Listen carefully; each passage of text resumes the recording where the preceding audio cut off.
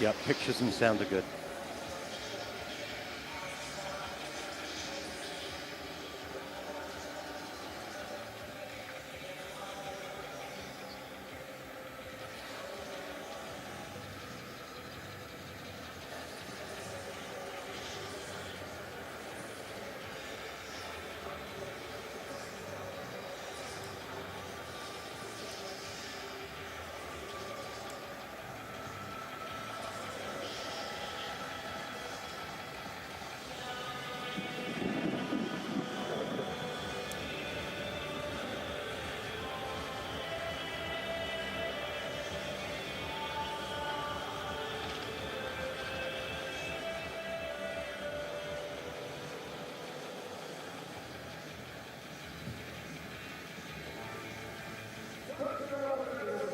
And welcome back to Oberhof in Germany, our final event of the weekend, and it's one that we've been looking forward to. It's been a tremendous weekend of action so far. And now we culminate with the team relay, the 5th of 6.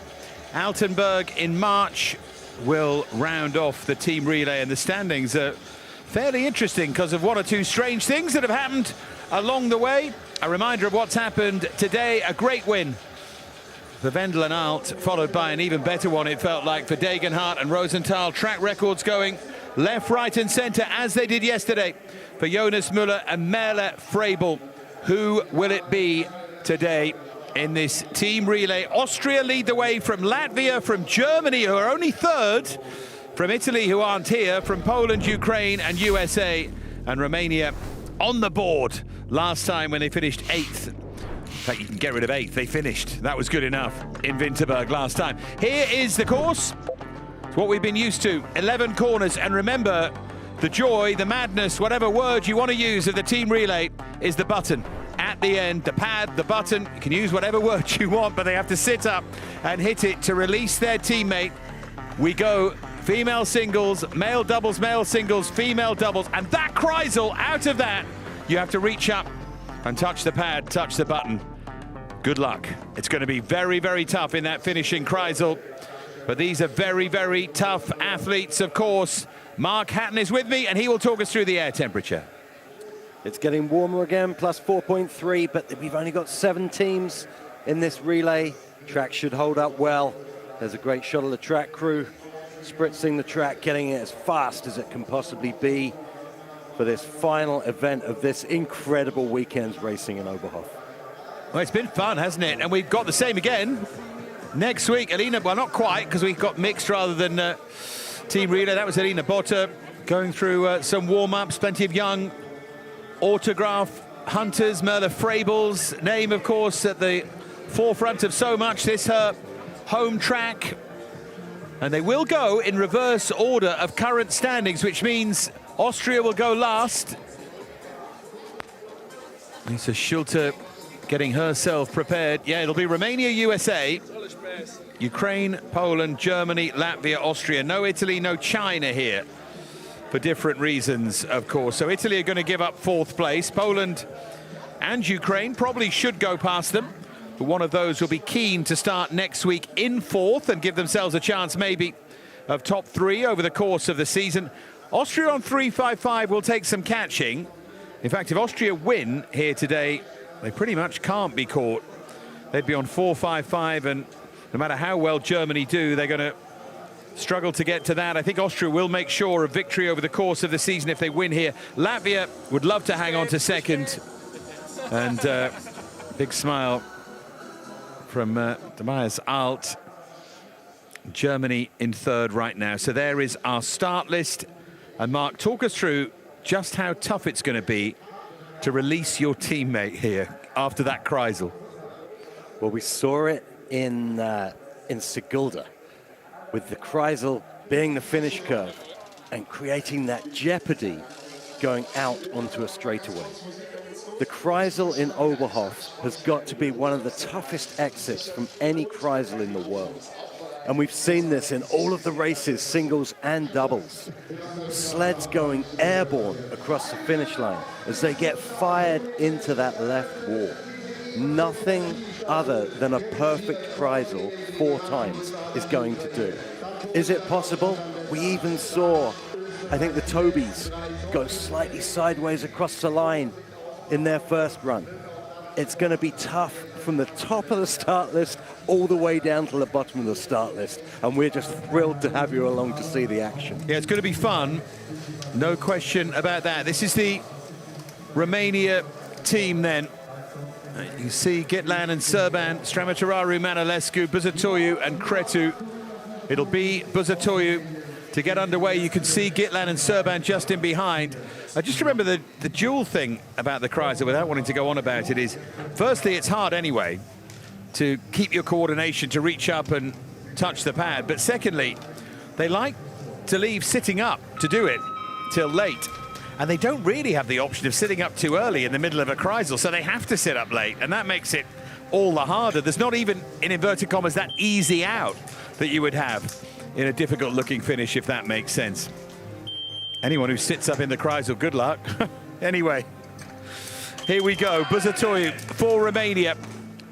They finished for the first time in Winterberg last week. Can they finish again? 8th in Winterberg and currently 8th and... well, not last, actually. China are behind them because they haven't finished. 8th and 2nd last in the standings. And remember, for all the trouble potentially in that Kreisel, they have to worry about going quick as well. It's not just a changeover. If all 7 teams can do it, it would be remarkable. Let's see.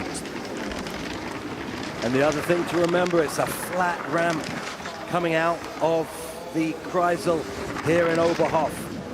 What that means, they'll be carrying speed, and when you sit up, that is when the sled is at its most unstable. There she goes. And now Gitlan and Serban can go.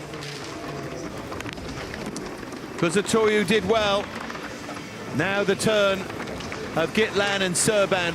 48.922 for Buzătoiu. A reminder, USA, Ukraine, Poland, Germany, Latvia, Austria to go.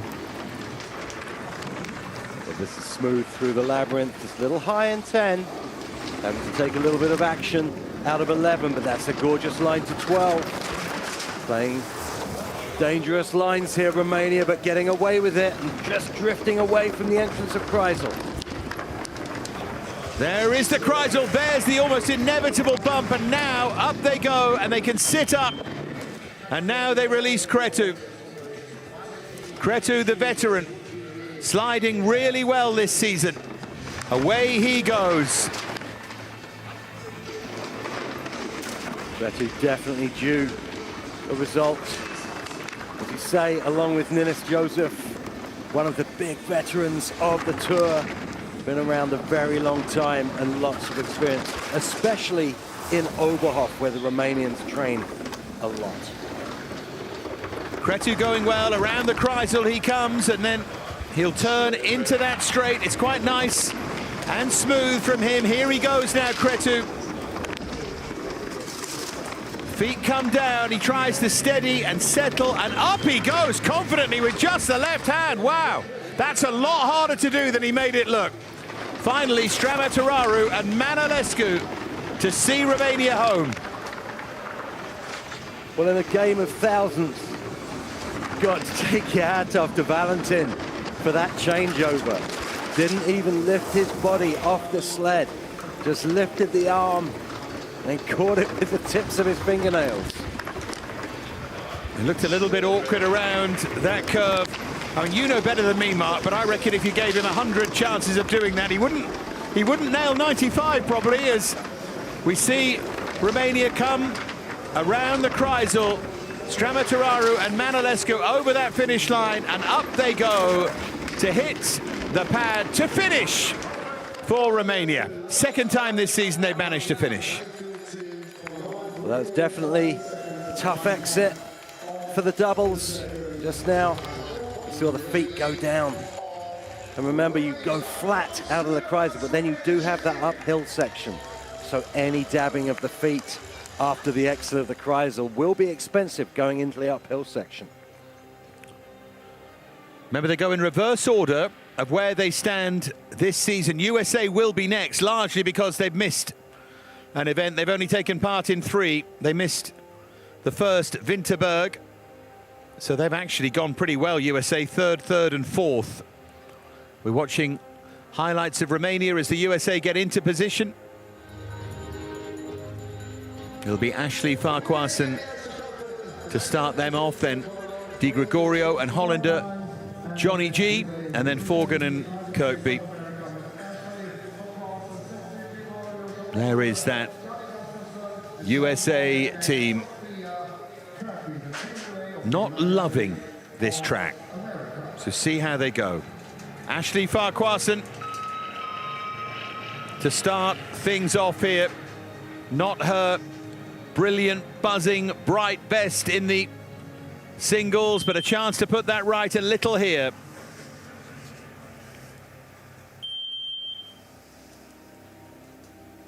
They like speed, the USA sliders. The shorter technical tracks, not necessarily their cup of tea. But let's see what Farquharson can do. Firstly at the top of the track, and then as she starts to gather speed. They have the advantage over Romania, but they'll be looking higher up than that. Yeah, it's a good start for Ashley, looking smooth and composed through these top curves. Setting herself up well for the labyrinth, just gently pushing it in, nice and early to 10 and 11. A really nice transition between that very short straightaway. Ashley putting together a really nice run there. Yeah, good speed here from Ashley Farquharson, getting the job done nicely. As the lead out sled, the feet do come down though from Farquharson, and here she comes to hit that button. She did well. Releasing Di Gregorio and Hollander now. Well, Zach and Sean with all the advantage here, over a second. But as you say, Dave, they're looking further up the pack, looking to really throw down an intimidating time for the others to follow. Yeah, and when you consider Ukraine and Poland are to come, USA will be confident of besting them, certainly. Good line through 12. Much better line also through 13. That's what they would have taken in the doubles race if they were offered it. That line from 13 to 14, and it's a good exit. They're way clear of Romania. You can clearly see that, nearly 2 seconds. Here comes Johnny Gustafsson now, working hard with those arms to get himself down the ramp. And away he goes. They'll finish surely if things go to plan. Comfortably 2 seconds clear of the Romanians. What will that mean though when we get down? And I say this with the greatest of respect to Ukraine and Poland, when we get down to Germany, Latvia and Austria. USA gunning for top 3 surely. I think so. They're pretty stacked, this team. They've got a good history in the relay. Johnny Gustafsson with a glorious curve 13. Beautiful circular line through that curve. Looking to maintain that speed here. He goes one-handed, does well. Forgan and Kirkby next. So far, the wacky race is not claiming any casualties, but there's still plenty of time for that. It's looking good for Forgan and Kirkby. Little skid into 6. Just get it back together, and skidding into 7 as well. Just struggling for grip in the top curves, Forgan and Kirkby. Going a little late to 10, into 11. Get it back together, and they do for 12. They did remarkably well to put that right, because it looked like trouble, didn't it, for a moment there. Look at the advantage, nearly 2.5 seconds now. As they come round the Kreisel, the feet have to come down, though, as they try and maintain control. But they're okay. Over 3 seconds clear. That's a commanding lead from the USA.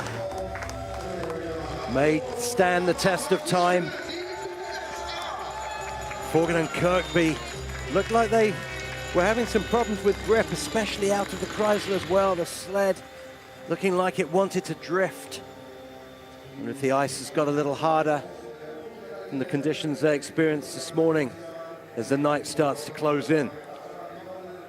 Zach and Sean with a great 13-14. And a really solid performance from the USA, all in the green. 4 teams to go. Coming next, Ukraine, led off by Yuliana Tunitska, then Hoy and Kashmar, then Manzi, the veteran, then Stetskiv and Mock to try and bring them home. Their target, surely, of course it's USA, but realistically it will be Romania and Poland here to hope they can keep themselves in the conversation. So good start from Ukraine, just out by 15 thousandths. So start as you mean to go on. The top is looking good thus far, and that's how you go into 8, parallel and early. Again, 9 to 10 looks good as well. It's a good labyrinth. This is putting together a decent run. Yeah, Tunitska leading off here for Ukraine. Now she heads around Kreisel, and she looks to maintain balance. It's so awkward that she's done remarkably well, really controlled in those red numbers, but she's going to hand over just over half a second behind and hand over to Hoy and to Kashmar. That really was spectacular sliding from Juliana Tunitska. You saw her on the entrance of Kreisel just drift away to the left. What that means is you have to have some real skills and street smarts around the Kreisel to get the sled back on track. Your timing has to be perfect. And as you saw from her exit, it was in every sense of the word. Yeah, they're over a second behind Ukraine, but remember Romania were over 3 behind as the bigger picture developed, so this is still pretty good from Hoy and from Kashmar. Sliding and slipping a little bit over that finish line, but fine as they accelerate. And now it's Andre Manzi trying to bring all of his experience to bear. Well, probably last time Andre Manzi took a race run from the women's start here was in the last time they raced the team relay here. This is unfamiliar territory for all the men. Remember, the lines are slightly different, especially through the labyrinth, where the men are used to taking in that little bit more speed from men's start. You see him just get thrown up on the exit of 10 and also on the exit of 11. Manzi with a tricky section through there.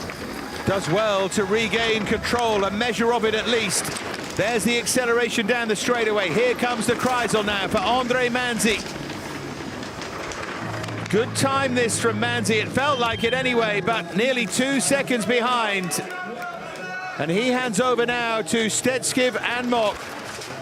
Reminder, Romania ended just over 3 seconds behind the USA. Ukraine aren't going to be ahead of USA here, but are they going to keep ahead of Romania? It might be really important that in the bigger picture.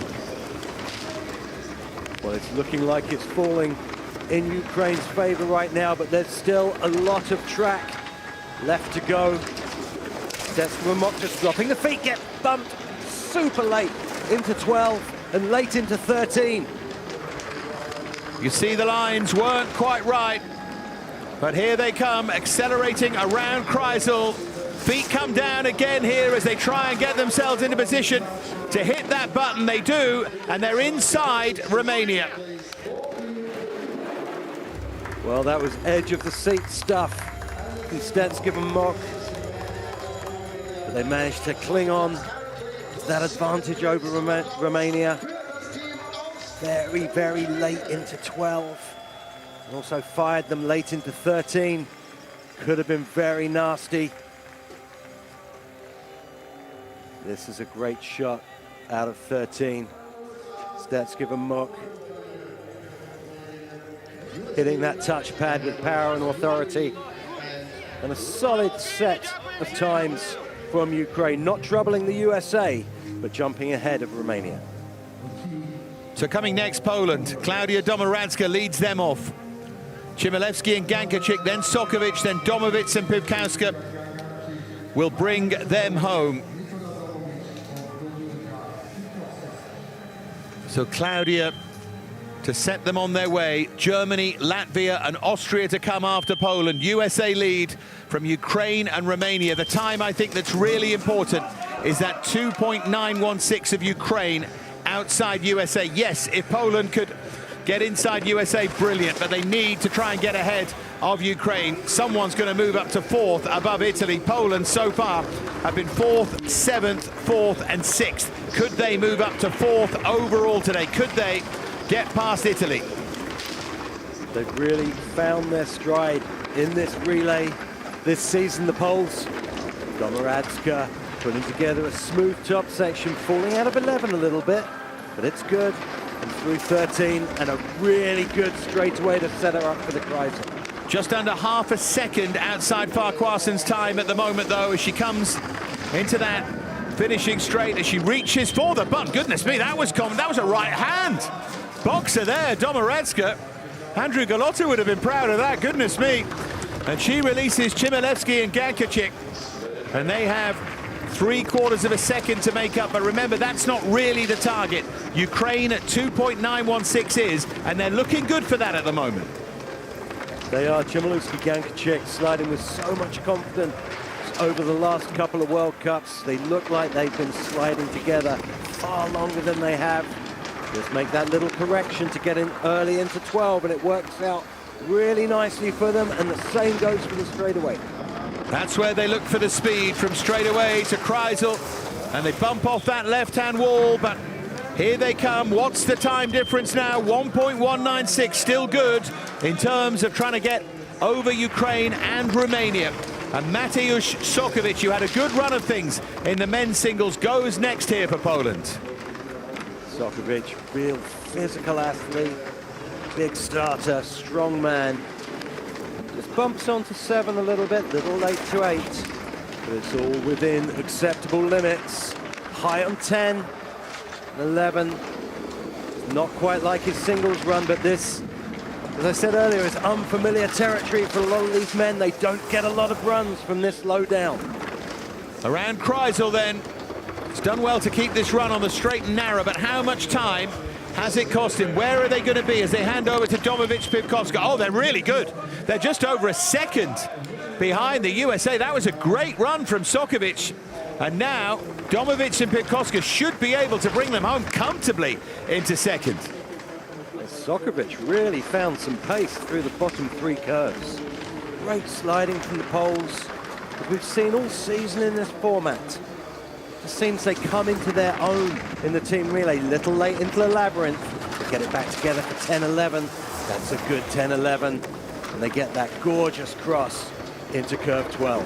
You can see the fading light all around Oberhof now. 1.485, still well within range. As they head round, Kreisel bump off that left wall. That's a familiar sight, isn't it? But then it's a good line. And there's the touch, 1.641, takes them into second. And that is exactly what they wanted. And you know, Latvia, no guarantees to overhaul that. You'd think Germany and Austria will, but Poland could yet be looking at 4th again here. They really put one down there. That was great sliding from Poland. Mateusz Sokovic, bottom section, a real highlight. See this beautiful line through 13. Committed hit of the pad. Poland deservedly with a good run. Chmielewski, Gankachik, you see that in the green for the whole run. The problem is you do that, you're happy, and then you look over and see Merle Frebel preparing, and then behind her Wendel and Alt, and then Felix Lott, and then Eidberger Machina. Germany have the women's doubles winners to go, but choose not to use them. Eidberger and Machina will go, will bring them home. Frebel then, new track record winning the women's singles. What a remarkable athlete she is at her home track. Slow start, but remember Germany have an awful lot of time to get this right. They start in 3rd in the overall World Cup picture with 1 race to go. They're unlikely to win it, but they are fighting really to finish 2nd to Austria overall. That did not finish, really cost them in Sigulda. A real masterclass curve from 9 to 10 from Merle Frebel, just as she did in the singles. That's where those track records come from. And now the shades are up of 13. You can see how they dive out of that curve. It's outstanding again from Frebel. Here's the comparison with Farquharsen. She's inside by over 3/10. She's having some weekend. She loves this place. And here come Wendel and Alt. And in a way, They're thinking about what's to come rather than what's already out there. They know Austria are going to be gunning for them, and Wendel and Alt trying to make this as quick as is humanly possible. The track record is 3:11.885. The USA have set it right here. Now it's all about Germany trying to get inside that, and they're well on track. Little choppy through the labyrinth. You kind of expect that from Wendel and Alt here. It never looks that pretty from 8 through to 11. And this is where they show their class down the straightaway into Kreisel. And here they come, Wendel and Alt. Is it near their magisterial best? I don't think it's too far off. 0.468 clear, Germany of the USA, and now Felix Loch goes second in the men's singles. Only Müller managing to beat him, and Müller will go for Austria in a couple of runs' time to try and bring them home as the last team here. This team relay gets more and more interesting. Germany still in command. Absolutely, little mistake from Loch up on the start. He hit the left wall before the start. We'll see how expensive that will be once all the proceedings are done, and how close this finish actually is. Loch, though, starting to pull it together down the track, and over a second ahead of the United States of America. But remember, German fans mustn't get too giddy. They might be over a second clear of the USA, and possibly more after that finishing straight, 1.282. But now, as Eitberger and Machina look to fly down here, we know it's not the USA, it's not even Latvia next, it's Austria who are going to be targeting this German time. So just being a second inside is not enough. They need to be as quick as is humanly possible, these two. Indeed, Eitberger, Machina. If it wasn't for the brilliance of Degenhardt, Rosenthal, this would have been a fabulous weekend for them. But still, they're putting together a really good run here. That diving line just losing traction on the exit of 13, but getting it back. They get it back in time. They're still well over a second to the good. Has that cost them any time at all? Will they have extended? Let's see. 1.433 they have extended. Germany pretty happy with that, and now they've set the target for the Austrians, and that is yet another new track record. Well, that's incredible.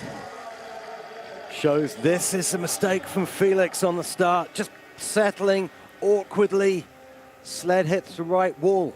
Now we'll see when Austria have gone just how expensive that may cost. This is Eitberger, Machina, just where they lost grip on the exit. Sitting up a little early there, I thought, but just losing grip out of 13, but a safe and very fast track record for Team Germany. Well, let's not write off Latvia, who are second in the overall picture. You could argue that's because Germany didn't finish in Sigulda, but you know, they didn't finish. So Latvia are entitled to be ahead of them. Elina Botta leads them off. Bots and Pluma then go. Krista Zapiods, who had a good time in the men's singles, and then Upita Pavlova. You couldn't risk Roberznitsa Bogdanova, could you, in a team event? Could go badly wrong. So, Elina Botta, rock solid, steadily top 7, top 8, sometimes a little better than that, particularly in Sigulda. So let's see if Elina Botta can get anywhere near Merle Frabel's time to set them up. She can certainly get somewhere near her start, but Botta is notoriously a very good starter. She is, and you saw actually through those top curves just how smooth Elina Botta is when things are going away. Just has to push it across nice and early to curve 10. Better than she did in the singles. And 11-12 is good as well. It's a solid looking run from Elina Botta. She stays in those green numbers. She's lost a little bit of time, but she's very close to Merle Frabel. She needs speed though. Speed around Kreisel. There's a skid into the right-hand wall. Has that cost her? Otherwise, she might be ahead of Frabel. Oh, she's just behind, but it's a chance for Bots and Pluma, who now effectively are pitting themselves against Wendel and Alt here. That was going so well for Elina Botta. The Kreisel really claiming our first victim. I would say the other little pieces of drama out of the Kreisel haven't been as dramatic as expected, or as dramatic as we saw in the singles. Bots and Plume chopping their way through the labyrinth from 11 to 12, just getting knocked away to 12, but it's good. A little late to 13. Let's see how the exit is. It's good. Just over 2/10, so Latvia still in touch here. Way clear of Poland, for example. There's another skid, though, from the Latvians. That will cost them time again. 0.375, they're outside. Here goes Kristas Apajods. Can he make up any of that time? Little adjustment from him around that opening turn. Again, a male athlete caught out by this start. Indeed, Krista's a big man, big body to get in that tiny sled as well. Has to settle so quickly on that women's ramp. It's a good line to 7. 10-11's good as well from Kristas Apajods. Possibly the damage has been done by those 2 skids, but Apajods hasn't got the memo on that, and it's good into Kreisel. Really good, isn't it? 0.366. Apajods is holding his own against the time of lock, and there's another skid from a Latvian athlete.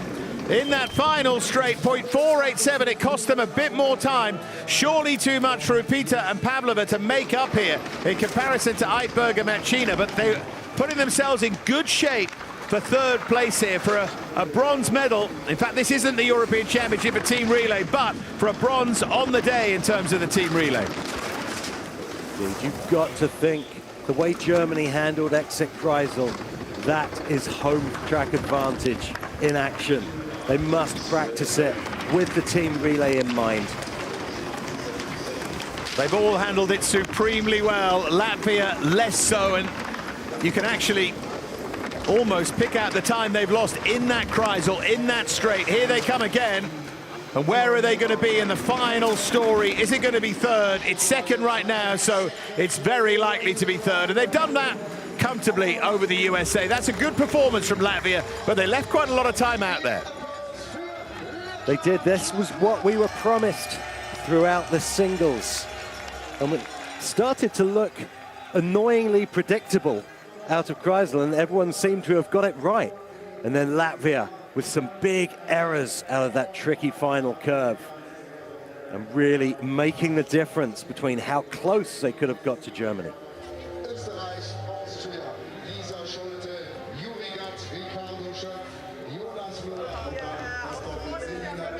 So right now, they watch as they prepare to perform. What a team. Schulte, Gatt and Schurp, Müller, Egler, Kipp. It's going to be so close. This could be brilliant. It could be milliseconds in it. Thousands. Germany, I think, are favourites because they have the time. 3:10.452. What can Austria do? First up, Lisa Schulte.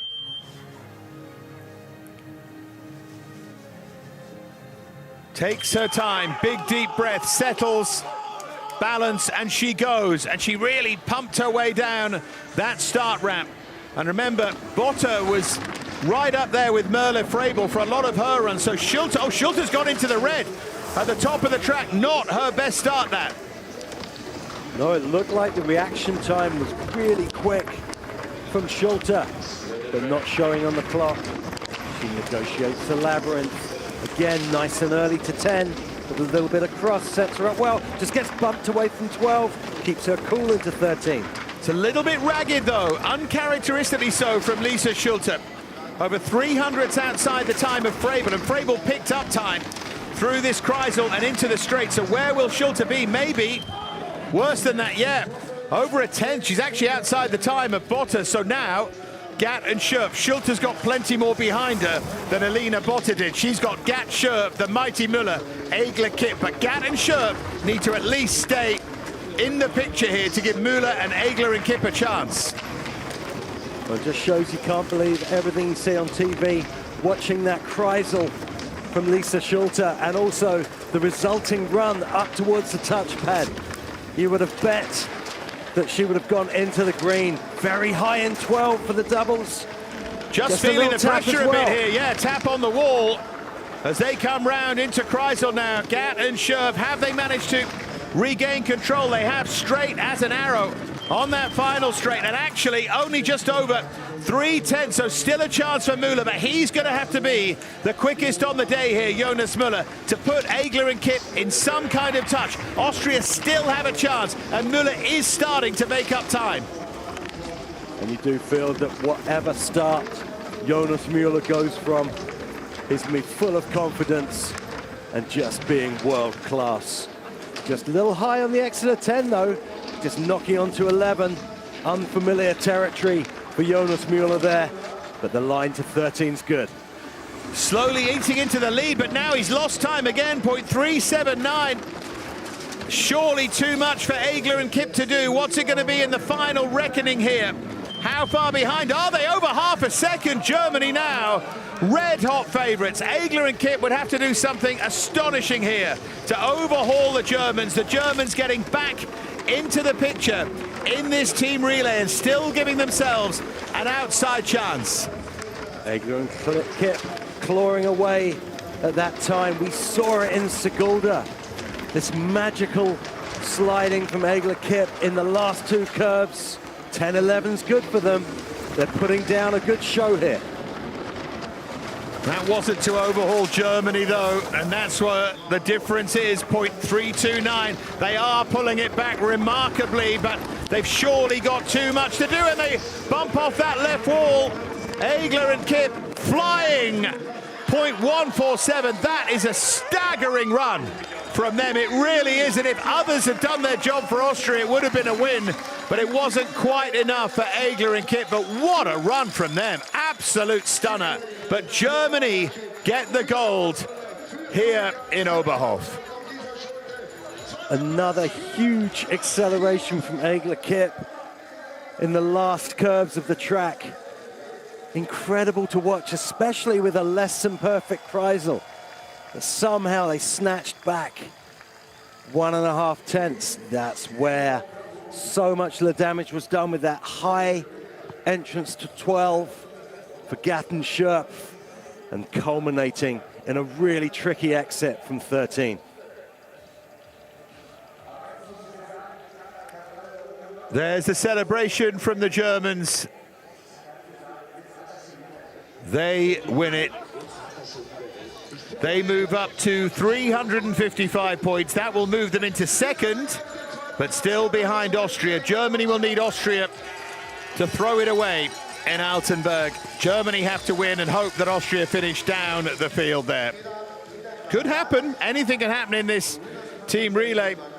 Germany win it from Austria and Latvia. The USA fourth for the second event in a row. Then Poland, Ukraine, and Romania. It's Poland who lead the way. It's USA, I think, who are going to overhaul Italy, though, and move into fourth, despite missing an event. Hopefully, we'll be able to confirm all of that before we leave you from this team relay. Well, that's the end of a tremendous weekend here in Oberhof, and we go again next weekend with the mixed events returning. Of course, more fun from the singles and the doubles, and then those mixed races in singles and doubles as well. We will stay to see our podium, to hear from our winners, and that is the European Championship Team Relay final results as well. Gold for Germany, silver for Austria, and bronze for Latvia. Poland just outside the medals.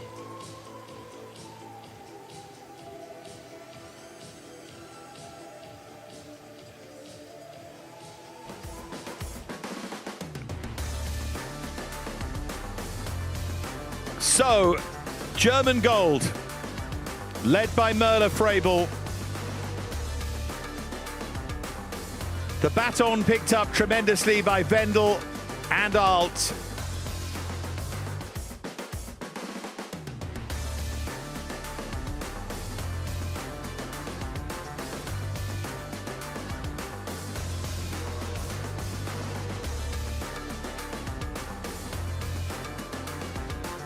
And then, as they touched the button, it was Felix Loch,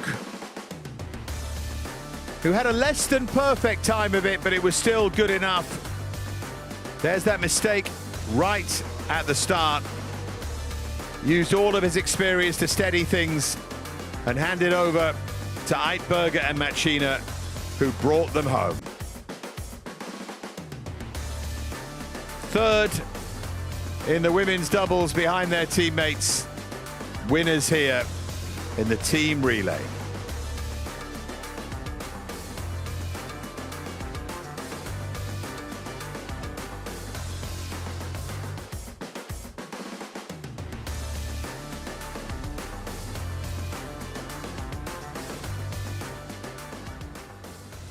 Still a good crowd, of course there is, to watch German success.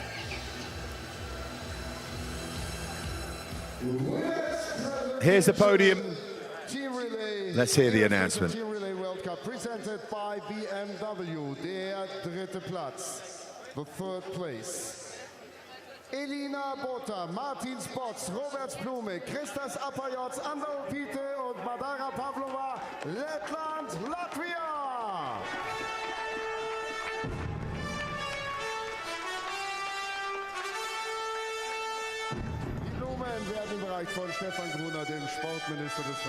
Good performance from them.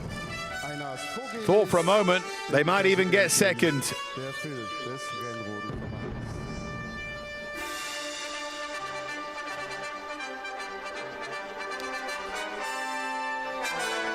I'm always intrigued by the multiple bouquets that are necessary. Second place. Lisa Schulte, Juri Gatt, Ricardo Schöpf, Jonas Müller, Selina Egle und Lara Kipp, Österreich, Austria. So Austria second, and what's quite nice at the end of the weekend for the German fans is the whole galaxy of German stars is there, apart from Degenhardt and Rosenthal, so they could cheer on their heroes, can't they, which is lovely. First place, the winner of the gold medal, Merle Fredel, Tobias Wenzel, Tobias Alt, Felix Loch, Diana Heidberger, Magdalena Machina, Deutschland, Germany!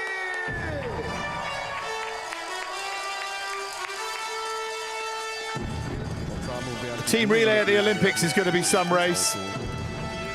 Will that be another route to bronze for Latvia? And who's going to take the gold? You wouldn't want to call it right now. It's going to be track dependent and performance on the day dependent, I think. There's so little between them. So the Germans line up, and we can start to look back, Mark, briefly on what's been a tremendous weekend. It really was. And what a way to finish it off. Home victory in front of this incredible crowd. The crowd has just been fantastic, as it always is in Oberhof. But just some incredible performances across the board. Wendel and Alt, for me, probably one of the highlights. And of course, that incredible women's race.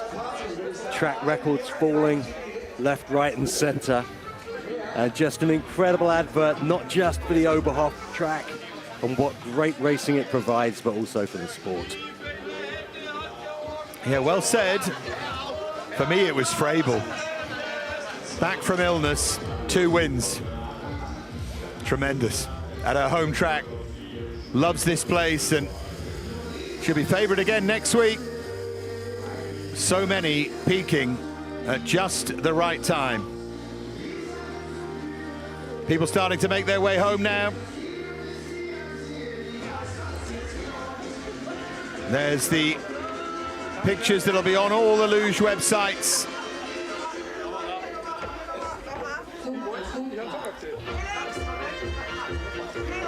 They really enjoy the atmosphere here. Keep expecting an umpire band to walk past, almost.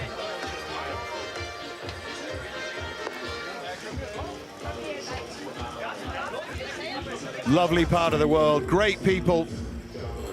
And they've enjoyed a tremendous day. We hope to hear from some of our winners as the crowd make their way.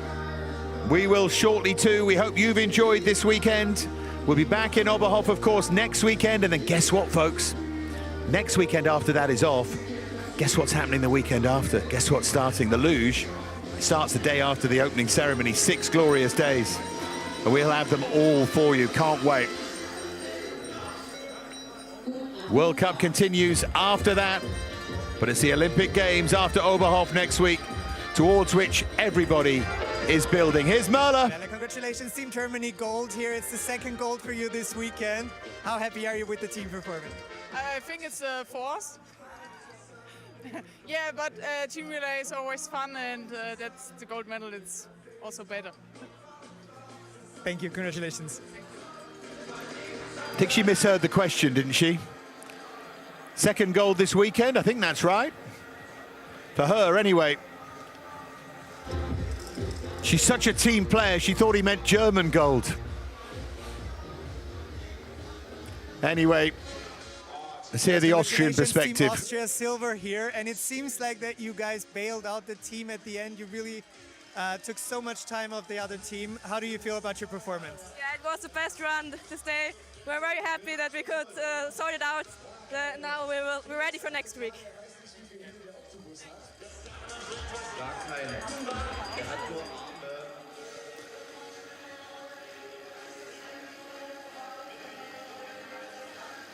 Is the time for the Latvian view.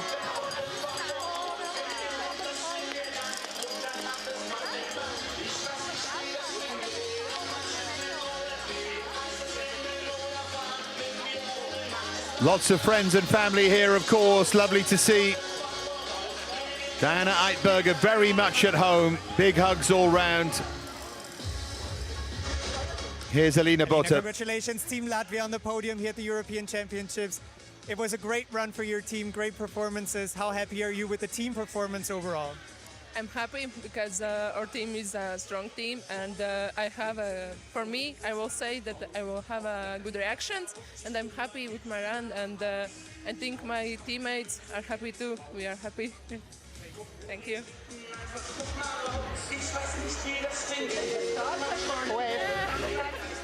So we finish off with another German gold.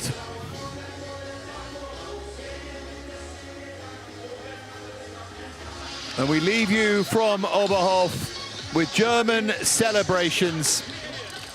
Müller, big Austrian success yesterday, but Frebel for Germany, Wendler and Alt for Germany, Degenhardt and Rosenthal for Germany, and then the team relay for Germany as well. 4 golds over the course of the weekend. Just stupendous from them. So many peaking at the right time. That's what we'll try and do. We'll see you in Oberhof next week. Then we look forward to the Olympic Games. From all of us, till next time, bye-bye.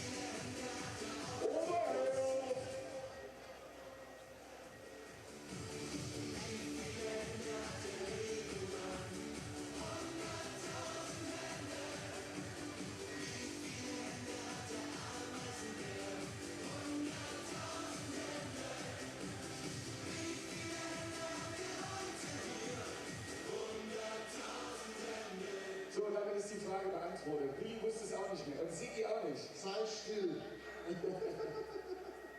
Willi, hier gibt's was Gesundes. Du kannst mir helfen, dass es losgeht. Nein, lass mich nur. Was Gesundes? Ja. Die guten Früchte. Mach mal so ein Ding auf und probier mal. Und zeig uns, was ist. Die sind super. Trockenfrüchte? Trockenfrüchte, Trockengemüse, alles da. Ich fühle mich wie auf so einem Wochenmarkt hier. Schade, hast du noch ein gesundes Lied? Irgendwas Gesundes. Jungs, wir haben noch kurz 2 Interviews gemacht und dann geht es los. Mit 7 dauert tatsächlich, es sind 5 oder 6, ich weiß es nicht. Bleiben Sie da.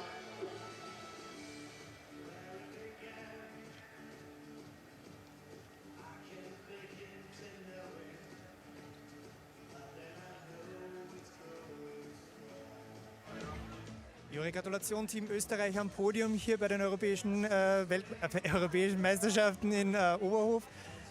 Ihr wart jetzt vor Olympia jedes Mal am Podium beim Team Relay. Welche Erwartungshaltung nehmt ihr jetzt mit Richtung Olympia? Ja, Erwartungshaltung nicht wirklich, aber man nimmt ein gutes Gefühl mit, weil ich finde, Team ist einfach was Lässiges und es macht einfach Spaß, wenn man da gemeinsam am Podium stehen kann und es ist ein wundervoller Abschluss für schon ein gelungenes Wochenende. Also sind wir sehr gut gestimmt. Wir sind ja nächste Woche nochmal hier, haben nochmal ein Rennen. Was nehmt ihr mit? Wie geht es ins nächste Woche rein? Ja, ich glaube, wir können wieder mit einem guten Gefühl reingehen. Aber vor allem eine Bahn, da haben wir uns schwer getan. Es waren jetzt auch die Rennläufe nicht ganz sauber. Also wir haben nächste Woche sicher was zu tun. Aber wir werden in Vollgas reinstarten. Danke.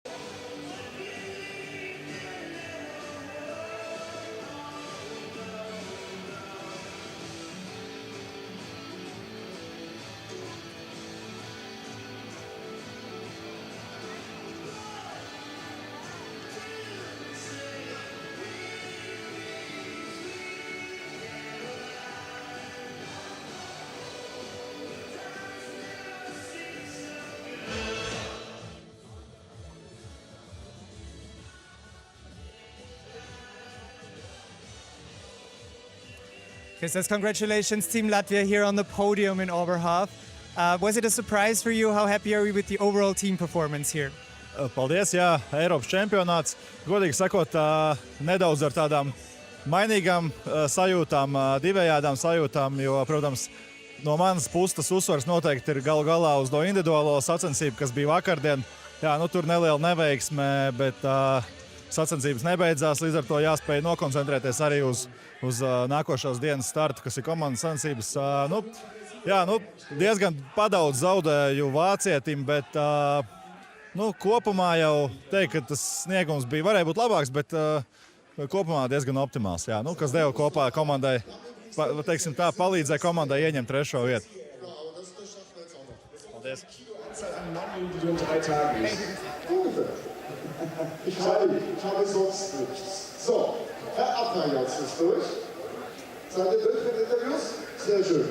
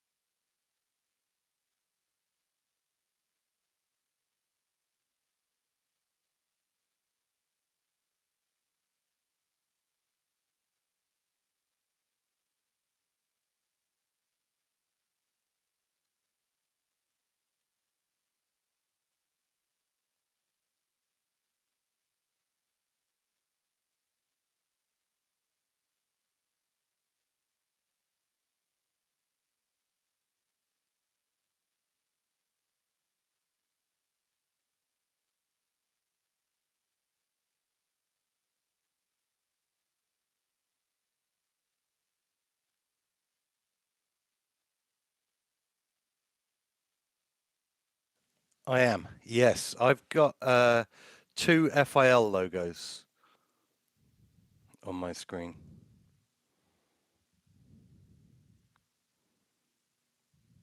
Can you hear me?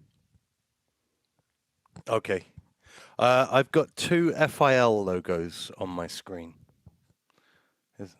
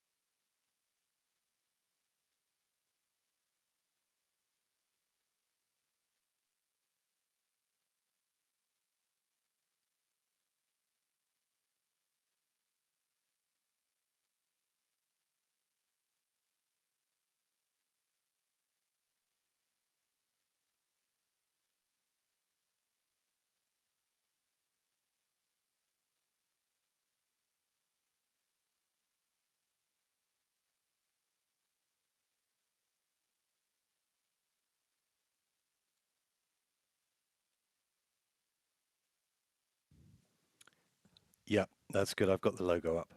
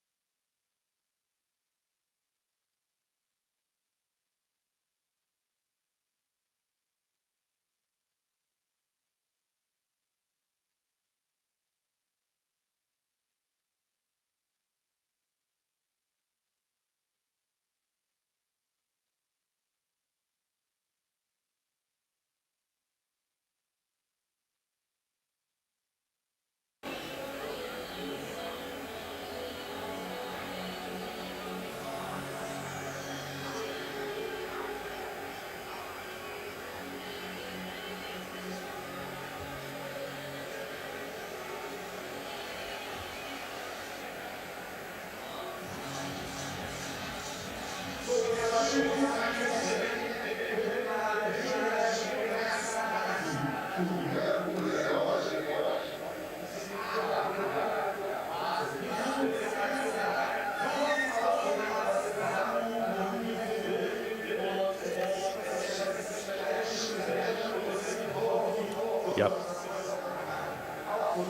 Yes, I'm getting Ransack.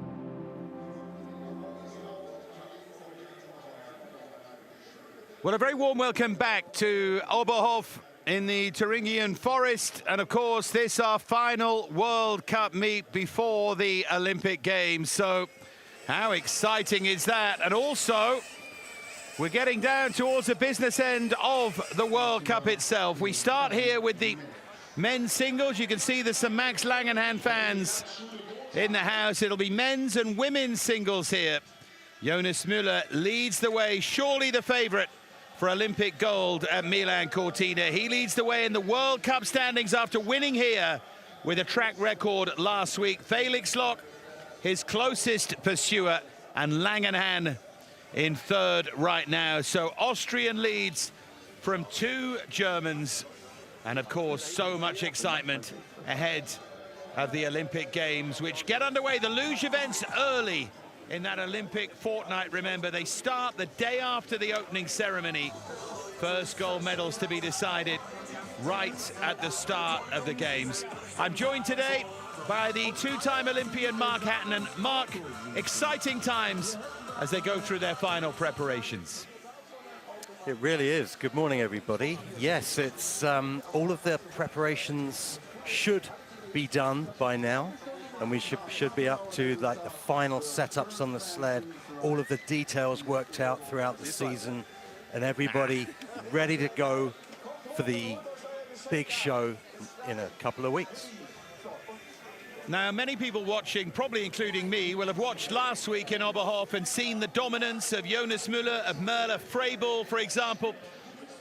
Why shouldn't that happen again this week? Straight away, following week, will form just be replicated? Is it as simple as that?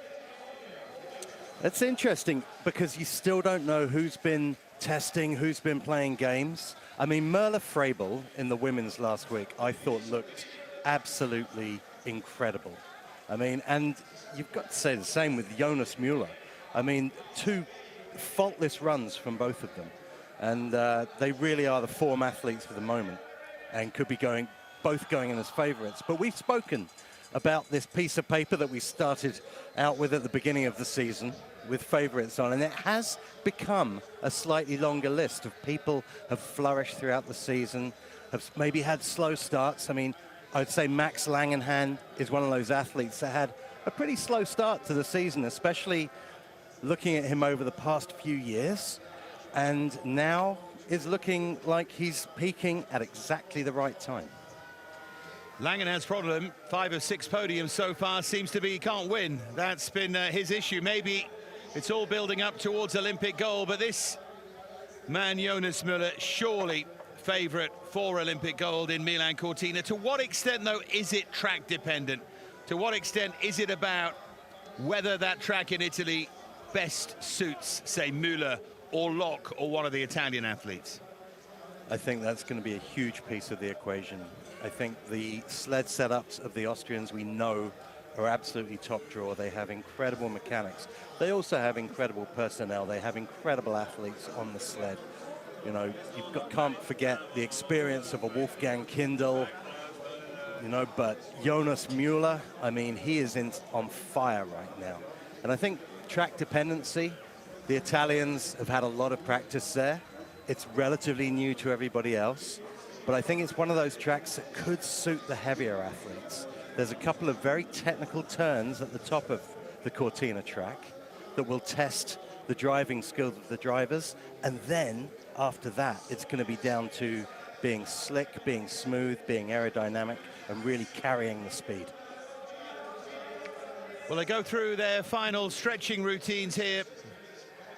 As we wait for them to get underway, it will be Matt Greiner, one of those who is heading to the Olympic Games, the American, to get things underway after he finished 5th in the Nations Cup. The Nations Cup, by the way, dominated entirely by Italian athletes on their return.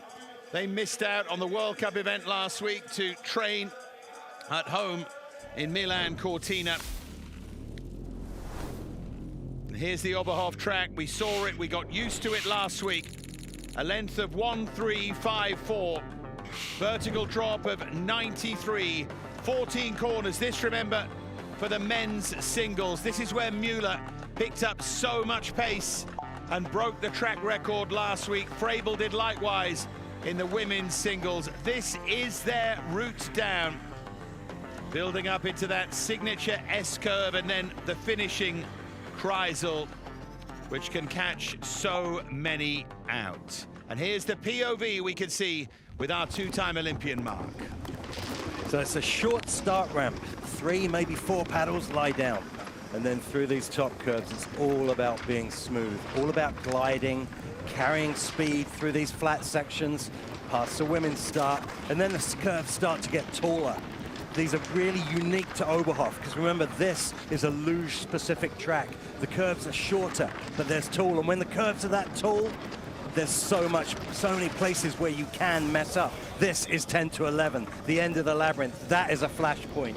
We see action there week in, week out, and 12 to 13 as well. This huge curve where you dive bomb out into this straightaway and then into the Kreisel. Make sure on that right-hand wall going into the Kreisel, and you get shot out of the Kreisel towards that left wall where we saw a lot of athletes hit last week as well.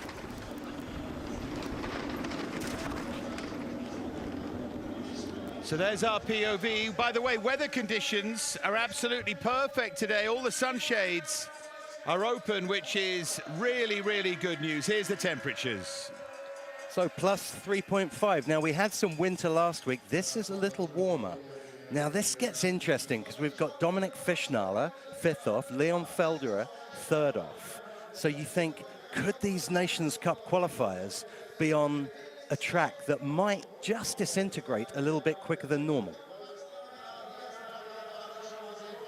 Track record was last week. Jonas Müller start record as well. Tremendously fast. Lovely conditions early in the day on a Friday. Matt Greiner gets us underway. Fischnaller won the Nations Cup. Felderer was 3rd as the Italians return to action here. And then all the way through to the favourites, Müller, Langenhan, the Gleischer brothers, one of whom misses out on the Olympic Games, of course, and then through to the other Nations Cup qualifiers, for whom, especially with disintegrating conditions, it is just a case of whether they can make the top 20. Top 20, remember, go through to the second run. Lots of fans here. Luge is very, very big in this part of the world. Great to have young fans with us as well.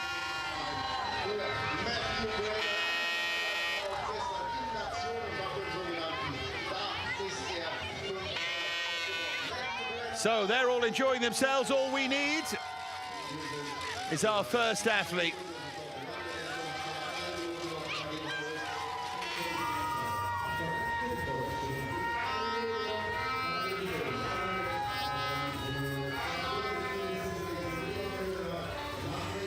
Victory lies in the road for Max Langenhan. That's the finishing straight. Great to see crowds like this. Matt Greiner waits to go. 20th here last week, 5th in the Nations Cup, which might hint at rather better form, and he has been short of form really all season long. A fan of faster tracks, not necessarily of more technical ones.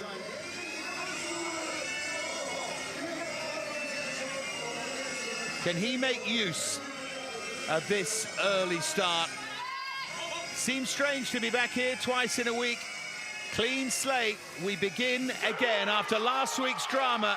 It all starts all over again with Matt Greiner roared down the track right at the top. You can still see the lights on early in the morning in Oberhof, but a great atmosphere, a terrific crowd for Greiner to try and show us what he can do. Yes, Matt Greiner looking fired up on that start, just bumping onto curve 7. That sends him late into 8. Now 8 is the gateway to this labyrinth. This very technical labyrinth. 10 to 11 is good though, and just falling off, but he makes it safely into 12. And remember, we're looking for clean lines. There wasn't one particularly there from Greiner as he accelerates down that straightaway, as he comes round the finishing Kreisel, 42.949. To give you some context, Müller's track record, 42.274. It's not a bad start on fresh ice from Matt Greiner. Yeah, he looked really ready for this. The crowd firing him up. This was that line from 10 to 11. You just see how he got hung up in the exit there. Expect to see that from a few of the athletes today. And then he dropped down and got picked back up. But look at this exit from 13 to 14. Much, much better. You see him gently trying to nudge the sled across to get early into that Kreisel.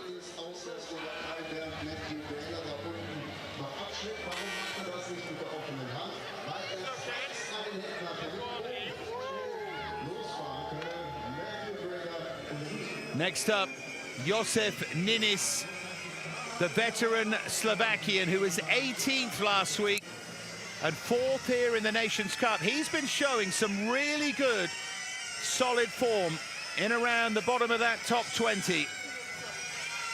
Goes to the Olympic Games, Ninis. And let's see how his time compares to that of Greiner, and let's see what sort of advantage these early starters can get as this ice begins to heat up with all of those sunshades open. Ninis in the red numbers at the moment, just over 100th outside the time of Greiner.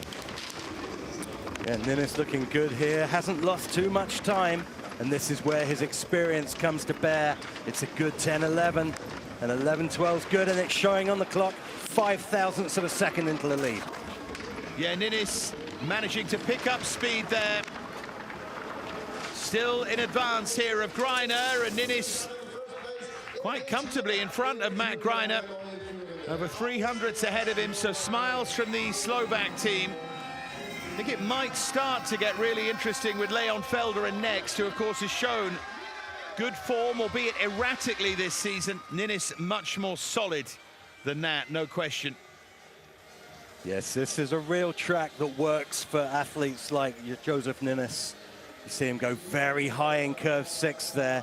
Not necessarily bad. He actually had a great exit from 6 to 7, but that height isn't helpful. And this is 10 to 11. Slightly better than Greiner's, but still just getting caught up in the exit. But really, from top to bottom, a very, very solid, dependable run from Josef Ninis. So here is Leon Felderer, 3rd in Park City. Really good run there. Italy's number 2 sled. Not great form at Oberhof, of course, didn't go last week, but 15th and 20th here last season. But it will be interesting to see if he can back up that Nations Cup form right here, right now. In the green numbers, it's a good, bright start here from Felderer. Yes, Leon Felderer, one of those athletes that really follows the edict that champions in luge are made in the summer. Incredibly hard worker. As he goes 10 to 11 is sweet as well. Let's see how 11-12 is. It's good. Incredibly hard worker in the off-season. You see that with that big, powerful start. That looks like a terrific straightaway from Felderer. You can see him gathering speed here. This looks very quick, and it is. That's good. Zergler loves it. Over 500ths, the advantage for Felderer. He'll be happy with that. I love to see a straightaway like that, where the athlete doesn't have to correct, and you just go across at that gentle angle. Here's that big, powerful start of Felderer's, quickly into the sled. And just stretching out there in the curve. But this 12-13 transition, just having to drop the feet ever so slightly. But after that, that straightaway was absolutely inch perfect. Now next up, Matvei Peresterorin, the neutral athlete, just outside the time of Dominik Fischnaller in the Nations Cup.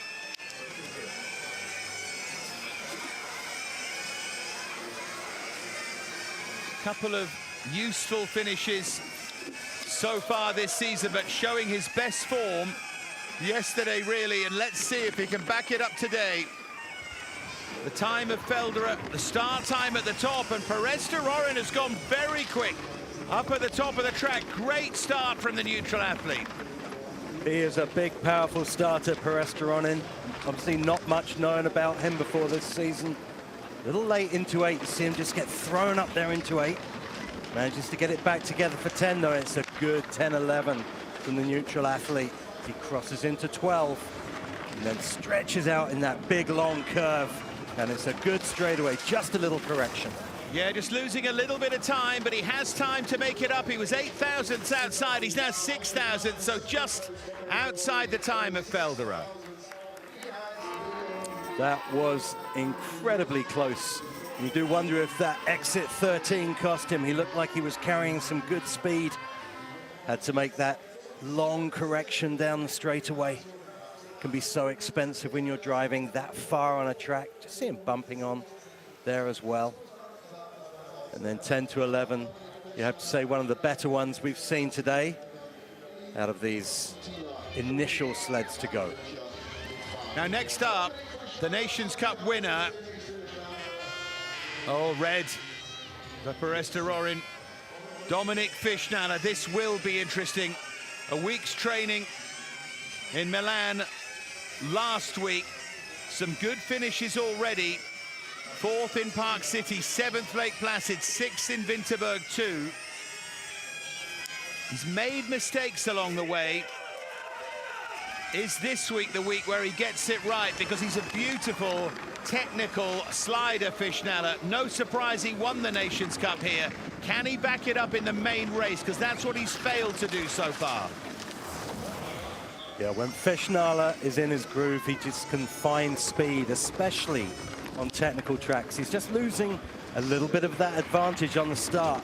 But this labyrinth is built for an athlete like Fischnaller, rolling the shoulders through there, and 10-11's good. Little high on the exit, keeps his calm, just absorbs the bump.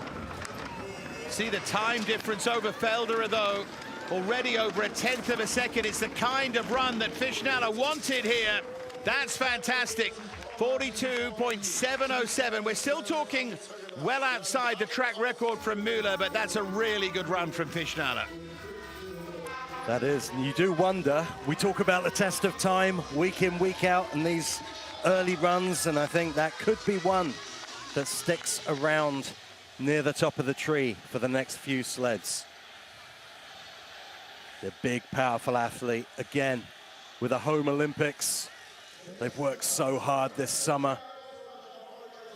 Just a little fallout there, but just absorbs the bump.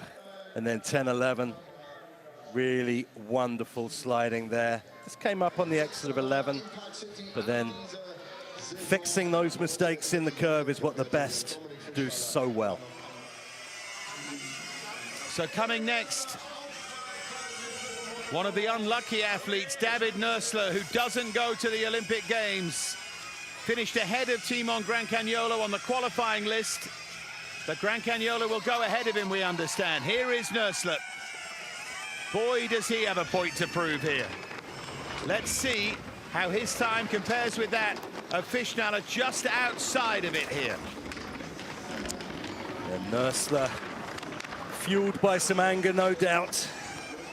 As he goes into 6, and he's into the green after that slightly sluggish start. Seeing that gorgeous early entrance to 8. Just falling off 9 to 10, but it works really nicely for him through that labyrinth. Just having to push it into 12 and high round 12. Yeah, that looked a little bit awkward and bounces off the right wall there in the straightaway to cost him a little bit of time. Nursler is outside Fischnaller. Just over 200ths outside. And Silke Krauschauer in the coach's box, looking at the next generation of sliders. David Nursler, one who I'm sure will stick around for another 4 years. So much talent, aggressive slider, physical slider. See him just getting hung up in the curve there, slapping on. And just that little mistake in curve 12 was really what cost David Nursler. 10 to 11 was good, but he just fell off the end of 11, went very late to 12, very high.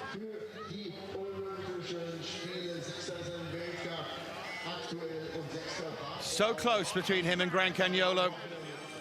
Must be very hard for him. Wolfie Kindle, who does go both singles and doubles, which always raises an eyebrow or two with one of the Gleischers missing out, but Kindle's form has been solid. He was 6th here last week, but top 4 in both events in Oberhof last season. Slow start from Kindle, but it's now where he starts to gather pace, and you can see him, oh, just outside Fischnaller, so that time of Fischnaller looks good, but Kindle back in the green. Yeah, it could be another one of those runs as he goes very high in 10, but manages to get the cross over to 11. Again, very late into 12, super high, almost up to the roof, but deals with it, skidding down the straightaway. It's very, very fast here, Kindle. He's going to beat the time, I think, of Fischnaller, yeah, by 0.064. Kindle with a couple of errors there, but he went very, very fast. That is what Wolfie Kindle does so well, is carry speed through the bottom sections of the track. It was a wild ride from Wolfie Kindle, a real rodeo from the beginning of the labyrinth all the way through to the end of the track. This was that curve 12. You see him get thrown up so high, but with all that experience, he kept his cool. Again, the sled just drifting, but Wolfie not panicking, not overcorrecting, and getting it exactly where he needed it to be.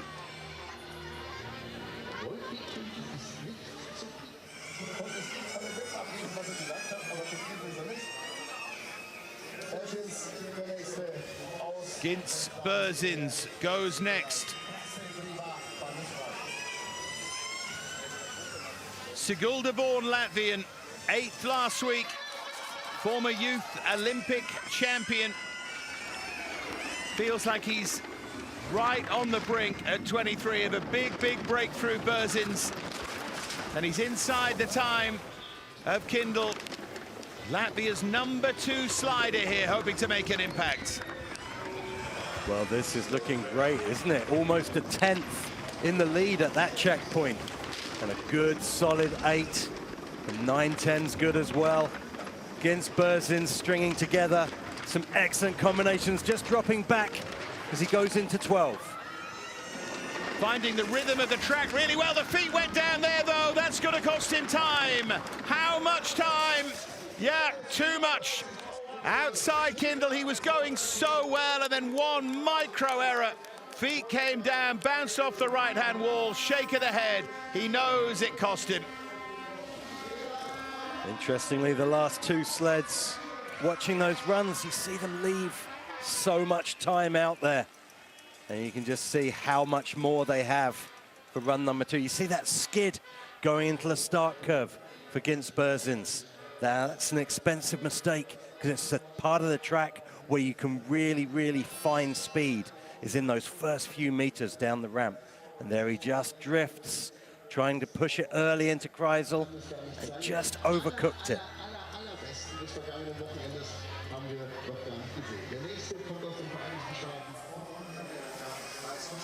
Here's Johnny, 19th last week. I think it's fair to say he doesn't love it here,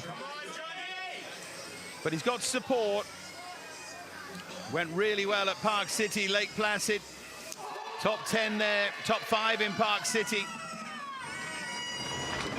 But last year in Oberhof, 12th and 18th, and just inside the top 20 last week. But what has he learned? Because that's what this gives you, 2 in a week, the chance to learn, the chance to go again and put things right very, very quickly. Indeed, Johnny having such a good season as well. Just see it in his demeanor, the confidence, just having to push it into curve 7, and then through into 12, just dropping out a bit, but Johnny putting together a good run, but he's back by 1.5 tenths. Into that straightaway he goes. He looked a little bit awkward there, went very high, and now the release into Kreisel. He's in 8th, Johnny Gustafsson. Another disappointing run, really. It really was. It was one of those details runs. Nothing really outstandingly costly, but those small mistakes just adding up. Took that high line round 6. Again, it doesn't cost them too much as long as they can thread the needle to 7. And then through 12, a little high, but again, not dramatic. Just Johnny struggling to find speed down the Oberhof track today. Next up, Kaspars Rinks, the third Latvian sled. Won't be going to the Olympic Games. Couple of errors this season, crashed out in Park City, then way outside the 20 in Lake Placid. 11th here last week, maybe finding form, but all a bit too late for Kaspars Rinks.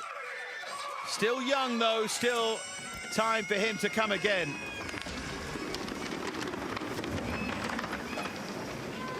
See some of those differences between the starts. Some athletes looking straight forward, Rinks head down looking at the ice. Absolute personal preference, very high in 6 again, but gets that good line to 7. Very late to 8, gets thrown up in the entrance of curve 8. 8 is such a critical curve, he's over. Big hit into 11. I just saw him get hung up in the exit of curve 10. Well, Rinks valiantly back on the sled here, and he will get down to the finish line. Well, what a shame this is to watch. No speed at all, of course. And he's nearly 15 seconds outside. I must admit, I admire the durability of the man to stay on, to keep momentum going and to get down to the bottom. Indeed, fighting for every World Cup point. See him just high on the exit of 9 and then just gets thrown up so high in the exit of 10. When that happens, you just run out of curve. There's nowhere to go, and it face plants him into curve 11. You see him just managing to keep hold of the sled with his foot. Timon Grancagnolo, who was behind Nursler by 9 points on the Olympic qualifying list, but is selected ahead of him. Was 10th last week here. Again, a place behind Nursler, but he is the selection, presumably because of his age. Let's see what he can do anyway. Looking slick through the top from Grancagnolo. That blocky style. One of those interesting athletes to watch. It doesn't look like there's a huge amount of finesse, but he still manages to carry speed on every track he goes through, just bumping early into 13. Grancagnolo over a 10th outside Kindle's time, which is looking very, very good indeed. He's in 5th. Again, just behind Nursler. And by the way, I say because of his age. He's only a couple of years younger than Nursler. I always feel Nursler's older than he is. So anyway, go figure with that decision. Might be they feel the track suits him better. As you said, the bigger men, and Grancagnolo is certainly one of those, maybe favored in Milan. Yeah, it's the wonders of team selection. So many variables. That's that early entrance to the Kreisel that we spoke about on the POV. So important to gently drift the sled across from 13 and get as early as you can down the right wall into the Kreisel.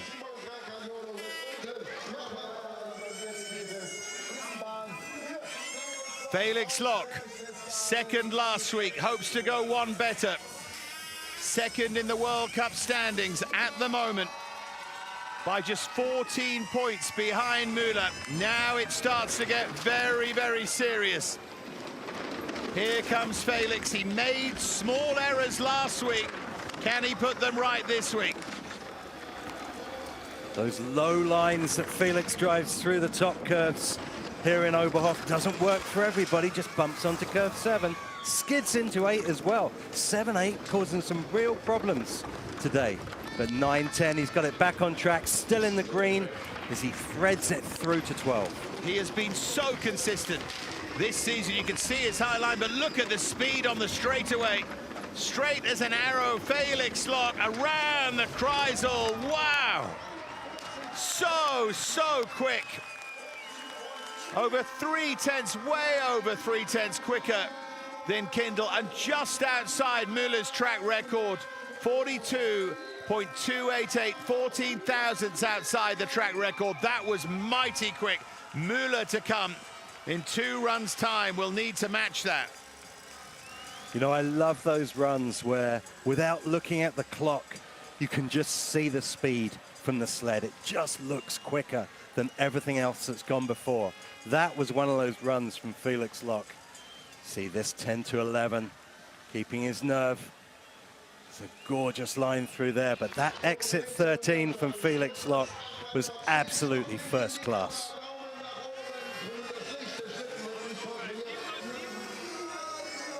Christos Apiods to come next, one of the quiet achievers this season.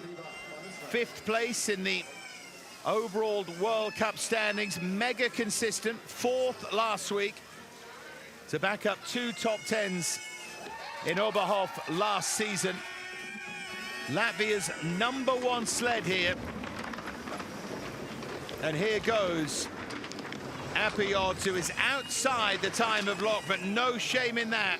Second to Lock would be no bad thing here for Apiods. Absolutely not. You know, Christos Apiods, we know that on any track in the world, this man can be on the podium without question. Very good labyrinth from Apiods. It's one of the best we've seen, and that translates into a glorious 11-12 as well. Still outside the time of Lock, but at the moment he might just be heading for 2nd place overall. Apiods, he is, and it's fine. I know it doesn't look it, but Lock was so quick. Apiods won't mind that. Absolutely, you hit the nail on the head, Dave.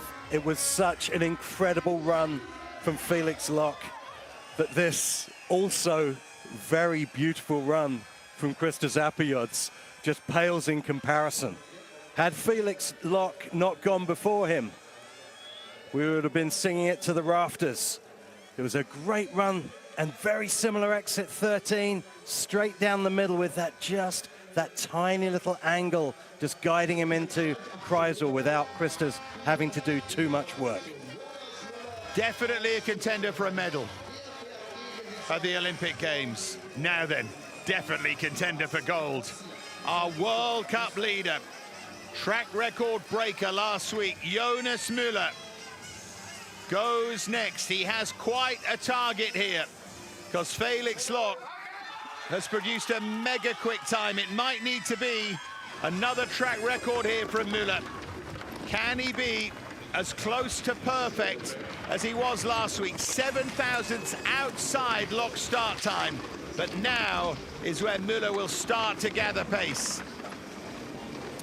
Just dropping back a tiny bit, but it's pretty much all square, and he goes into the green. It's a better curve 8 from Jonas Müller, and an excellent 10-11 as well. This is looking like a fantastic run from Müller, but it's almost all square, 3 thousandths of a second. Let's look at the straightaway. A little bump off the right-hand wall might just cost Müller here. It's going to be very, very tight, just outside. Felix Lock with the advantage, a big smile on his face in the background. Advantage then to Lock. Well, there's nothing between these two. Two very different styles of sliders. Jonas Müller, a much more classical slider. Big starter, big powerful man, as you see on the start there, quickly into the sled. Such a short ramp from that final paddle to getting into the sled. It's almost one movement. You see him just falling off the curve there. But then this 9, 10, 11, excellent sliding from Jonas Müller. More of the same from last week. And pretty much all square for first and second at the moment. Now Langenhan. Third last week. 5 podiums in 6 World Cup events. Mr. Consistency. third in the overall list as well. But wouldn't he love to make a bigger breakthrough than that? The star of the last couple of seasons, struggling just for that little extra bit of speed. And he too is outside the time of his teammate Felix Loch. Langenhan, interestingly, only doing 2 paddles on the ramp. So he has more time to get in the sled, have a smoother entrance to curve 1. This is looking good, but it's dropping back still, 0.08 of a second back. And he's dropped a little bit more time, Langenhan. It'll be good enough, I think, for third, but no more than that. How used we are to seeing that number 3 next to Max Langenhan's name, and there it is again. It's, by his standards, I'm sure he won't be happy with that, especially based on the past few years. But I mean, that run from Felix Loch was just absolutely incredible, as was Jonas Müller. Really, Max Langenhan didn't do too much wrong there. Just struggling to find that speed. It's that gorgeous position he always has on the sled. Just has a little check there, and then stretches out. Just goes in early into the Kreisel. He must just be wondering where that little bit extra is. Maybe he'll peak in Milan Cortina. Now, David Gleicher, the highest placed on the Olympic qualifying list, not to go. Austria had, we were told, a slide-off last week, and he finished third in it, but he still doesn't go to the Olympic Games. Nico, his brother, selected ahead of him. It was a very awkward-looking start for David Gleicher here, and it's cost him a little bit of time. It has. David Gleicher very aggressive on the start, fueled by the disappointment of not going to the next games, but almost flips it into 9. That was incredibly close from Gleicher, manages to keep it on the steels, but he's almost a quarter of a second back. Gleicher, remember, former Olympic gold medalist in Pyeongchang, as he comes around the Kreisel here, and he's 6th, and it's a bad run, and maybe, I don't know, the disappointment gets to you a little bit. It was a bit ragged for Gleicher, big shake of the head. You do not wonder. Been a great fortnight for him. Absolutely not. And you do wonder, having had to deal with that huge disappointment of being a spectator, this was the error from 8 to 9. So him just get thrown up in the entrance. Actually dealt with it incredibly well just by keeping his nerve. Kept the position, kept the shoulders back, get thrown through 10. But sometimes you can be too fired up in this sport, and I wouldn't be surprised if David Gleicher was the most fired up man in that changing room. Here's his brother who does go, doesn't make it any easier. All I would say is if you have a slide off, it's not a slide off, is it, if the person who finishes third and it doesn't then go. Anyway, it's up to them. Here goes Nico. There's the start time of Felix Loch. And Nico outside of that. It's a slow start from him as well. It is slow from Nico Gleicher. Top section looking very clean though. Nico just bumping onto 7, but it's good. And 8, one of the best ones we've seen so far. 9-10's clean as well. This is a good run from Nico Gleicher, but he's got to find some speed through this final curve. Let's see how straight, how quick the straightaway is. Round the Kreisel, Nico Gleicher comes. 5th for him. Nico Gleicher ahead of Kindle, ahead of his brother. And that's the last of our 12 seeded athletes. Remember, 18 qualify for the Nations Cup. The first 5 of those get the advantage of that fresh ice earlier. And now we'll be on to Andre Manzi, who was 6th in the Nations Cup. There we see Gleicher on the start. Again, that high line in 6. Not affecting him too much. And then this round the Kreisel. There you see the position on the sled, maximizing the aerodynamics.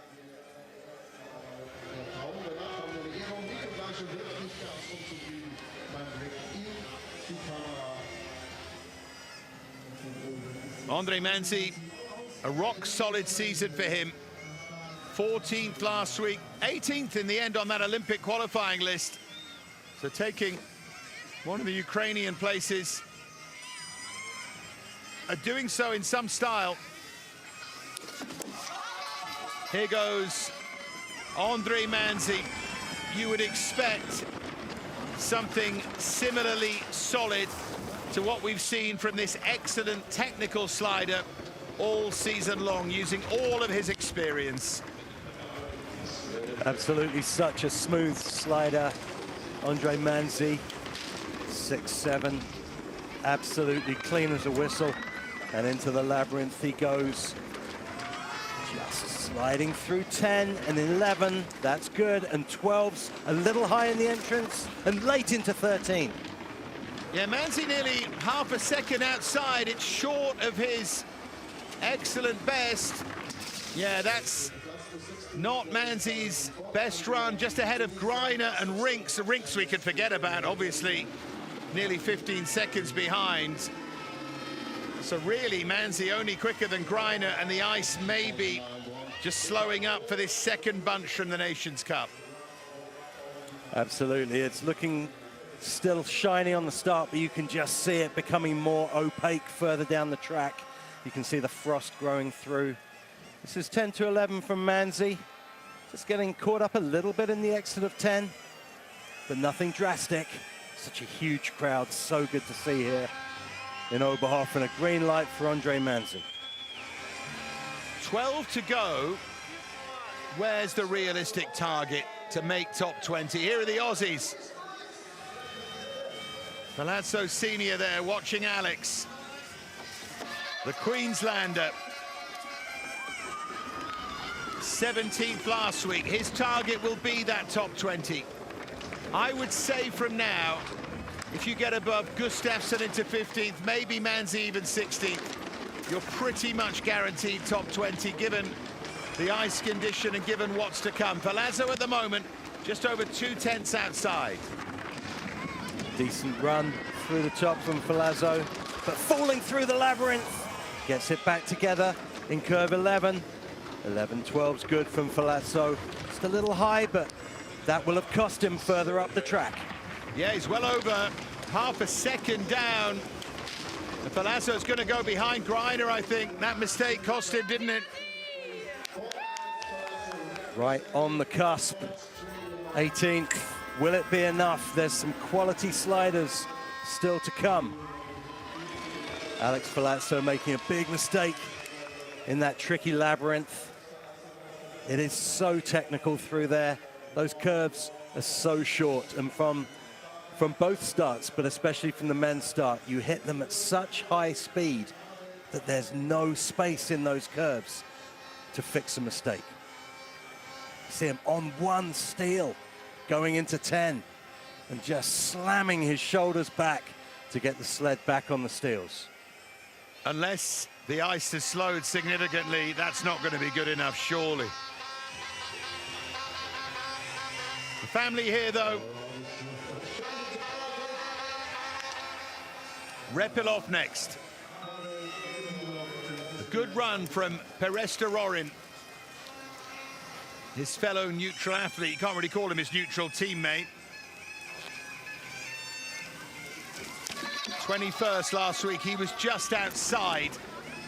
And Repilov really wants to get into that second run.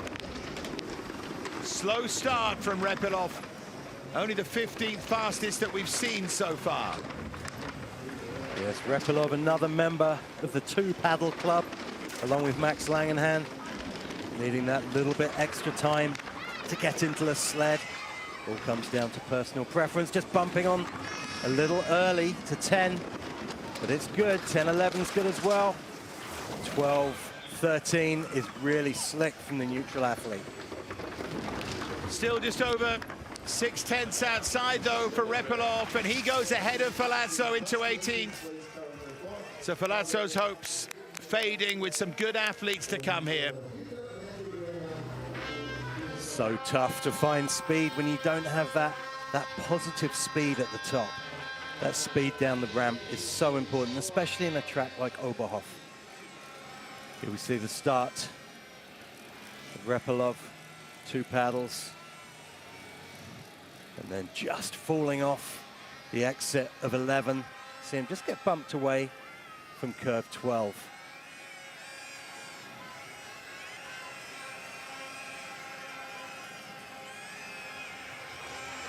When you consider that Dukac, Cretu, Sokovic, Kahala to come next, then with Gufler and Peche still down the list. Even Manzi in 16th isn't safe. All ice condition dependent, of course. Because here's Manzi's teammate, Dukac. 15th last week, aiming for same or better. First, though, get into that top 20 to go again, and he is bang on 15th in terms of his start. This is good from Anton Dukac. A little high and just bumps on to curve 6, gets thrown up in the middle, and he's going to go late into 8, almost tags the left wall into curve 8.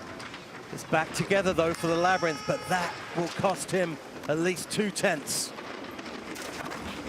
Yeah, Dukac down the straightaway and heading for the Kreis. A little bump off the right wall of the straightaway as well. Be interesting to see where he is. Yeah, 18th. Dukac outside his teammate Manzi. Again, a couple of errors. A few of them are finding it tricky here. It's so frustrating when you make a mistake, especially in the top of the track, and you have a curve 13 like that. The exit was absolutely beautiful, but then just overcooked it, pushing it across to the Kreisel. But I would say the best exit 13 we've seen all day today from the Ukrainian athlete, but unfortunately the damage was done from 7 to 8. It's actually quite hard to work out to what extent the ice is slowing up, because no one really has gone remotely error-free. Can Cretu be that man to give us an idea? Palazzo now is 20th. He's not making the top 20, I don't think.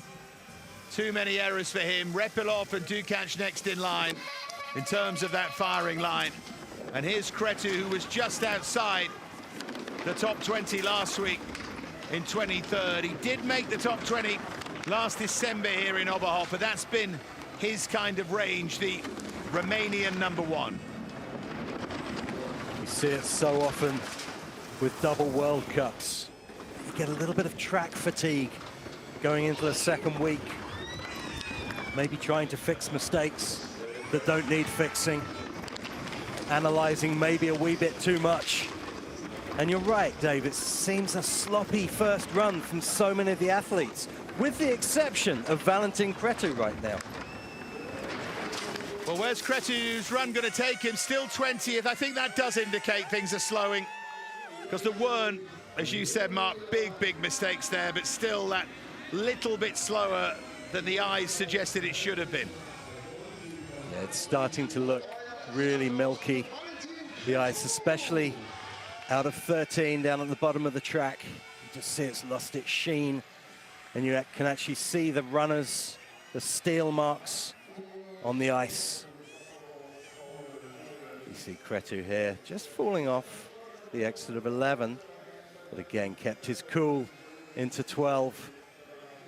A really solid run from Valentin Cretu, as you expect from an athlete with all that experience. So Sokovic next. It will be interesting now to see if anyone can get inside Cretu. 0.843 outside. It's going to need a good run to get top 20 here from now on in, and we've got some good sliders to come, including Dylan Morse of Great Britain. Gufler in particular will be the one you'd be looking at if you were Cretu, but what about Sokovic? That is a really good start from Sokovic, the 5th fastest we've seen.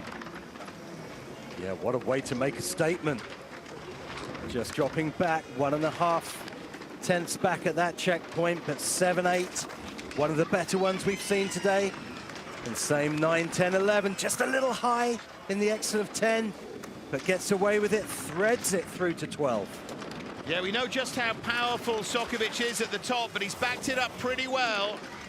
Under half a second slower. What is that going to translate into? 18th. That's a really good run from Sokovic. It really is. And another fabulous exit, 13. I love that line, that diving out line, not using any of the exit profile, just shooting yourself straight down the center of the straightaway. You say he's a big, strong lad, big starter. 5th fastest start at this end of the start list. Really shows how much torque he put through those start handles. Just got thrown up in the exit of 10. See him drop out, keeps his calm, and makes the entrance of curve 11 by a couple of millimeters. But when you consider that Greiner's just ahead of him, having gone first, I mean, Sokovic's run is better, not in terms of time. And Greiner earned the right by the Nations Cup, but that's an outstanding run. Now here's Svante Kahala, who does go to the Olympic Games. That has been ratified. He was 12th last week. We knew, or we felt that might do it for him, and it has. Can he back it up here on slower ice here, Svante Kahala? Number one is to try and get into the top 20. Yeah, one of the happiest men on tour right now, Svante Kahala. I'm sure there were plenty of moments during the season that him and his sister Tova thought that maybe the Olympic dream was a touch too far away. You see that big skid into curve 12, and the drama's not over. Gets out of 13 though. Yes, Svante Kahala around the Kreisel. 21st, he doesn't make the top 20. Well, you do enough to make the games by finishing 12th, then you don't get on the second run. Good job for him, it was this way round. Absolutely. A big power slide. See him just hanging up there from that exit, bumping on. That big skid here, you see the sled just sideways, going from 11 to 12. That cost Svante Kahala.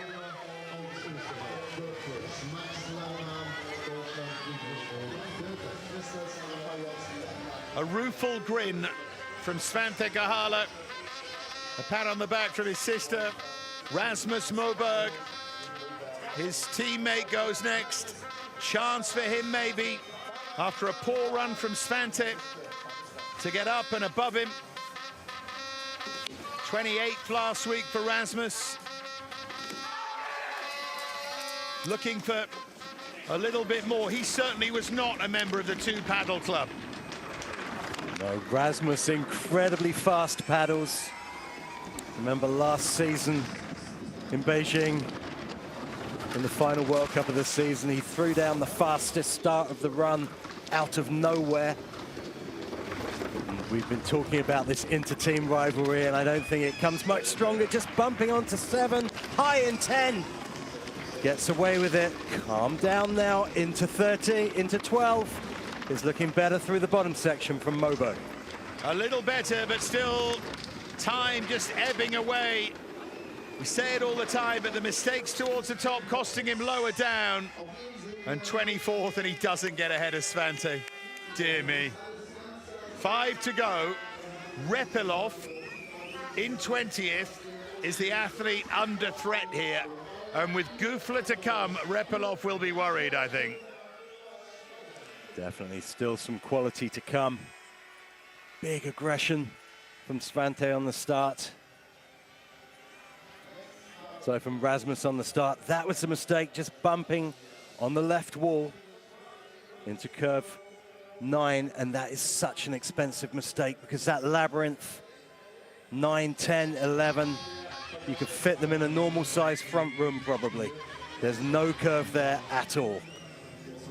There's Alex Gufler, low down the list here for Italy's number 3. 14th on that Olympic qualifying list. He's had a decent season. 21st in Wintersport II in his last appearance. Can he go better than that? Güffler releasing up at the top of the track here. How's his time going to look in comparison with Locks? It's slow. Only one slower than him so far. Well, that's surprising. And still bleeding speed, almost over a quarter of a second out, high in the entrance of 8. Fixes it for the Labyrinth. And 10-11's much better. Flat through 11. And 12's good as well, but back by half a second. Dear me, it's a poor run from Güffler. Way too much time to make up. He's going to be way outside, and he skids over the line, and Zergler looks stern.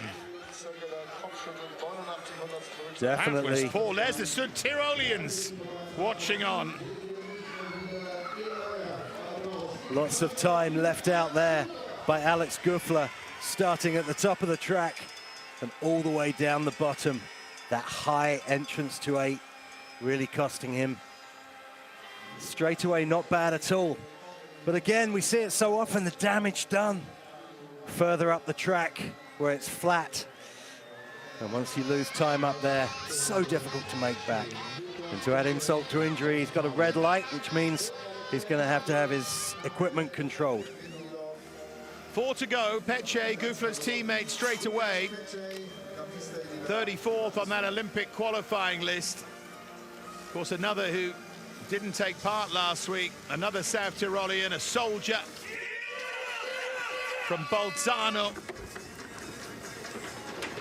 He's had a season on the fringes so far, Lucas Peche, and he's just outside the top 20 in terms of his start. Quicker than his teammate, but still not as quick as he would have liked here, and his skid there at the top of the track. That's a really expensive place to make an error on the exit of 5. Flat up there, no speed to make, just drops out of 11 as well. But gets it back. This is still an opportunity for Peche to chase down his teammate. Look at that, the straightaway a long way from straight.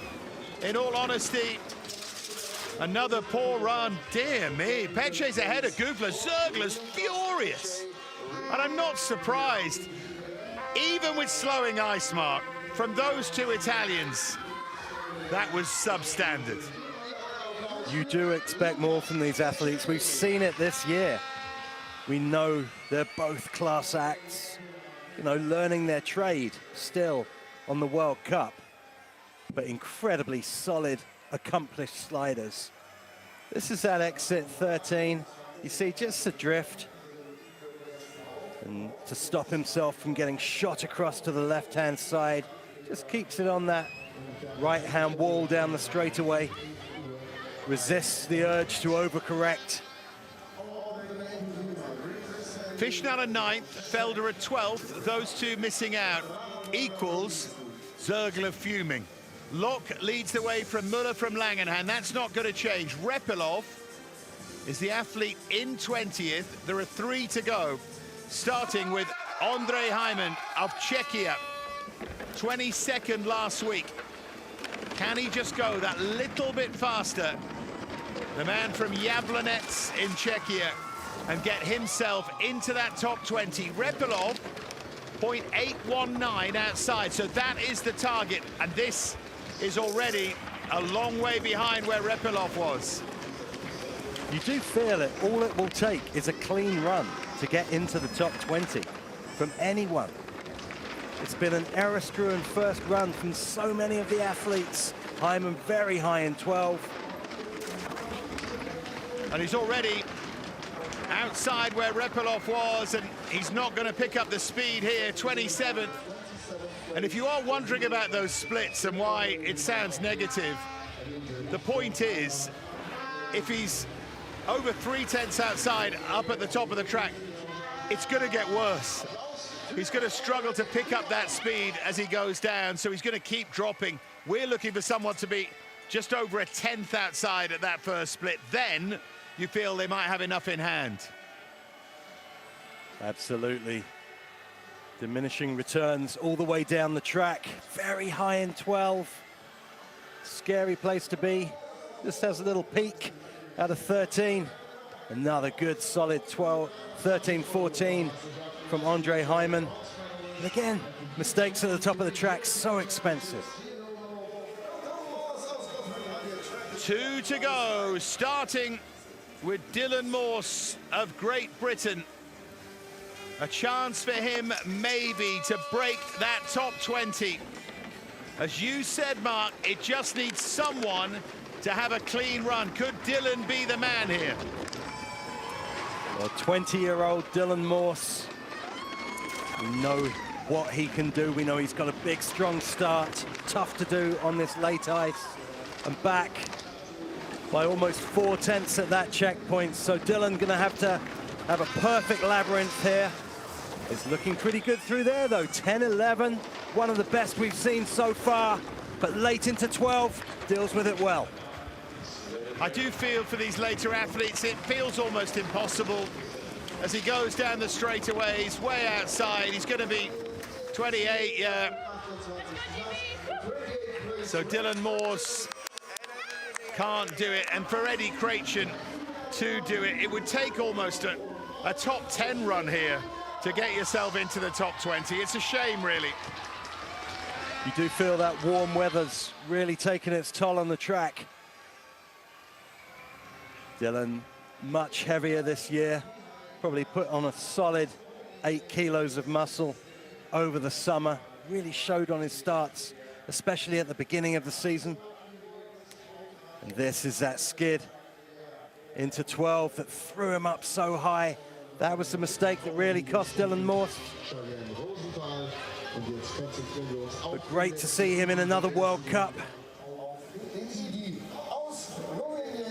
So our final athlete here is Eddie Krejcen of Romania, scraping in to the 30. Repilov 0.819 is the target, but I reckon it will take top 10, top 11 run to even get to within 0.819, because the ice is slowing here. Really tough for these guys, and there is another slow start. We've only seen one slower today. Surely too much for Krejcen to make up already. He goes to outside 3/10, and I'm afraid it's becoming a familiar story here, Mark. It is. You can see the color of the ice. 10-11's okay. Little high in the exit of 10 for Krejcen, but gets it back together for 12, and 12-13's all right, and the straightaway's good.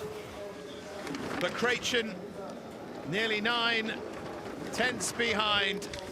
He finishes in 28, over a second out. Repilov then does make it in 20th, and that has felt apparent for about 4 sleds ago. It actually makes Sokovic's run look tremendous to get into 18th. You took the words out of my mouth. I say Sokovic's run, I think if he'd have come out of Nations Cup in the top 5, was probably a top 10 run.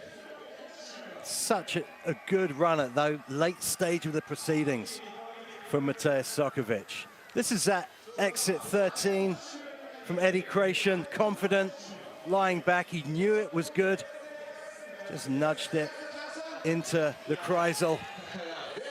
But for Eddie Krejcen, it was a tall order to make that top 20. It always was, and he's not going to.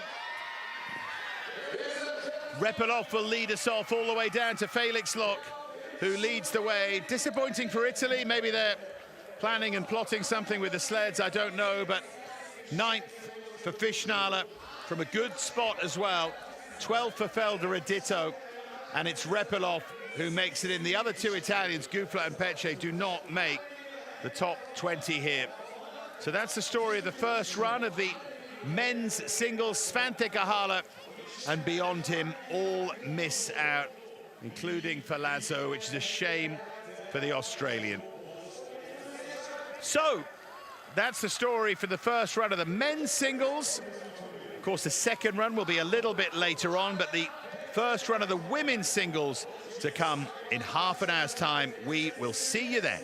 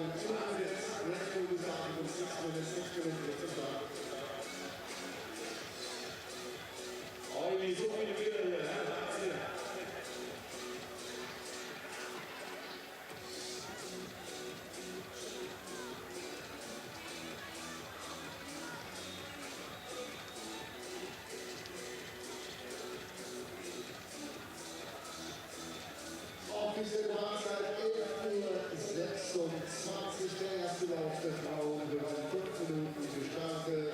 Official track time is 26 minutes past the hour.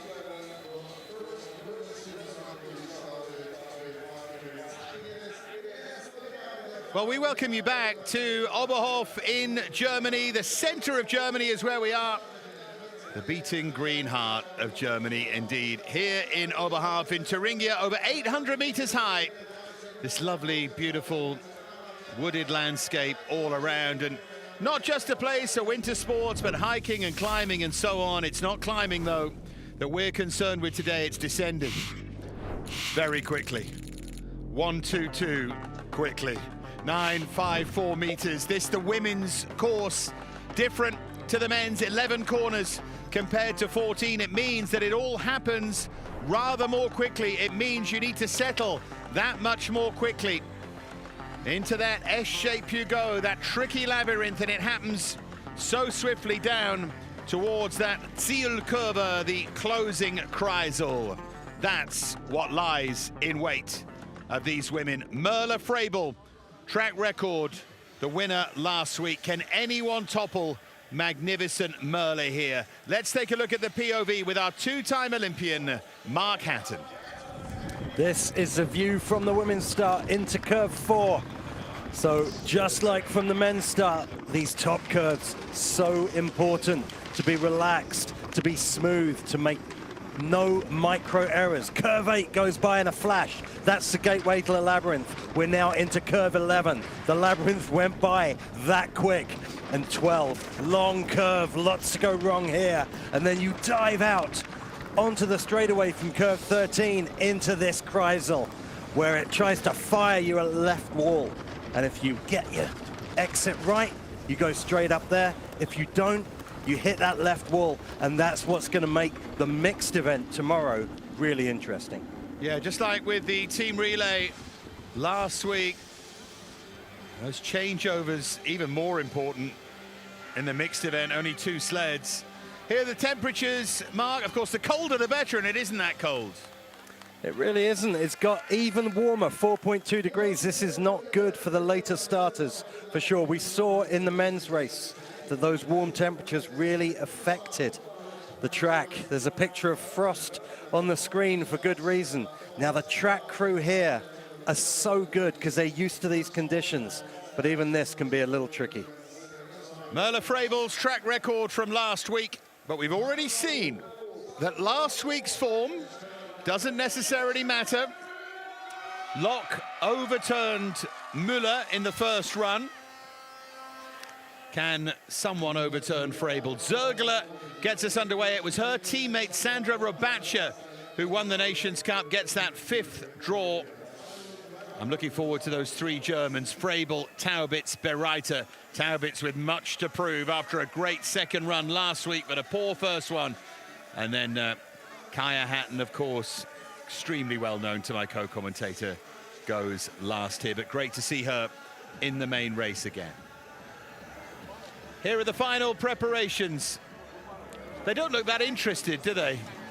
Ashley going through her final warm-ups, again hoping to go better this week. Not necessarily a track that suits the Americans. There's Bereiter just looking for that elasticity, all of that dynamic stretching.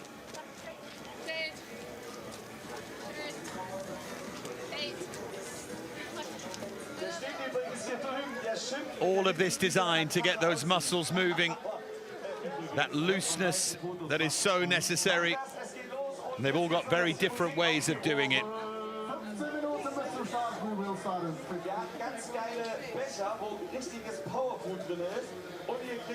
Lisa Schulte having a fine season.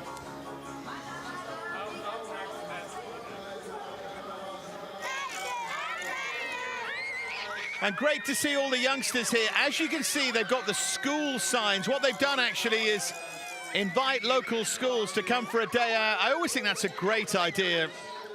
I think this with so much sport.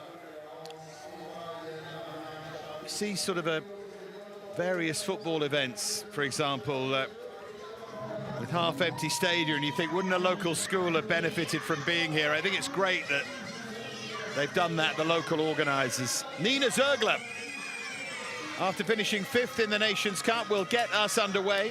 Of course, didn't start here last week.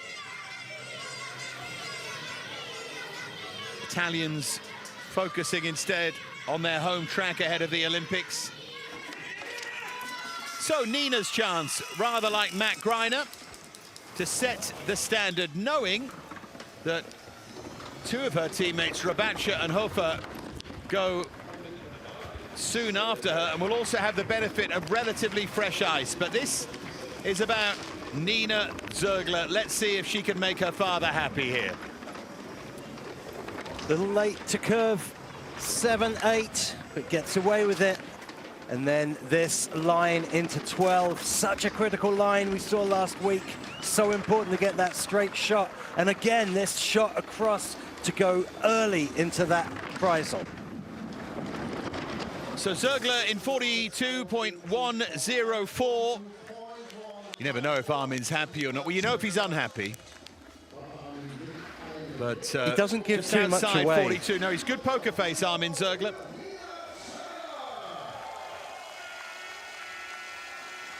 This is into curve 10. Such a critical curve we saw last week. And then this is 13. She had a lovely exit of 13. Look at that, straight down the middle. And then maybe just pushed it across a little aggressively. But a good opening run from Nina Zergler. I should remind you of the shape of our weekend, Friday and Saturday, this time in Oberhof, and as Daria Oleszczyk prepares the neutral athlete here. Tomorrow, men's and women's doubles. Men's and women's singles conclude today. Men's and women's doubles. And then we have the mixed races. They come back after a slew of team relays. One more of those to go in Altenburg later in the season. But the mixed events, mixed singles and mixed doubles. So we get a bonus event tomorrow. The mixed singles and mixed doubles take over. Here is Daria Oleszczyk, already quicker than Nina Zergler in terms of her start time anyway. Can she build on that here? Well, that was a really punchy start from Oleszczyk, and it's showing a 10th to the good through there. And then just a little high on the exit of 11. See her get knocked away from curve 12 and into 13. She was 14th last week, Daria Oleszczyk, so getting to love this track again, and she's ahead of Zergler here, well ahead, over a 10th. She's the one who lays down the early marker then. It really was from top to bottom. Not bad at all, just that little mistake from curve 11. She's got a big, powerful start. She's not a hugely built athlete, but quick, paddles, powerful. And then this is that beautiful shot.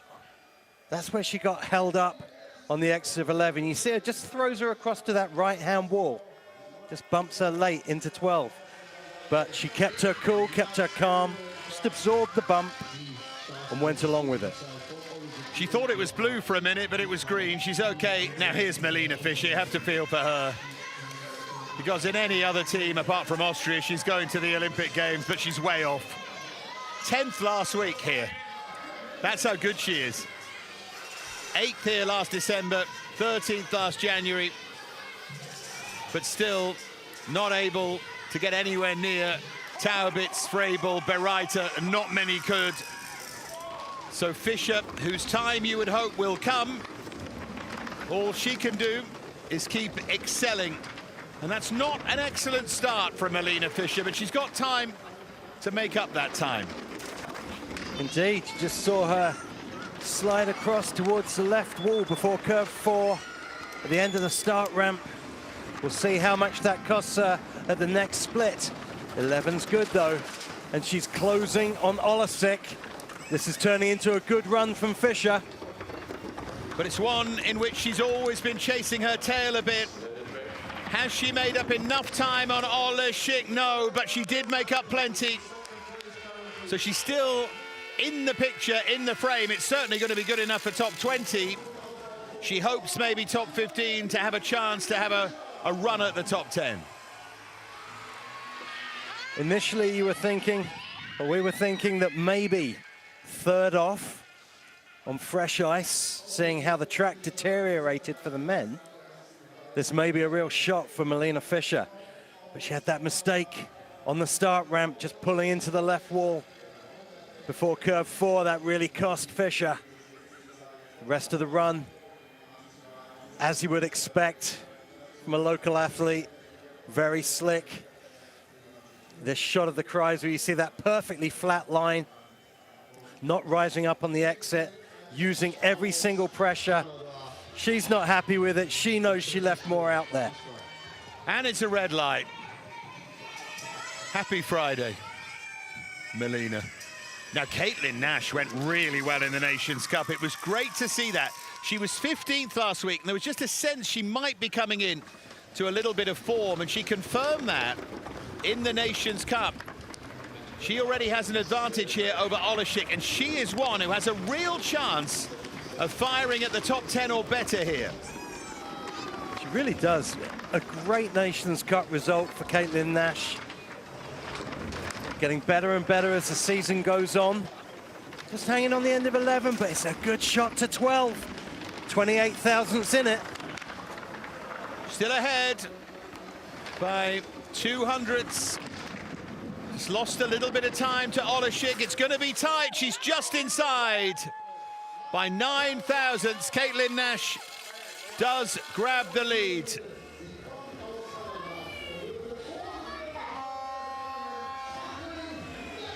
Almost flipped the sled in the finish curve there, Caitlin Nash. It was a really nice Kreisel from Nash. You saw her at 200ths in the lead, going into Kreisel thinking, if this isn't perfect, it's gone. But it was a absolutely perfect Kreisel from Caitlin Nash. Since that exit 13, that little correction, you see she got in just right. Duncan Kennedy looking on. Pretty happy with that.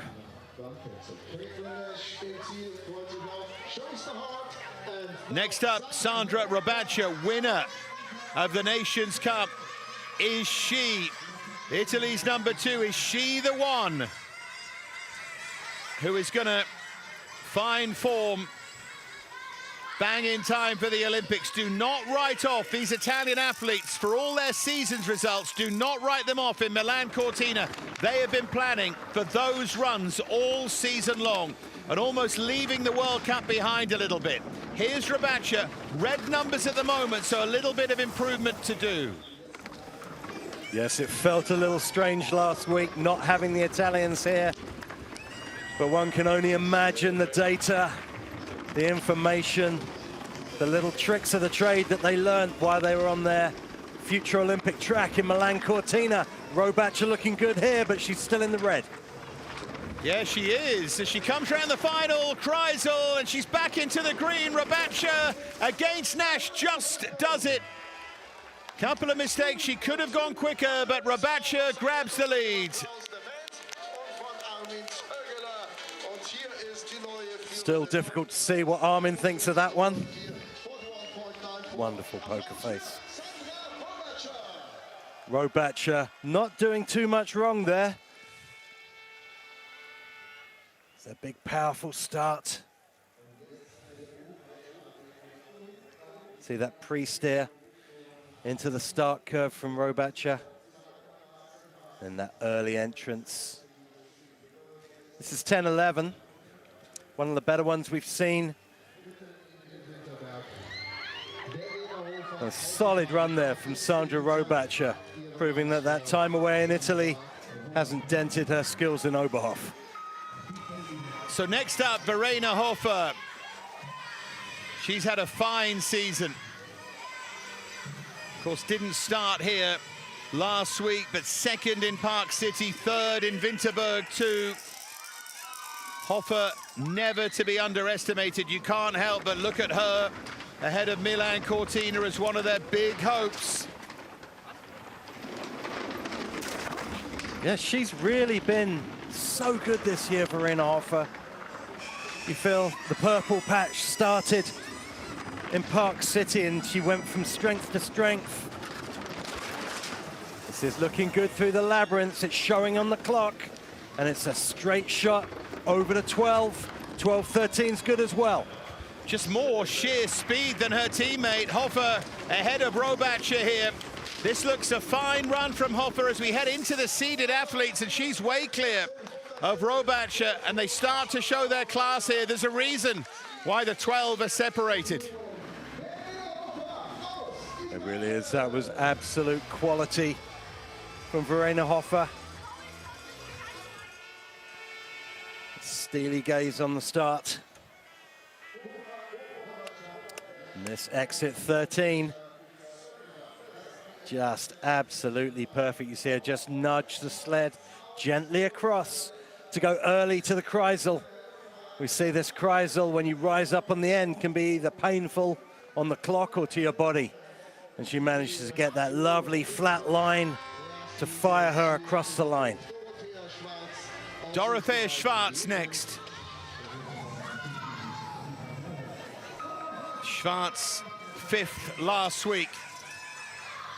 One of those three top Austrian sleds, along with Schulte and Prock. What a season they are all having. At the moment, Schwarz sixth in those overall standings, but there's not much between them at all.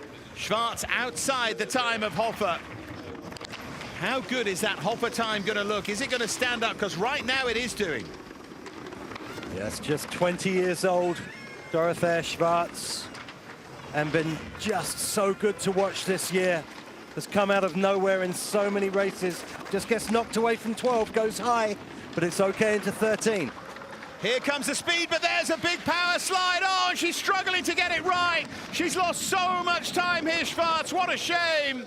Seventh for her. You can't get away with errors like that, I'm afraid. You saw her going pretty much sideways, and Schwarz, probably her biggest mistake of the season then. It really was. It was going so well. She had that little mistake from 12 to 13. This is it. Didn't look too bad there. But then on the exit, you see her dive out, just fall off sideways out of the curve. Resists the temptation to put the feet down, tries to control the skid. But at that point, you're a passenger and you're just trying to get the sled to regain its grip in that huge Kreisel.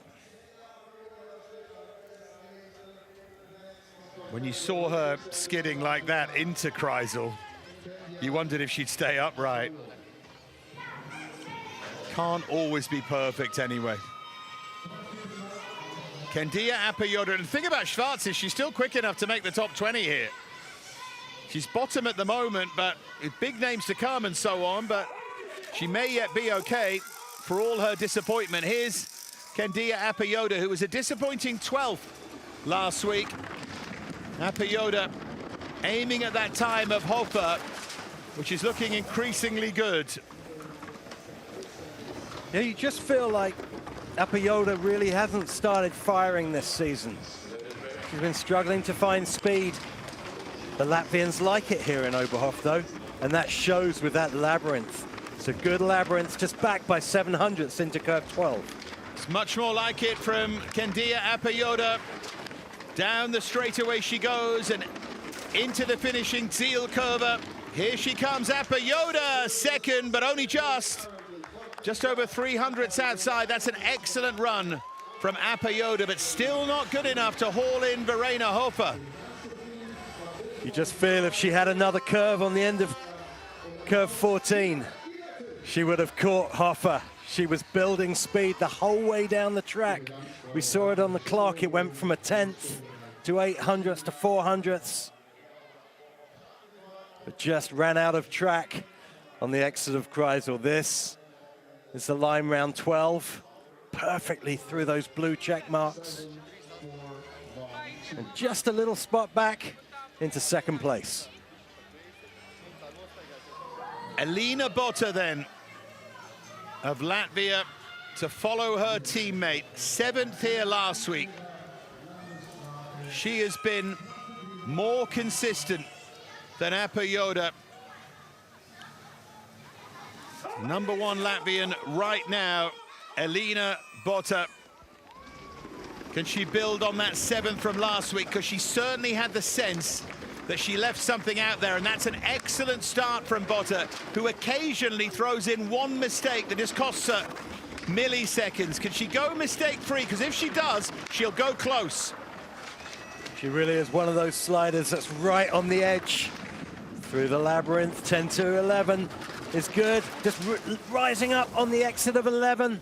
That was close, but she dealt with it. Botta still just under 200s inside, but goes into those red numbers now. Hofer was very quick down at the bottom of the track, and Botta only second. Again, just the tiny error down towards the bottom in that labyrinth has cost Botta. Hofer still leads. Yeah, it wasn't a big error, as you say. And the bottom of the track looked good as well.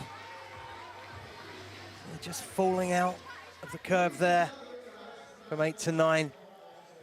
And that early entrance to 10, actually turning the sled for her ever so slightly, giving her a nice shot into curve 11. Then she dropped down in the middle, came up on the exit, and it looked like it could all go wrong there.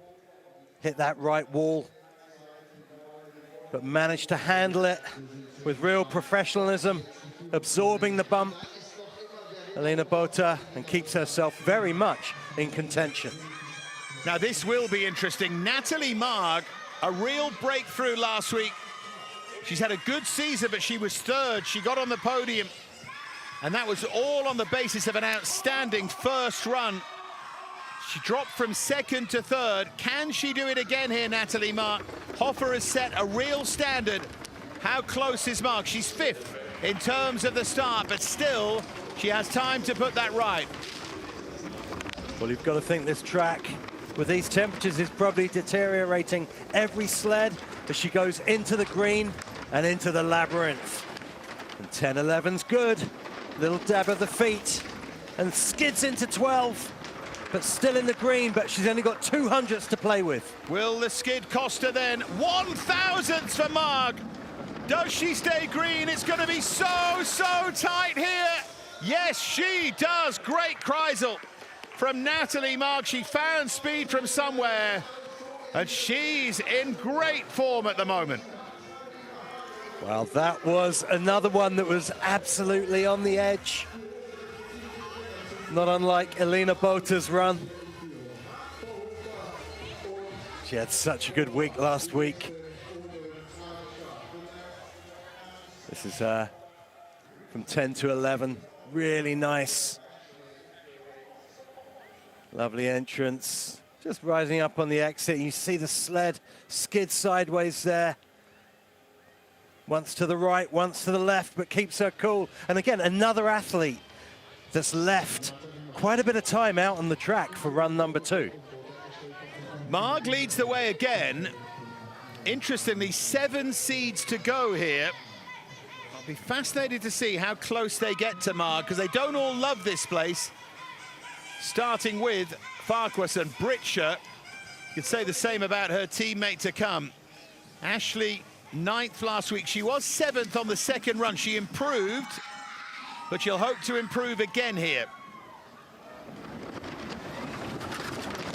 Well, it's a good-looking start from Ashley. Shows on the clock just 13 thousandths back. Really stretching out through these top curves.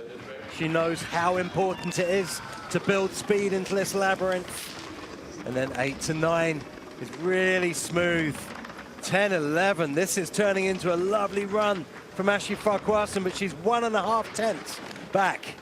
Yeah, still outside that time of Marg. She'll pick up speed on the straightaway. That's one of her strengths. Round Kreisel, Farquharson 8th. So, again, just showing this isn't really her track.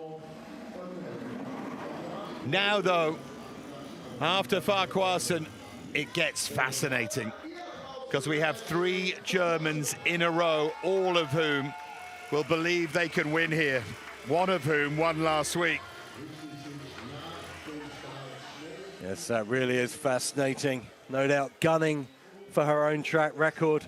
We felt like it would be too late when Felix went in the men's, but he came so close to taking Mueller's track record. And I'm sure Merle Frabel saw that and is looking for an opportunity to improve on that as well. So 6 of the seeded athletes to go, 6 of the big names. 3 Germans, 2 Austrians and an American. Here's last week's winner. Listen to the crowd here for Merle Frabel. Can she do it again? Broke the track record last week. Good start already here. Remember, Marg was a little slow at the start, though.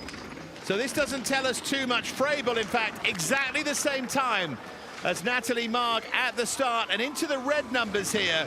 But it's from now where Frabel normally improves. Yeah, Frabel looking like maybe struggling for a little bit of grip at the top of the track. But the labyrinth is good, as is 11-12. She's closing the gap, 600ths. She's closed the gap. Plenty now, 11 thousandths is the difference. She's starting to fly. Merle Frabel, has she done it? She has. She is truly remarkable because she had so much time to make up and yet somehow she managed it. I'm still not quite sure how. That was perfection down at the bottom. It really was. It was like a freight train, just building speed the whole way down. As I say, at the top, it looked like she was just struggling to find grip through the slower curves until the sled came under pressure when she built up a bit of speed. I mean, again, 10-11. Last week was absolutely perfect. This week, more of the same from Merle Frabel and throwing down a marker for her teammates. Go on then, Julia Taubitz goes next. Anna Bereiter to follow. Taubitz short of her own high standards last week, but 3rd on the second run after being 9th on the first. Taubitz to chase Frabel. And remember, the subplot here as well, Taubitz level with Schulte and 6 ahead of Proc at the top of the overall standing. So much here to slide for, but first target is Frabel. She's 5 thousandths outside. This is looking smooth through the top. It's early to 10, but it works really nicely.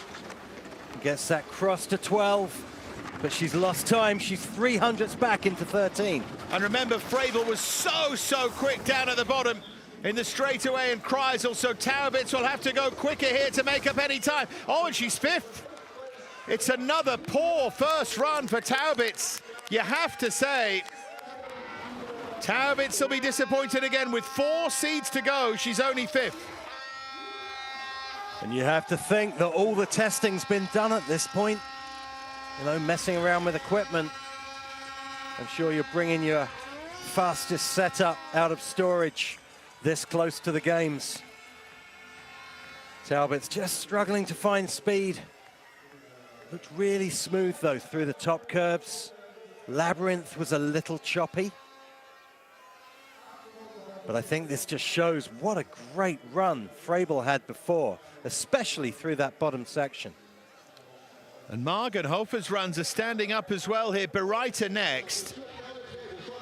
Taubitz still smiling. She knows the margins are tiny. But Bereiter was fourth last week, was just off the podium. Another brilliant second run last week. That's been her theme. Slowish on the first, risk-taking and wonderfully quick on the second. We want her to keep getting the first runs right to put herself into position. She's quick here. She's ahead of Frabel. She's second fastest on the start. Oh, this is decent from Anna Bereiter, building that lead. 700ths already into curve 8. That's a great advantage to bring into this labyrinth. Very high in 10, bangs onto 11.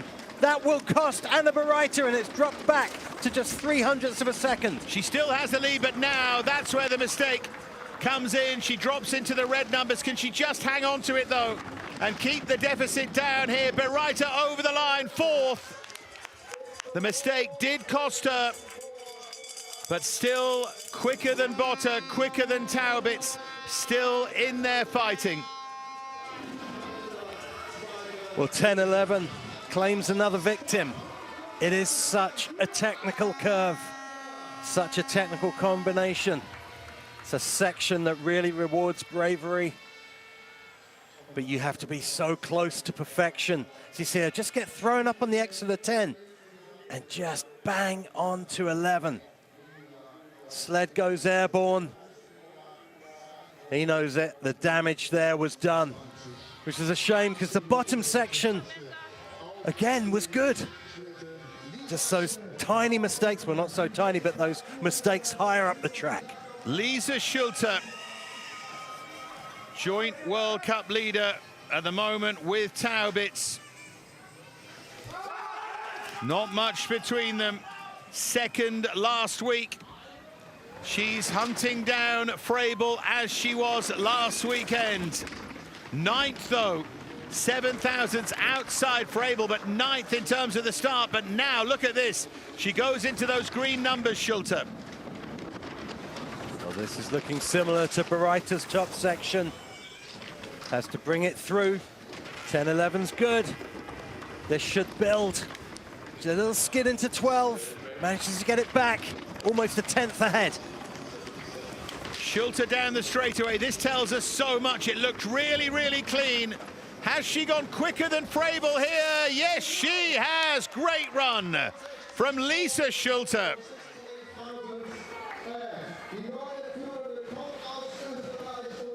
Well, the top section was excellent from Lisa Schulte. And she took so much speed into the labyrinth and exited curve 8 with a similar cushion to Anna Bereiter. The difference was Lisa Schulte threaded the needle through the labyrinth. You see her go so early onto 10. And it turns the sled for her. And a beautiful shot into curve 11. Schulte takes over. They're loving that. Yeah. In terms of the two at the top, she's in better form than Taubitz. Britscher next. Winner in Park City, winner in Sigulda. 13th here last week, not her favorite place, not her kind of track, doesn't play into her strengths particularly, but she still would hope to be top 10. Good start here from Summer Britscher at least. Fourth fastest and quicker than Schulte, but from now on is when Schulte really took over. Can Britscher keep matching her here, just outside by 19,000ths? Yes, just dropping back. It's not all gone, though. It's a good labyrinth from Britscher. This next split's going to be telling, back by 800ths of a second into 12. Yeah, she is starting to slip back. Can she pick up speed here in the Kreisel? It's a question of where she's going to be, isn't it? She's down, she's 8th. Better than last week, probably. Puts her at least top 10 without too many big names to come, with Proc of the seeded athletes left. I think having watched her this season and seen the high highs she's had, it's so almost strange to see her not challenging for the top 3 here in Oberhof. As you say, it's a track that maybe doesn't suit her too much, a little bit of a skid into 12. And a few small mistakes from Britcher, but nothing huge. Just really struggling to find speed here in Oberhof.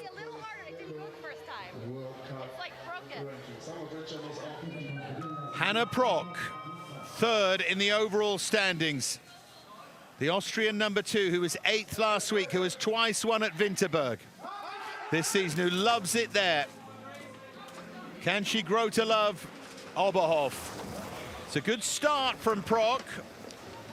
The green numbers straight away and level with Schulte, but the problem for Prock is we know what her teammate did from here on in. Into the green numbers though, and level again with Schulte. It's a good top of the track as she heads towards that labyrinth.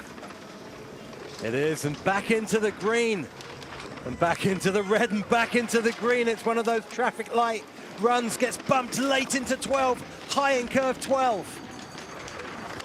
Firmly in the red now, 17 thousandths outside. She's just cost herself a little bit of time here, Prock. Is it going to be enough? Second is really, really good. Prock gets ahead of Freible. The 2 Austrians lead the way here. This could get really spicy on run number 2. Hannah Prock definitely left a lot of time on the track. There were 13 excellent curves and 1 curve that really cost her. This is a line into 13. That diving line out just rises up on the exit and gets pushed across to the right, but kept her calm. It was into 12 where the error was, and flying over the finish line goes Hannah Prock.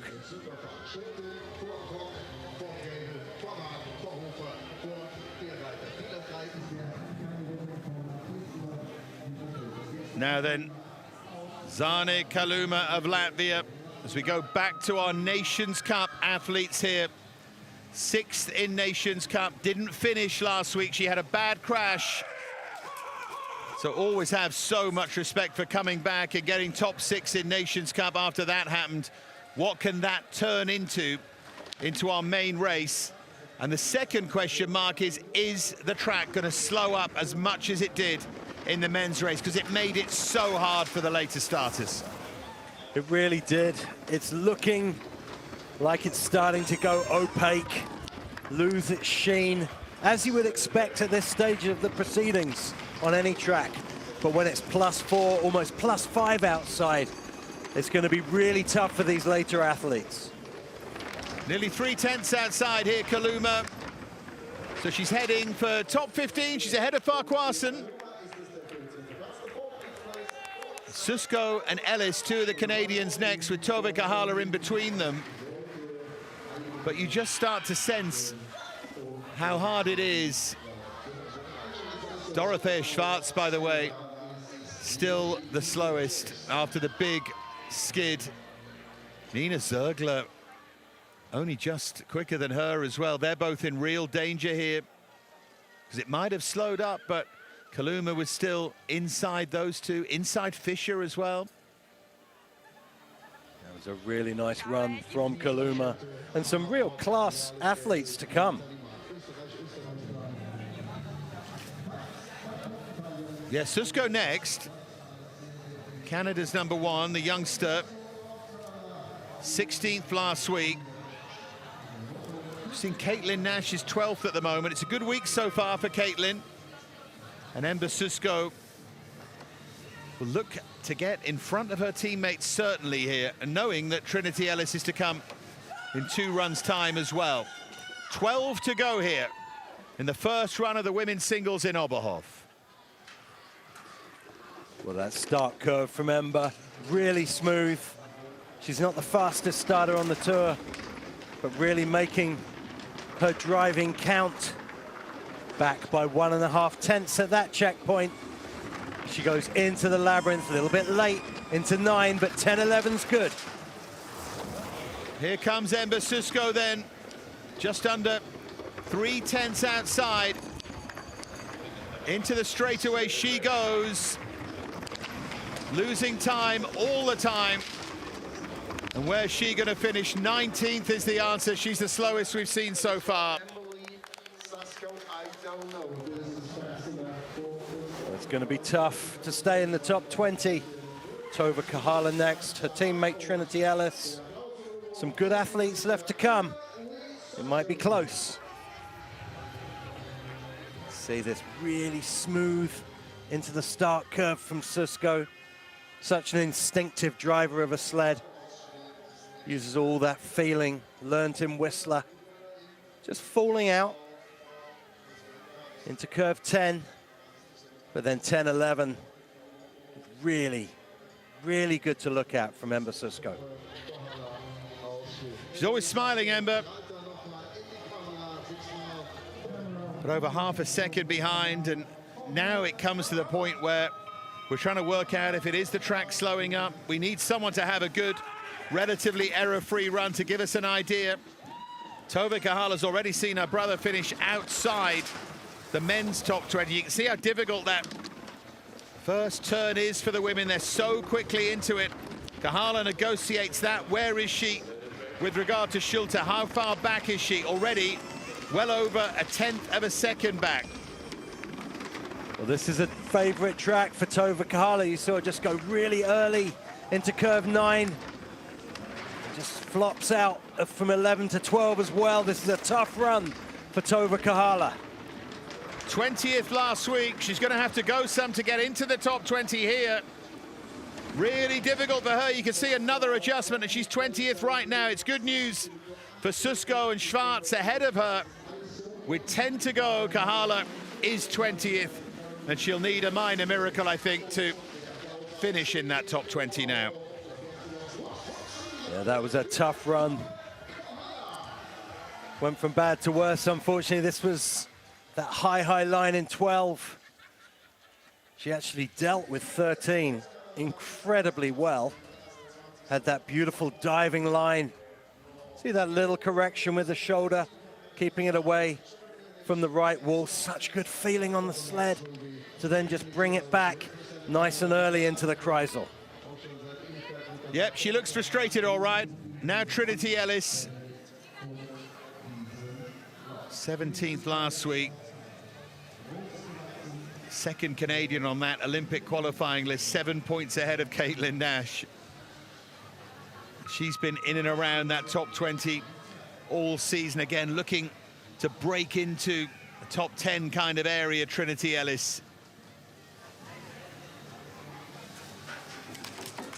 Ice slowing, conditions tougher.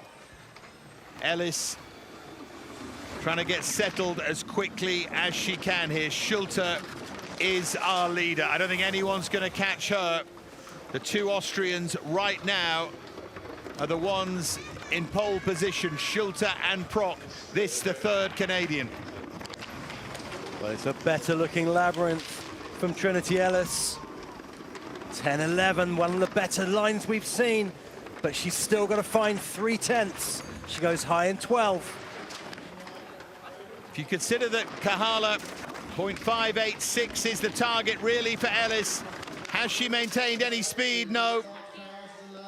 Outside top 20, and now you feel it's starting to get really hard for them to get into the top 20.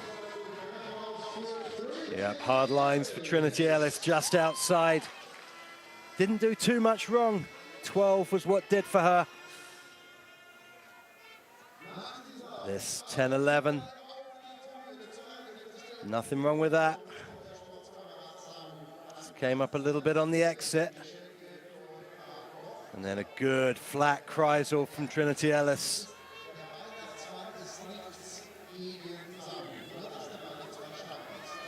An airborne over the line again. Another one that will make the mixed European Championships so exciting tomorrow.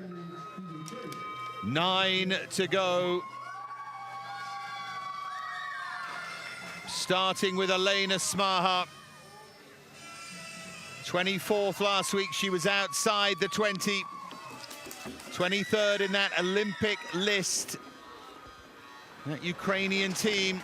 And a good start here from Elena Smahar, known for this. Inside Schulter, 10th fastest so far.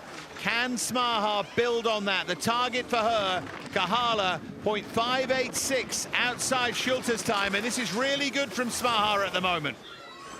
It is just bumping on early in the labyrinth, but gets it back together by curve 10. And 11, 12, one of the best we've seen so far from Smahar. This is going to be really close for top 20. How is she on the straightaway? Not bad at all, but 0.516. It's going to be mighty tight as she heads over the line, 22nd. She lost it in the Kreisel. She didn't take enough speed into there, and that's going to be the problem now, I think. Yep. It's definitely slowing this track significantly. Here we see that bump on at the beginning of the labyrinth. And she got it back together, shot her late into curve 10. There's a great shot of that. It's going late in, but her timing, her driving, managed to turn the sled, pull the iron out of the fire for Elena Smahar. I would love to see what happened just for 1 week if the draw numbers were random. If you got into the top 30 and then pulled a number out of a hat, see what difference it would make. Be interesting. Not going to happen, but it'd be interesting. Buzatoyu goes next. Remember, Sokovic in the men was the one who managed to break into the 20. Hye-Sun Jung, who goes in a couple of sleds time, did that last week from similar situation, but maybe not quite as hard as this. This is Buzatoyu doing her best right now, and she's within touching distance. Well, this is gorgeous sliding from Buzatoyu. The labyrinth is good. Just bumps on a little early to 11, but it's okay. Pushes it across to 12. This is really nice from the Romanian. This could yet be enough. She's in touch here, Buzatoyu. The target is Kahala in 20th. Where is she? Oh, a little skid on the finishing straight. Just costs her by 1,000. By 1,000, she's outside the top 20. Oh, it was going so well for Buzatoyu. The top section, absolutely fantastic to watch.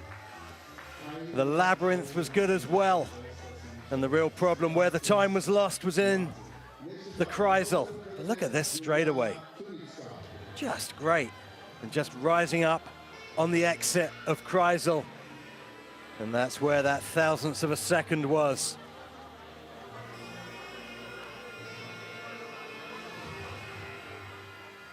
That's heartbreaking, that is. But it shows there's still a time out there for somebody. 7 to go. Kahala still hangs on. Here's Yuliana Tunitska of Ukraine. 19th last week. Can she force her way again into that top 20? Great to hear the school children cheering them all on here as we build towards a big Saturday in Oberhof. Tunitska only 7 thousandths outside Schulter, the 7th fastest start. So it's a good beginning here from Juliana Tunitska, still just under 700ths outside Schulter. Yep, we know what Tunitska's capable of. Former junior world champion. And it's good from 11 to 12. Quarter of a second back. It's enough. Now, though, she's lost a bit of time, Tunitska. And again, it's going to be really, really tight. And she's not going to do it, I don't think, no. 23rd, it was there for her. We keep saying it, but it's at the bottom of the track, the labyrinth and beyond where they're losing time. 6 to go. Wow, those are some ambitious high fives while braking. Incredible skill from Tunitska up the braking straight. It was a nice looking run from Juliana Tunitska, it really was. Through the top section. Nice shot round curve 6. And then this from 10 to 11, just fell out a little bit, but dealt with it really well. Kept her composure, kept her form. Just couldn't find the speed through the bottom two curves. Jae-Sun Young was the one who broke through last week from this similar position. Produced a tremendous run, ended up 18th, but it was one of those runs, like Sokovic, in her first run that was 19th worth about 11th, that kind of thing. She may need something similar here. Red numbers up at the top, but of course at the moment a lot of time to put that right, but she needs to make up 900s on Schulte, a little bit less on everyone else. Where will she end up? Well, we said it at the end of the men's race, just bumping onto curve 8, but back on track through the labyrinth. Labyrinth is looking good. During the men's race, we said that maybe just a clean run will be enough, but she may be a little bit far back at that checkpoint. Surely too far back. Lightning's not going to strike twice here for Jae-Sun Young. I think she's slowest of all. Yeah, she is. Well, that is disappointing for them. 5 to go, including Hatton Jr.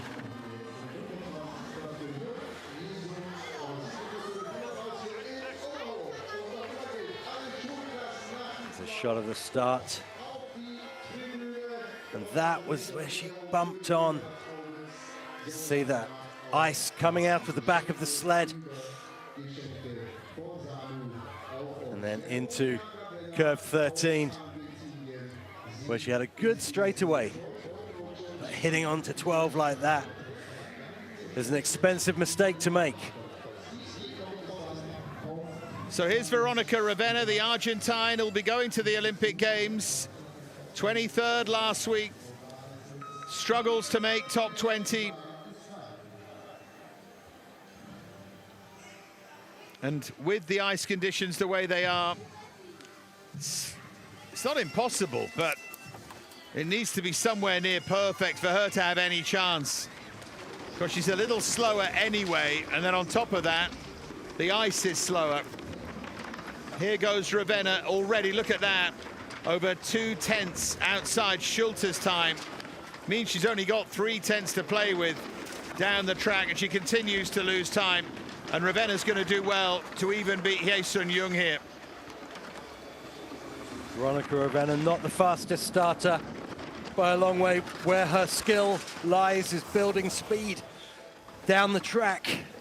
But she's back by 8 tenths at that checkpoint. And Ravenna with a little bump and a bounce. And she is the slowest we've seen so far with 4 to go. The 4, Desmond, Domoradska, Shin, and then, of course, Kaya Hatton. Well, not her best work. We know what good feeling on the sled Veronica Ravenna has. She's an incredible driver of the sled. 2016 Youth Olympian.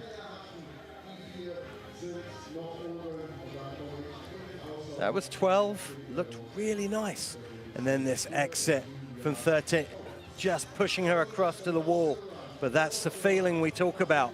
Not panicking and gently bringing it back in again.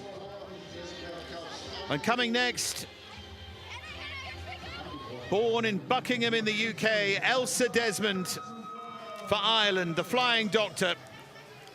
Studied at Southend University and King's College London. But very much now the founder, the driver of the Irish Luge Federation. 26th last week. She needs to get ahead of Ravenna to be 26th at this point this week. Another who has to deal with these late conditions here.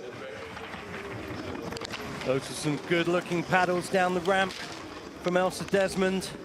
Been working on her conditioning over the summer. Really showed there. Just pushing herself into the labyrinth, skidding around 10, but gets it back. Around 11 to 12, and it's good. Yeah, looks good from Elsa Desmond. The moment heading for 23rd, 24th, but losing time in that labyrinth, and she's going to finish outside Ravenna. She again is going to be the slowest that we've seen. 3 to go.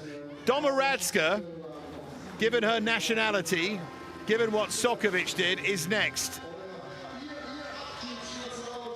Oh yeah, absolutely. I mean, it's there for anyone, I still feel, with a clean run. Sokovic did slightly more than a clean run, but I absolutely agree. It's absolutely there for anyone that can throw down a clean run. You see, that was in the labyrinth. You saw Elsa Desmond just catching the entrance profile of curve 10. Otherwise, a really solid run for the Irish woman. I do wonder about that split of Nations Cup athletes. We've discussed it before, whether just a couple more could be pushed up. Maybe top 8 could be the thing, or top 7, you know, that sort of thing, rather than top 5. But of course, the seeded athletes would complain then. It's hard to get right, I know that. Here goes Domoradska. Can she, to coin a phrase, do a Sokovic here and get herself from these low positions up into the top 20? 19th from the start, not the worst start we've seen, certainly. It's whether she can gather enough speed and then maintain it. She's actually going well here, just over a 10th outside, but it's this next split where so many have lost time. Where is Domoradska going to be here? Problems through the labyrinth, just throwing her into 11. But then 13's back on track, and it's a good line towards the Kreisel. See, the thing is, this is a good run, but still not going to be enough for Domoradska. She's ahead of Ravenna and Desmond, but can't get near Kahala. Kahala is going to be, I think, in 20th, unless either Shin or Hatton can overtake. That wasn't bad from Domoradska, though. No, just that choppy labyrinth from Klaudia Domoradska. Bottom section looked really good. That was the high exit of 10. Just slamming onto the entrance profile of 11. Dipping down in the middle, but got it back together for an early entrance into 12. So 2 athletes to go. Don't forget, second run of the men's singles to come. It's going to be in about half an hour from now, give or take. And then that will be followed with a similar gap by the second run of the women's singles doubles tomorrow. And those mixed singles and mixed doubles as well. But here is Shin Yubin of Korea. Again, no athletes from China here because of visa issues, but not so with the Korean athletes. And she is just under 2/10 outside from the start. And she's going to have to go some now to get anywhere near Tobe Kahala. Well, the Koreans have got a long history in luge, but since the track was built in Pyeongchang, they developed this youth program. Shin Yubin, one of the ones to come up through that. Really good fundamentals as she goes into 13. She's already over a second outside the time, though. So unless she picks up some time, which she doesn't, she's outside Elsa Desmond, yeah. Round the Kreisel and slipping and sliding and not going in a straight line, and that's always going to cost you. So, only Kaya Hatton, of course, daughter of my co-commentator, to go here. And once we see the highlights of Shin, as I always do, I shall let you commentate on Hatton Jr., Mark. There goes Shin, just skidding into 12. But she got the shoulders back, managed to stop the skid. As I say, really good fundamentals from these young Koreans. So much more to come for the future. Well, you keep saying it's there with a good run. So is this going to be the good run? Our final competitor, and over to Dad. Well, here goes Kaya Hatton for Great Britain. See that track melting away under the steels. A little slow to get in the sled, but does it okay. And then stretching out through these top curves. So important to be smooth through here. Just 1.5 tenths back at that checkpoint. And 7 to 8 looks good. Smooth into 8. 9 as well. 9 to 10. Just a little skid into curve 11. This gets knocked into 12, but it's good from Hatton. 6/10 back at that checkpoint. And down the straightaway. Just glides into the Kreisel. It's a good flat Kreisel. And crosses the finish line into 29th position, 1.3 seconds back from Lisa Schulter's time for Kaya Hatton. Yeah, she gets ahead of Shin Yu Bin. So Tobi Kahala does hold on to 20th and will start us off in that second run. Leading the way, though, Schulter and Prock and Freible again. And another great run from Natalie Marg, as we'll see in a moment. And always learning here, Kaya Hatton. And that, in many ways, is what this season is about.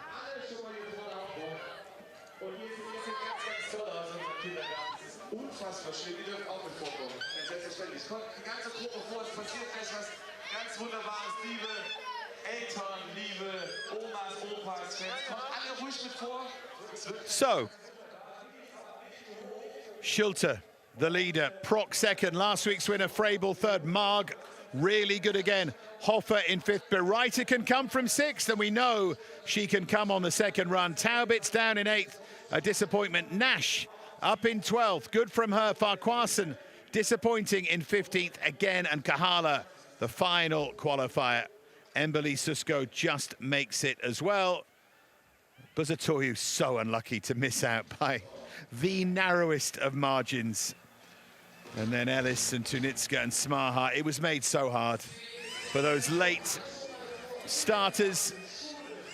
Second run of the men's singles should be fun. Felix Locke has the lead. That's coming up in half an hour's time. Don't go anywhere.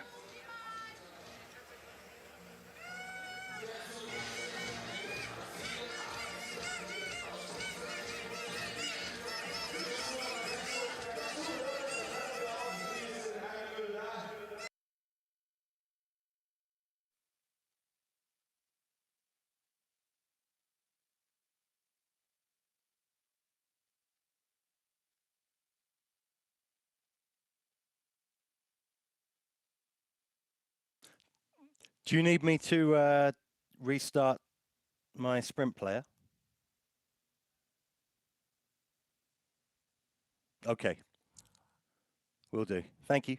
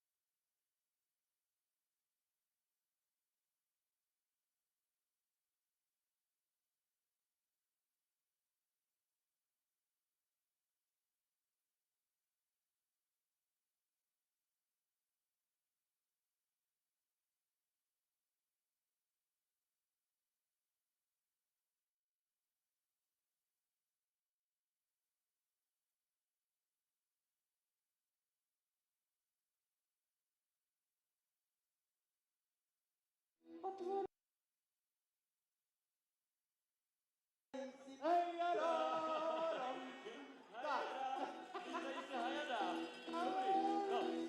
tu písničku známe, mimochodem. Já už vím, proč se to nechtěla repovat. Já vám řeknu holky, já to znám jako básničku. A s touhletou básničkou, lomeno písničkou jsem se seznámil, když bylo mojí ségře 5 let. A na hoďku jí měl pohlídat můj kamarád. A bylo to na Mikuláše a ségra přišla po té hodině u toho kamaráda a teď tam byl ten Mikuláš, ten čert a ségra se tam postavila a říká: 4 myšky v jedné kříže, jedna druhé, otvor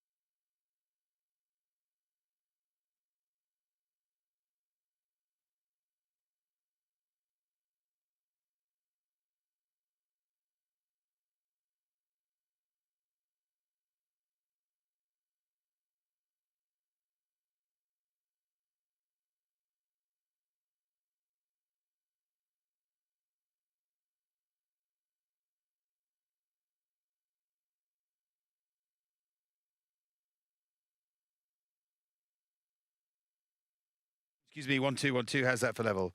1 2 1 2 1 2. Is that okay? That's okay, don't be sorry. 1 2 3 1 2 3 1 2 3 1 2 3. This is Dave on program. 1 2 3 1 2 3.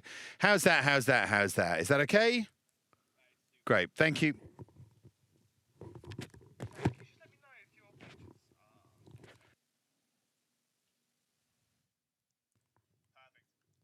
I have the same.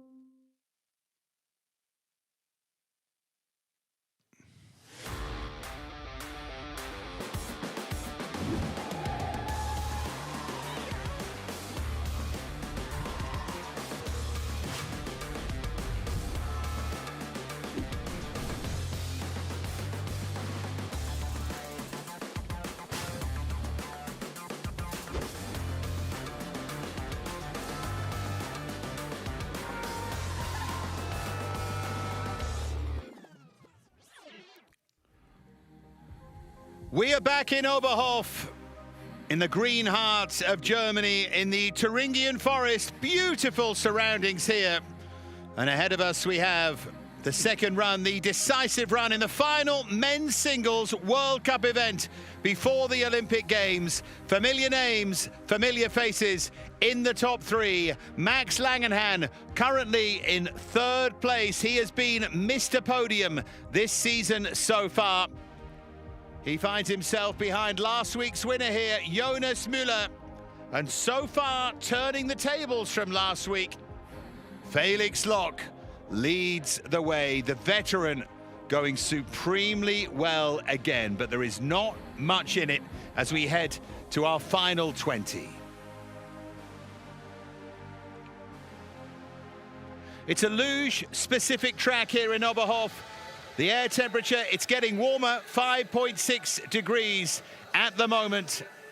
The spritz that they give it to try and sweeten the track a little bit ahead of the second run of men's and women's singles. Jonas Müller has the track record. That came last week. He may have to go close to that again this week, and that may not be enough. Let's take a look at what lies in wait of them. Here is Oberhof for the men, 1354 meters, 122 is the maximum speed in kilometers per hour. There are many little issues that have caught them out. 9 and 10 so far have been tough. Heading into that S curve, and then finally to the Kreisel, to the Ziel curve. That combination so tough up to the finish. So that's a look from above virtually. Let's get a real look, our POV with our two-time Olympian Mark Hatton. Well, you pull off at the start, 2 to 4 paddles and lay down. We're in curve 2 now. This is where it's so important to be smooth, to be quiet on the sled. You're trying to build speed as it gets faster and faster down the track. Into curve 6 now. This is where you're starting to really pick up speed, almost 100 kilometers an hour. And then 8, this is the gateway to the labyrinth. These curves come so fast. There is zero margin for error. So high in curve 11, you dive across to 12. 12 does the same to 13. And you shoot out onto this long straightaway where you have to push the sled early into this Kreisel curve, the finish curve, which tries to fire you into the left wall. And if you're lucky, you get out there unscathed. We've seen a few skids, haven't we, in that Kreisel the last couple of weeks, especially as they risk all in the second round. We're in for some real fireworks here in both men's and women's singles. Women's to come after this. We've already had the first run in the women's singles as well. It's beautifully poised there as well, with the Austrians leading the way. But as we get ready for our men's singles second run, here are our first 10. So 10 to 20 in terms of times in the first run. It's our second 10, realistically, where it is going to be won and lost. Starting with David Nössler, who won't be going to the Olympic Games. David Gleicher the same. Look how high up he is, and still not there, and all the way to Langenhan, to Müller and to Loch, our top 3. Lots of fresh faces here. There's the Felix Loch fan club. Great to see so many children here from local schools encouraged to come on the day. Love that.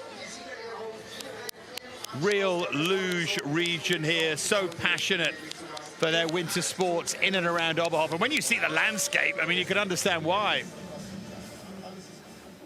Things like the cross-country skiing is a means of transport more than anything else.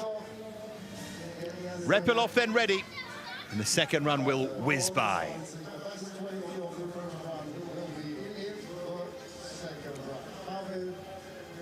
So here's the back view of our first runner in the second run of the men's singles, Pavel Repelov, the neutral athlete, 43.107 his time on that first run. Locke's leading time, 42.288, just outside Müller's track record by 14 thousandths. It'll be fascinating to see if they can go close to that, but starting us off is the man who scraped into this top 20 and who leads the way on freshly spritzed ice, Pavel Repelov. Repelov stretching out through these top curves. It's a good fast start from the neutral athlete as we negotiate 6 to 7. Just gets bumped away from curve 7, but gets it back on track for 8 and into the labyrinth. 10, 11 is smooth. Now 11, 12. This is such a critical section, and he's good. Looks really good to this point. Repelov onto the straightaway and then into Kreisel he will go. This just the calm before the storm. Oh, he's over the line and he skids and he slides and he falls. And it emphasizes just how tough that Kreisel is. Yes, that finish curve gives some severe impact if you get lifted up on the exit of the Kreisel. There's only one place you're going, and that's straight towards that left wall. This was the labyrinth. This great shot into curve 10. See him just bumping on a little early, on one steel for a second, but then gets it back together for a very good looking 10 to 11 section. Anton Dukac next of Ukraine. He has Andriy Manzi, his teammate, to come after him. They're both as top 2 Ukrainian sleds qualified for the Olympic Games. Dukac chasing down Repelov then. Look at the beautiful surroundings you can see in the distance, this glorious Thuringian forest. It's a great backdrop to this track at Oberhof as Dukac heads into the red numbers after a good start. He's lost a bit of time. Yeah, almost up to the roof in 6, gets bounced away from curve 7. This is going all wrong at the top of the track for Dukac. So he's going to have to find something through these final 3 curves, and he's over into curve 12. Can he get back on here? No. He's just going to hold on here, I think, Dukac. Disappointing for him. Shake of the head. In fact, he does get back on. And he will at least limp somewhere near the finish line. Enough momentum, but that's massively disappointing.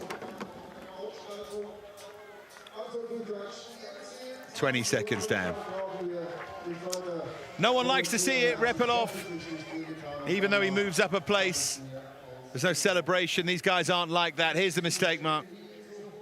Yeah, just on one steel into curve 12 and face planted him into 12. You see him holding onto the sled. Remember, these are all World Cup points, so finishing the race is still important. And he manages to cross the finish line. Sokovic, who produced a wonderful first run from low down to get into this second run. If he replicates that here, he'll be very, very quick. He will shave time, certainly, off that first run, so watch out for that. 42.975 was miraculous in that first run. If he does the same, he'll go quicker here. Sokovic looking great here. 2 tenths to play with at this checkpoint. And then into curve 8. It's smooth, it's early, and it's good. Sets himself up well for the labyrinth, just falls out of 10 into 11, but then gets that gorgeous straight shot into curve 12. You can see just how smooth it is from Sokovic. You can see just how quick it is as well. Here he comes around the Kreisel. He's going to be leading. And what about the time? 42.933. It's actually only a little bit quicker than he was in the first run. Well, Shows how Mateusz good that Sokovic was. having a great weekend. 2 very good looking runs. He made a little mistake here from 10 to 11 and then went very high in 12 as well. But as we say, it's not whether you make a mistake, it's whether you fix it. And if you can fix that mistake while you're still in the curve, which is exactly what Sokovic did, then you don't lose too much time. A reminder, Langenhan, Müller, Locke, the top 3 to come. This about the minor places. Matt Grein has been in those all season long. Can he just get that little bit higher up than he's been? Especially on a track like this, it would be a mini triumph for him ahead of the Olympic Games as he looks for confidence. And remember, Milan Cortina might suit him, so Greiner overperforms here, or it could stand him in good stead. Yeah, Greiner definitely left some time on the track after run number 1. So we know that he can go faster. That's a better looking curve 6-7 from Greiner. He bumped on a little early on run number 1. Seems to have fixed that mistake as we go through the labyrinth very high in 10, almost off the sled into 11. Gets it back together in 17 thousandths of a second in it. So here comes Greiner on the straightaway. Ending around towards that Kreisel, towards the finish he goes. Sokovic still leads. So Sokovic's first run does earn him at least another place, and there's a big smile on his face, and that is disappointing from Matt Greiner. That was, wow, he hit that with some velocity. Matt Greiner pulling out a big start. He's a strong, powerful man. But the mistake through the labyrinth was what did for Matt Greiner's time. You see this high, high line through 10. It's a scary place to be. But manages to stay on the sled.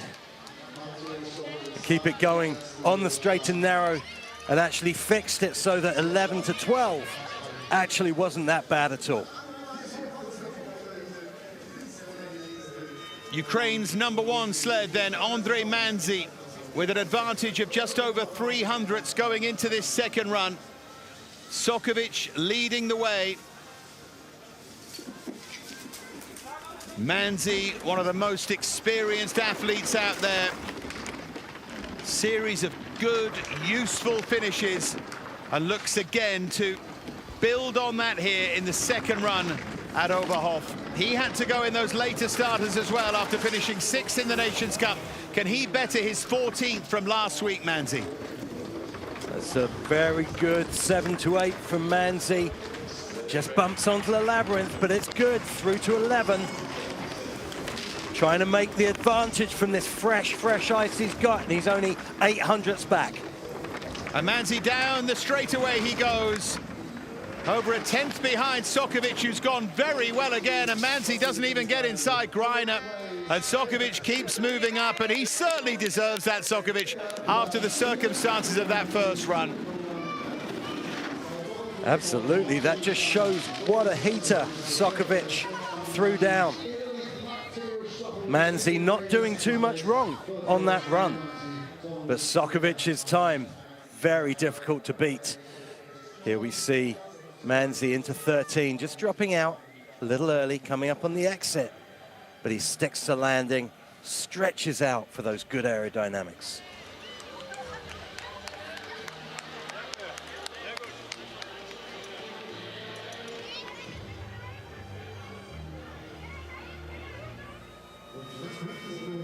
Well, Greiner has failed to get inside Sokovic. Can the other American, Johnny Gustafsson, with that advantage, just under 600ths of a second, which is an awful lot in luge. I know it doesn't seem like much, but Gustafsson should be able now to get inside Sokovic. But as Mark said, that second run was so good. And look at this, Gustafsson's already lost time on Sokovic. Yeah, Johnny's going to have to find something here, and he does. From nowhere, he's found 16 thousandths of a second. Little harsh into curve 8, and into 9, but it's good through the labyrinth from Johnny Gustafsson, and he's 24 thousandths in the lead. Yeah, Gustafsson looks good enough at the moment. How's the straightaway? Builds speed here into that Kreisel. He looked like he took that particularly well, but not enough. 3 thousandths. Sokovic still leads. I tell you what, Sokovic was so quick down at the bottom of the track, the bottom of the labyrinth, and then Kreisel. If you're anywhere near him, you're going to have to fly through that bottom part of the track. Absolutely, it just shows how effective Sokovic was from 12 down to 14. This was a good run from Johnny Gustafsson. A little early, out of 13, but using that experience to have a millimeter perfect entrance to the Kreisel, and very unlucky to drop back a space by just 3 thousandths of a second. Ninnis next. His advantage, 2 thousandths more than Gustafsson's. Sokovic still leading. Sokovic is going to be 15th at worst here.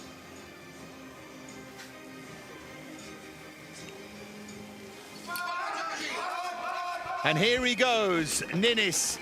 Can he be the one to overhaul the excellent pole here, who keeps climbing here? And look at this, Ninnis already outside Sokovic. Sokovic is loving every second of this. This is surprising to see from Joseph. Such an experienced slider and so many runs in Oberhof. But 8's good, and the entrance to the labyrinth is looking pretty handy as well. As he goes round 11, 11, 12's a straight shot.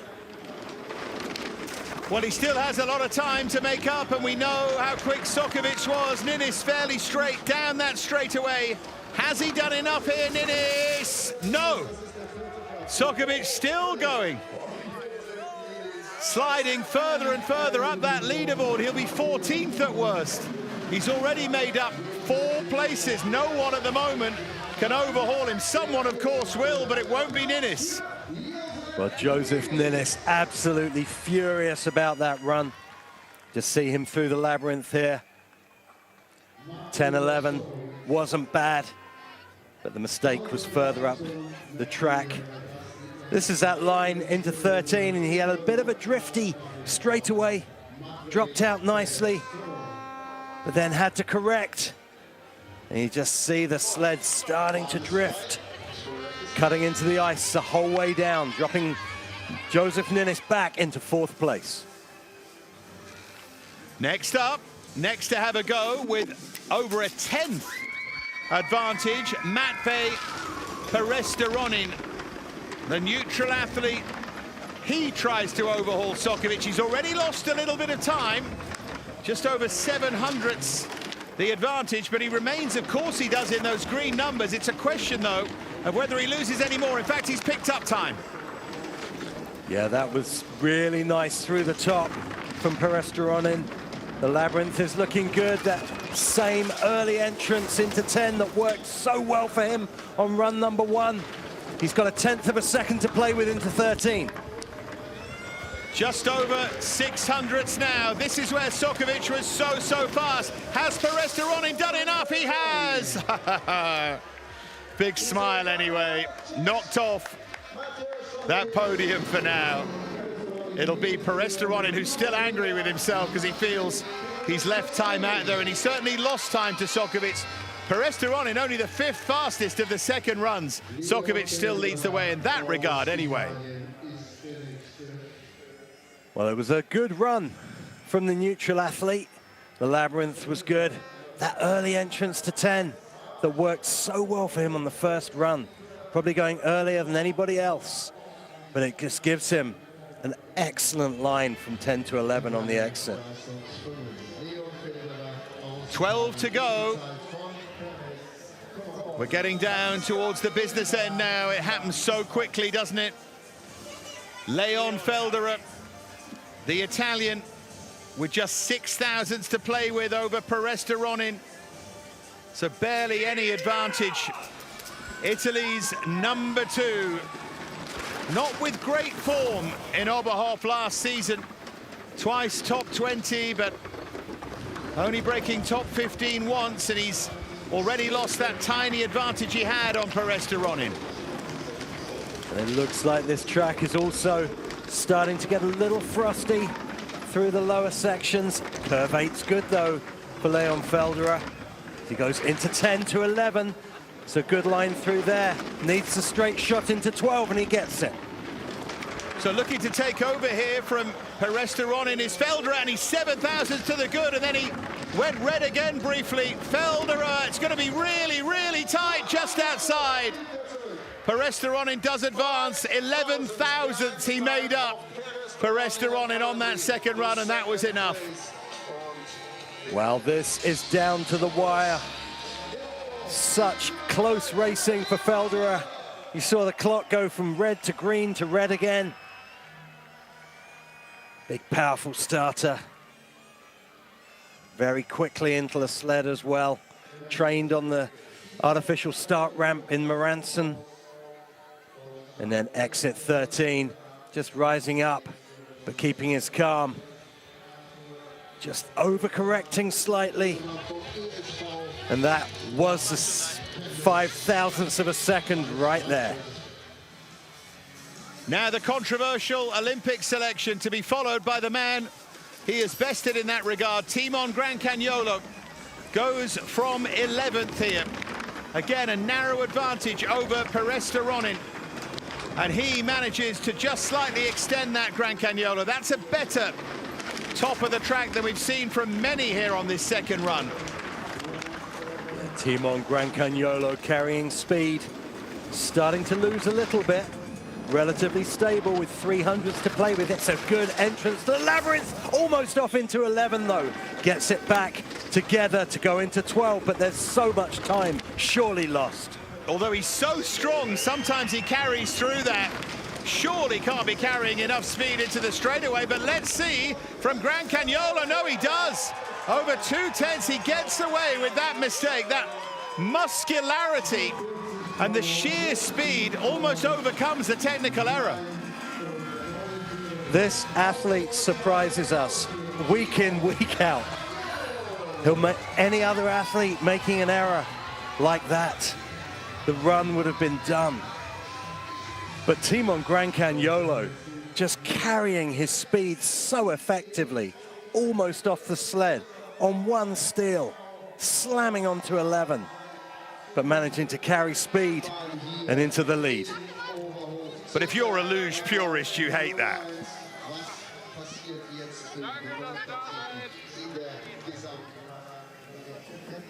Nursler, full of fire. The target for him is clear. It is his teammate Grancagnolo. The man who's been selected ahead of him for the Olympic Games, despite Nursler having marginally the better results, seemingly when it mattered. He's inside that time of Grancagnolo by nearly 400ths of a second. Can Nursler keep building on that? He would love to make a point here. And you can see by the body language on the sled, Nursler's sliding like he has nothing to lose. Into the labyrinth he goes. It's choppy, but it's fast. Yeah, this really checkpoint, fast, a tenth of a second. And down the straightaway for Nursler. And around that Zeal curve for Nursler, and he's ahead. And he's well ahead of Grancagnolo. Nursler point proved yet again. Well, that was aggressive sliding from David Nursler from top to bottom. Aggression on the start, you see the gritted teeth. But just the body language on the sled, the feeling that he was leaving it all out there. A blind shot out of 13, didn't lift the head once. Perfect aerodynamics from David Nursler, and so deservedly into first place. Can he move up that list a bit?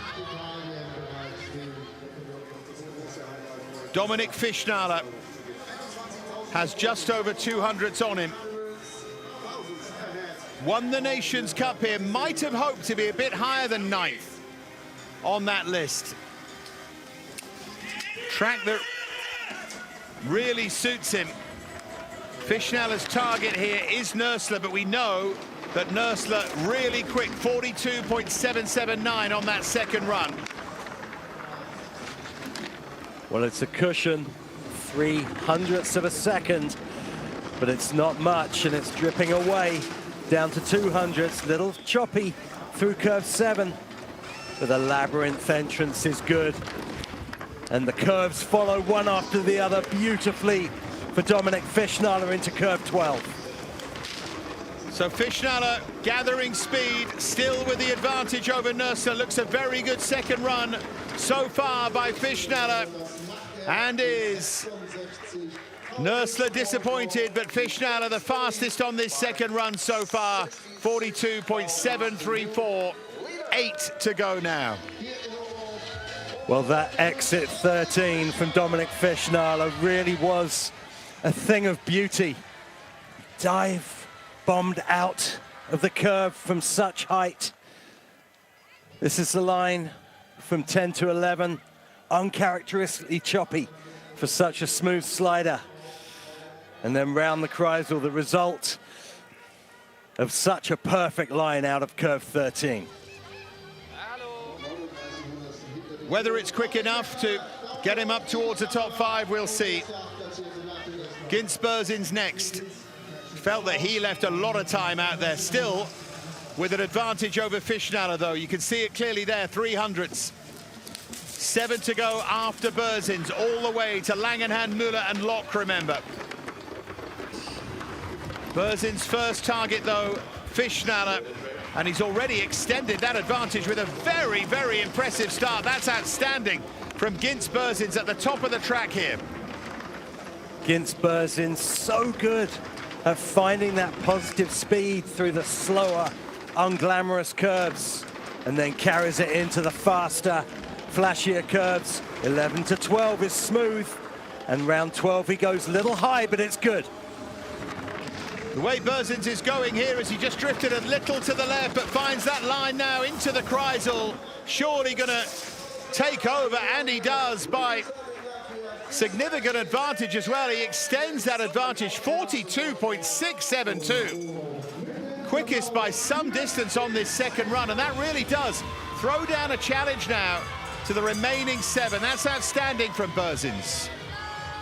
Ginsberzins, such a fierce competitor, and it really was a wonderful run. See him stretching out here, really maximizing the aerodynamics, and then just from 10 to 11, gorgeous lines through the labyrinth. You saw him just drift to the left, but he keeps his calm and gently brings the sled with minimal input back over to get that early entrance into the finish curve. David Gleicher, another wounded athlete to go next. Tiny advantage over his target, Berzins. Needs to channel his fury into a good, positive World Cup finish.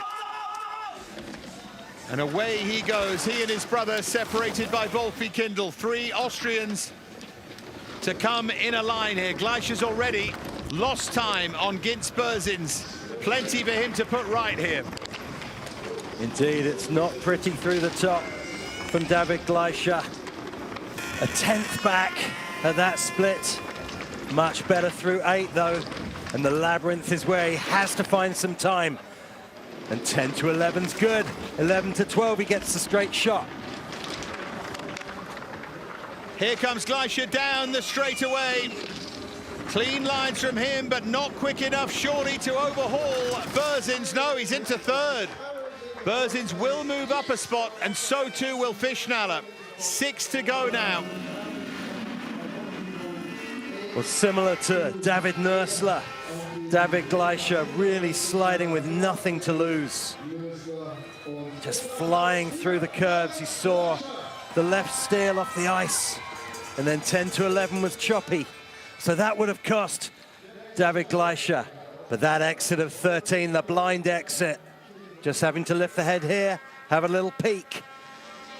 But that's a man sliding with nothing to lose, right on the edge, David Gleicher. Berzins leads.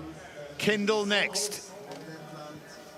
Remember, singles and doubles at the Olympic Games for Wolfi Kindl, one of the most accomplished single sliders around, and exceptional in the doubles as well.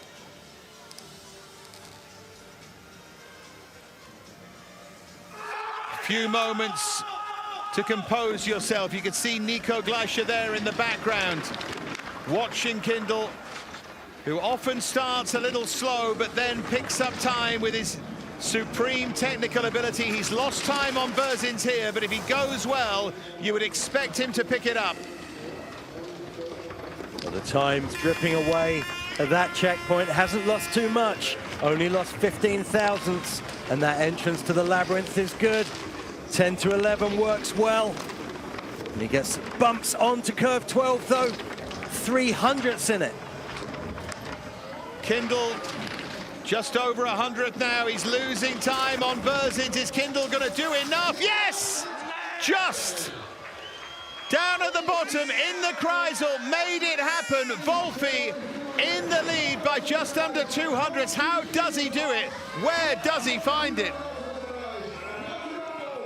Well, you look at any speed record in the world on any track, and the likelihood is at one point in time it's been held by Wolfi Kindl. The man just has rockets on his sled through the final curves of a track. With that high curve 12, keeps his calm, and then corner 13.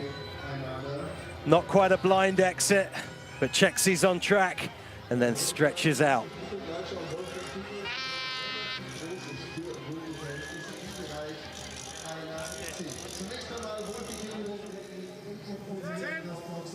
Five to go. Nico Gleicher, his brother in fourth at the moment, after an underwhelming second run.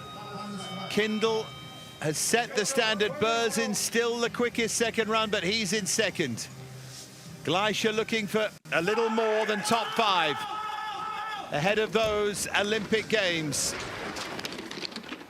First target that time of Kindl at the start. Gleicher remains inside the time of Wolfi Kindl, and now he'll look to build on that. Remember again, this is one of those series of splits. Remember how quick Kindl was at the bottom of the track.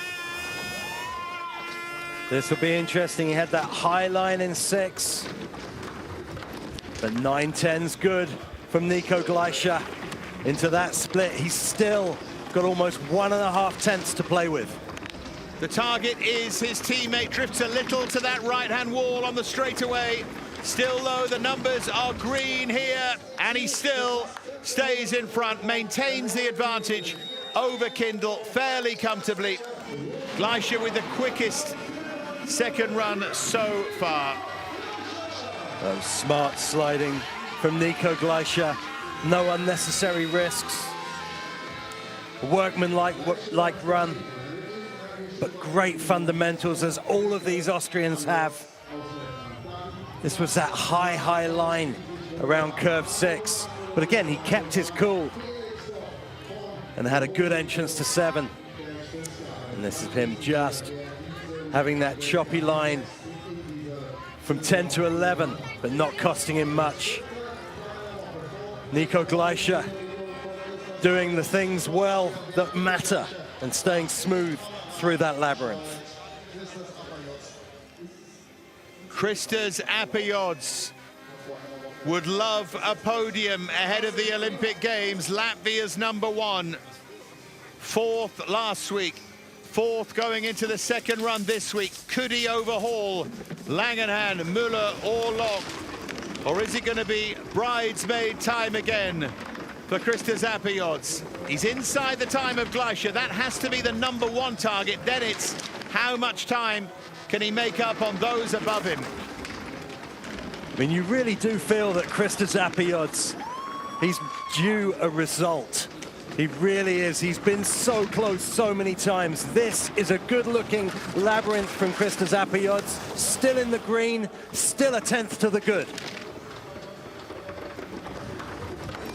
And still just over a tenth. Apiod's maintaining really well here against Gleicher, and he does take over and he does extend. That's a very, very good second run by Apiod's 42.533. The fastest second run so far. Just outside his time from the first run, but is the track just slowing a touch? We'll find out shortly. Langenhan, Müller and Locke, the three remaining. Well, looks like Christos Apiods and his coaches got the setup right on that run. Get that super fast time. It's a good exit 13. You see him just drift a little early, but again, keeps his calm as you expect from a slider of this caliber. And that flat Kreisel just helping his cause to really put pressure now on the top three. So Langenhan to come. Probably would have started the season as favourite for Olympic gold, but now certainly one of the favourites for podium, the world champion. Just fallen short of the top two places largely. Langenhan heading for his 6th podium in 7 of this World Cup season. Remarkable consistency, but he wants more than just consistency. Will that come today? Langenhan hunts down Apiods, and he's got well over a tenth of an advantage on him, but can he hunt down the two above him in the list here? Well, you'll see there's slightly higher lines. Some Felix Locke drives through the top from Langenhan. 8 looks good though, as does 7. Little skid through the curve in curve 9. Gets away with it, and it's a great shot through to curve 12. He's just lost a little bit of time, Langenhan, on Apiods, which doesn't necessarily bode well for what's to come in his regard. He should get ahead of Apiods here. Yeah, he does, but he's lost a little bit of time on him. Langenhan, not his best run, not what he wanted, but guaranteed podium. But his standards are so high, he wants more than that. Indeed, when you saw him over the last couple of years where it looks like his sled is on rails, this year just looking a little out of sorts. Still world class, still one of the best to ever do it, but just not quite at last season's standards. We go through the labyrinth. You see that transition into 10, and then this good flat line through into curve 11, which really sets himself up well for the bottom of the track. Such a nice guy, all smiles, interacting with fans. There's Felix Locke in the background. Great shot, our leader, 2 to go. Last week's winner, track record holder, a track record that he set last week. He might need it here, Müller. He has the advantage on Langenhan, but that's not what he's gunning for. He wants to overtake Felix Locke here. Can he find that extra bit of speed? Can he get near that track record again? How far inside Langenhan will he be? He's maintained the advantage with the start. Now he has to start extending it to put any pressure on Felix Locke here at Oberhof. And he's starting to build that lead. 1.5 tenths up. He's found 500ths out of nowhere. And the labyrinth is good from 10 to 11. This is looking like a smooth, clean run. Almost 2 tenths now. He's doing exactly what you said he needed to do. Here he goes, Müller, little nudge off that right wall, gives him that line into the Kreisel. Müller now chasing down Langenhan. It was bumpy there, but he does extend, rather like Gran Cagnolo. He is so physically strong and brings so much speed. The little micro errors don't matter as much in the bottom part of the track. And he takes over 42.449 though, slower than he was in the first run. The stage now set for Felix Locke. Well, that's pressure for Felix Locke, but we know he's used to being at the top of the track, the last to go, dealing with this week in, week out. It's been a little while since he's had to. The last couple of seasons have been slow business for Felix Locke to what we've been used to in the past. But just in the last few weeks, he has come back to vintage Felix Locke. But what an adversary Jonas Müller is. He's had an unbelievable season to this point.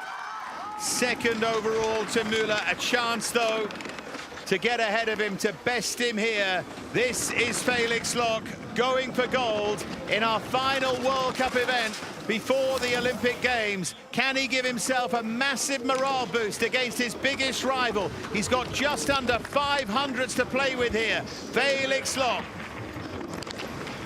He's found the hundredths of a second there. And the labyrinth is smooth as well. 10-11, one of the best we've seen. And it shows on the clock as he builds the lead into curve 13. It looks like he's building all the time. The straightaway, mega impressive. Surely he's done enough. Around the Kreisel he goes! And Felix Loch wins again. He does move from second to first in the space of a week. And what a win that is.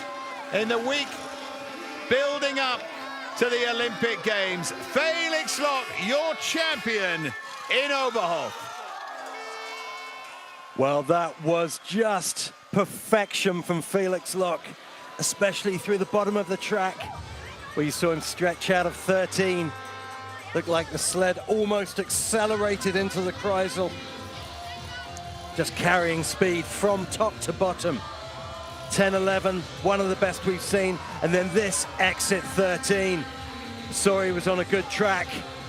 Set the sled, lies back, and the rest just added up and added up around the Kreisel and over the finish line.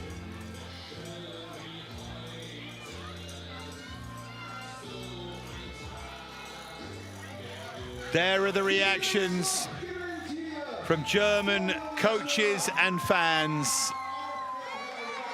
Bravo, Felix Loch. What a win that is. Because Müller came here as a big favourite. And Loch has got the better of him. A German win in Oberhof, and they love those here. They'll be looking for a clean sweep. Felix Loch wins, Jonas Müller second, Max Langenhahn third. Same top three as last week, but the top two switch around. Appy Odds fourth, then Nico Gleicher fifth, Wolfi Kindl in sixth. And Sokovic with a great run to take him up to 14th in the end.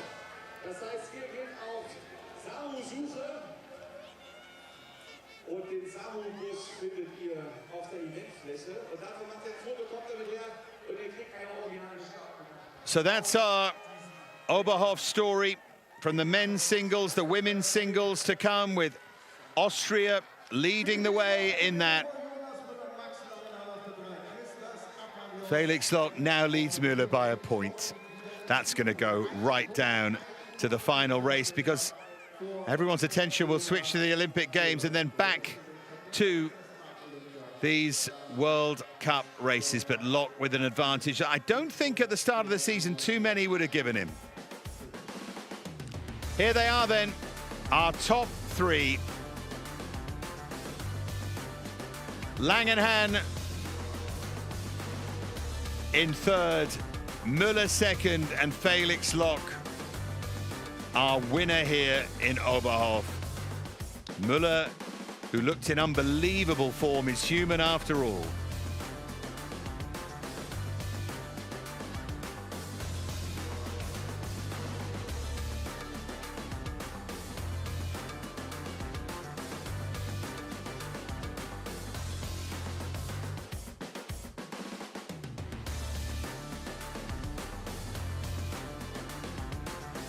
Great racing and a great win for Felix Loch.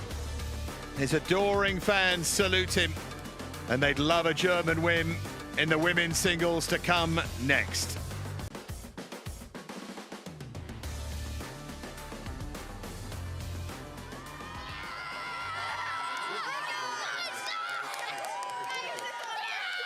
Well, they're happy.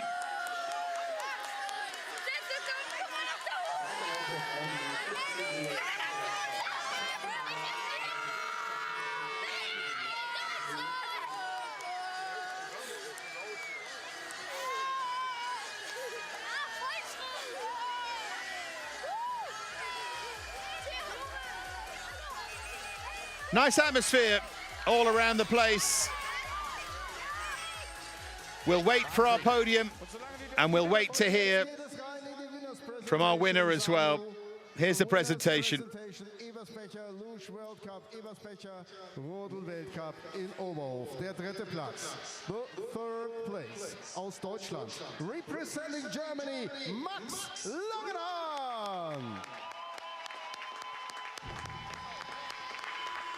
If you'd watch the season, you'll think he's a certainty for bronze at the Olympics. Aus Österreich, representing Austria, Jonas Müller. Müller second. Is it a straight fight between him and Locke in Milan Cortina? It feels that way. Und der erste Platz, the first place aus Deutschland, representing Germany, Felix Locke. What a story it would be if he could come back and succeed at the Olympics again. The story is on for sure.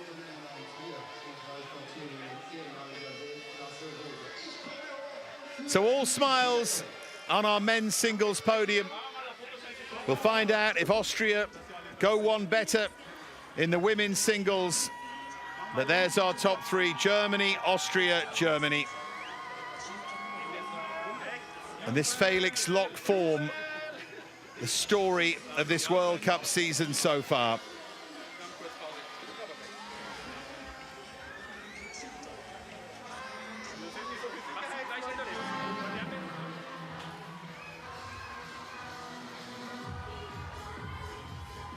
So all that remains is for us to hear from some of the protagonists before we leave you, and we'll return with the women's singles second run, of course.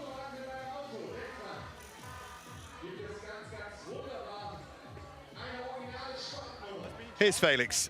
Felix, congratulations, chasing Jonas here from last week. How did you feel about your performance today? What changed from last week?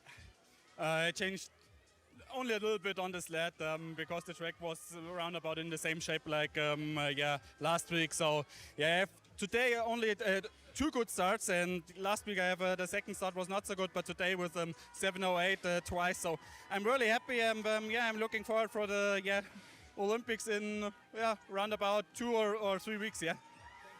Thank you.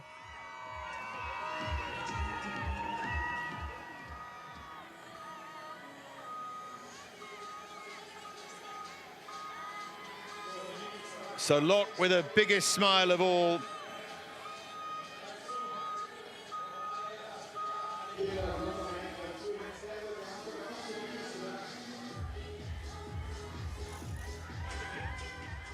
Jonas, congratulations. Another week in Oberhof. Wasn't enough for the top spot. How happy are you with the run today? Yeah, I'm super happy with the weekend. I mean, to beat Felix, you need to have almost 2 perfect runs, and today my runs weren't perfect, so that's why Felix is ahead of me, and that's totally okay for me. I mean, if you want to beat Felix, as I said, you need perfect runs. Thank you. That sums it up. Time to hear from Langenhahn as well.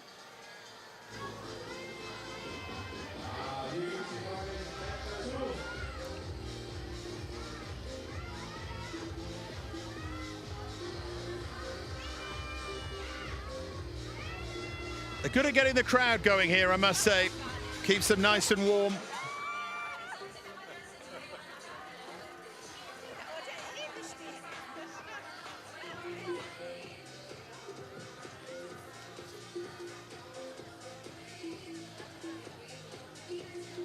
See if we manage to track down Max Langenhahn. Well, there he is, or isn't. So we heard from the top 2. Langenhahn will have to wait. Felix Locke, the story of the season continues.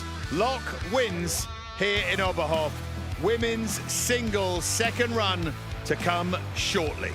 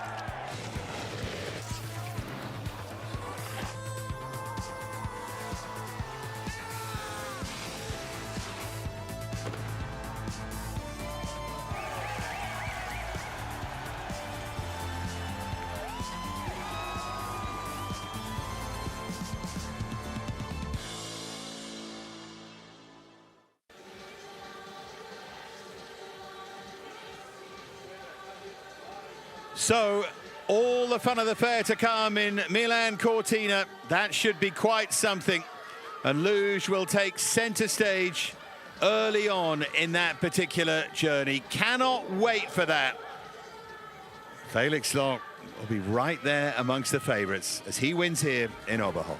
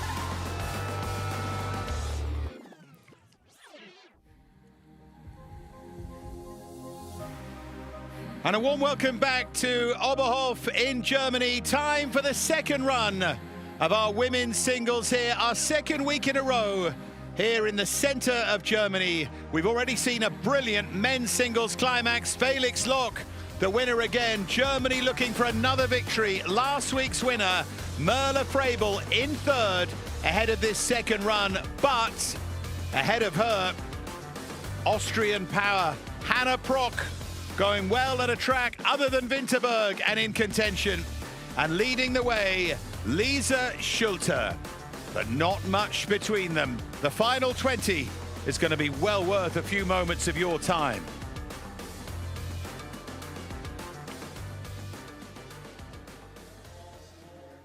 So there's our drone shot, our aerial view of Oberhof. 3.8 degrees, the temperature at the start. As you can see, preparing the track, everything has to be right. Merle Frabel, who goes third from the end here with the track record. She set that last week. She may need to fly again this week in the second run to overhaul Schulte and Prock. The women's track shorter, 946. They start with that vertical drop of 93 meters.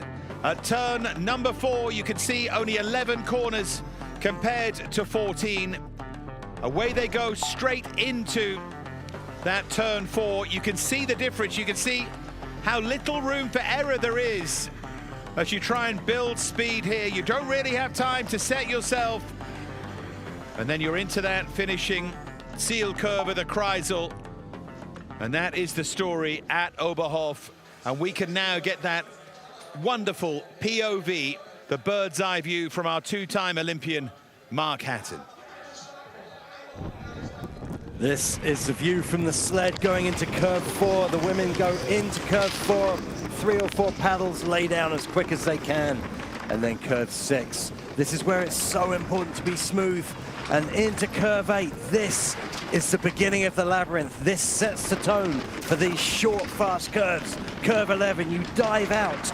You need to get that straight shot into curve 12 and then cross high into 13 and down the straightaway. This section rewards bravery, getting the head back, pointing the toes, and then diving out of this Kreisel, trying to avoid that left wall, which of course we do, and crossing the finish line. Gives you a real sense of what lies in wait for our final 20. One or two don't slow up as quickly as that either. Tove Kahala will get us underway. We can take a look at our list. Remember this in reverse order, so Tove, 0.586 behind our leader at the moment, Lisa Schulte. I would say slightly fortunate to make it through. Conditions were so hard for those who went after her that it was almost impossible to overhaul her. Schulte, though, the leader, she goes last. Prock and Frabel, look at the distances. She's got a bit of time in hand, Schulte, but Frabel in particular, surely a big danger. 68 thousandths of a second behind. Well, you could hear the announcement. We'll get underway in 1 minute. Great crowd here in Oberhof, as always. We can soak up some of the sights and sounds and smiles of this great venue. Our doubles athletes watching on. Alt, Degenhardt, Rosenthal here to cheer on Merle Frabel. First though, Tove Kahala. Sweden to get us underway.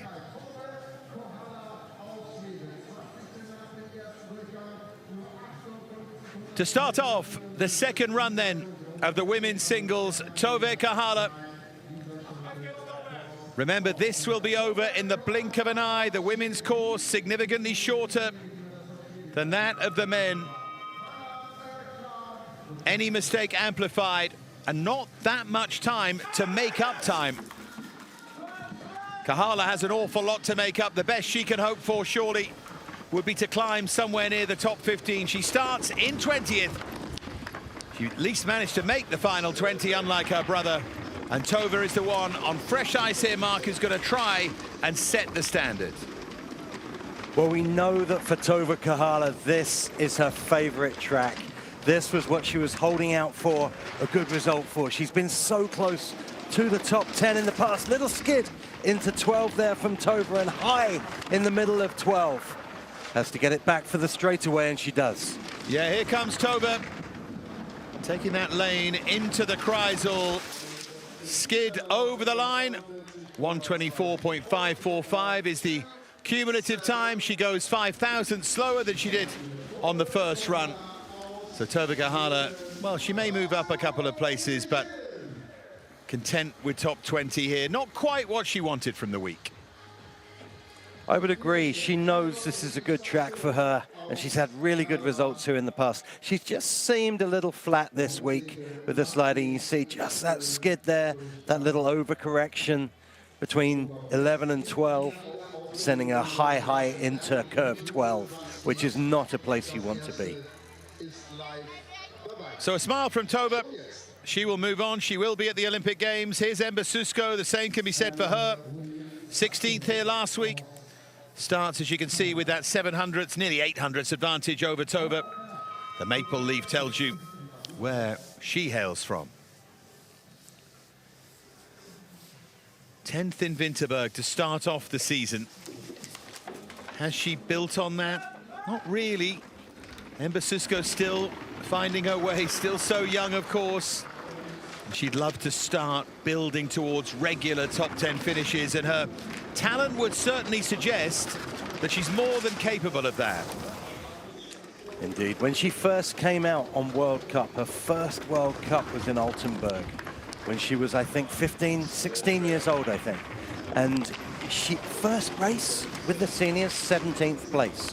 So we know that Ember Susko has just so much talent on the side. She's well inside Tove here. She's going to finish inside her as well, I would suspect, yeah. By 2/10, big smile from Tove. Knows that most of these athletes will more than likely go past her.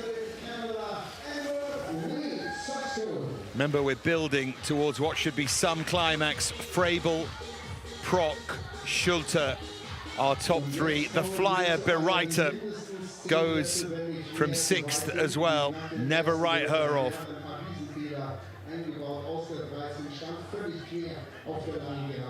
See her coming out onto the straightaway, stretching out. That's the confidence that comes with some good results this year for Ember Susko.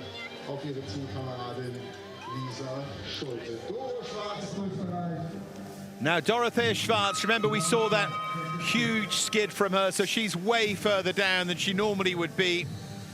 6th in the overall World Cup standings, really disappointing. She did at least, though, correct things and go fast enough to make the top 20 and give herself a chance to move up that leaderboard, and who knows what that might mean. That could be the difference between top 5 over the course of the season and outside of that. So Schwarz will really look to make up time, and look at this already, over 2/10 clear of Susko. This feels like an athlete who's in the wrong position here, really. Indeed, confidence sliding from Dorothea Schwarz. Just getting a little bit too much cross into 12, but dealing with it really well, and just that correction down the straightaway. And around the Kreisel she goes. I'm going to be fascinated to see her time. 41.764. She is way quicker than she was in the first run. Of course she is. And you couldn't ask for much more than that from Schwarz, really, on the second run. That would have had her in 4th place after the first run. That's how quick she has just gone. You saw the magnitude of her mistake on run number 1 and actually how fast she ended up going. You realize that this is exactly where she should be. And she has had such a good season. Really impressed by the way she's come out and put pedal to the metal on the second run. Just shows it was an aberration, nothing more than that. And that's okay, it happens in any sport, particularly one when the margins are as tight as this one. That's just a statement from her to say, I'm not that, I'm this. Let's see where it takes her. It might even take her into the top 10. Who knows? Nina Zergler, certainly, despite having an advantage over Schwarz from the first run, is going to have to go some to make up that time after Schwarz produced a top 5 run second time around. Zergler already outside of it. This is looking really smooth through the top section for Zergler. Again, peaking on the second run, another athlete, it seems. The labyrinth is good. That really nice early entrance to curve 10 sets herself up well for 12. This is only a quarter of a second away from the lead. But remember, Zergler started with the advantage over Schwarz, and look how far behind her she is now. The other thing to point out about the Italian athletes is they weren't here last week. They haven't got into a rhythm. But then again, they don't have that course fatigue that you mentioned either, I suppose. But that showed just how good Schwarz was, because Zergler was playing catch-up right from the start, despite having an advantage. Yes, you do look at that start list and think Schwarz could stay there for a little while. That was that entrance into 10. You see it gives her that longer exit into 11, much smoother than what we've seen come before. One of the best we've seen so far.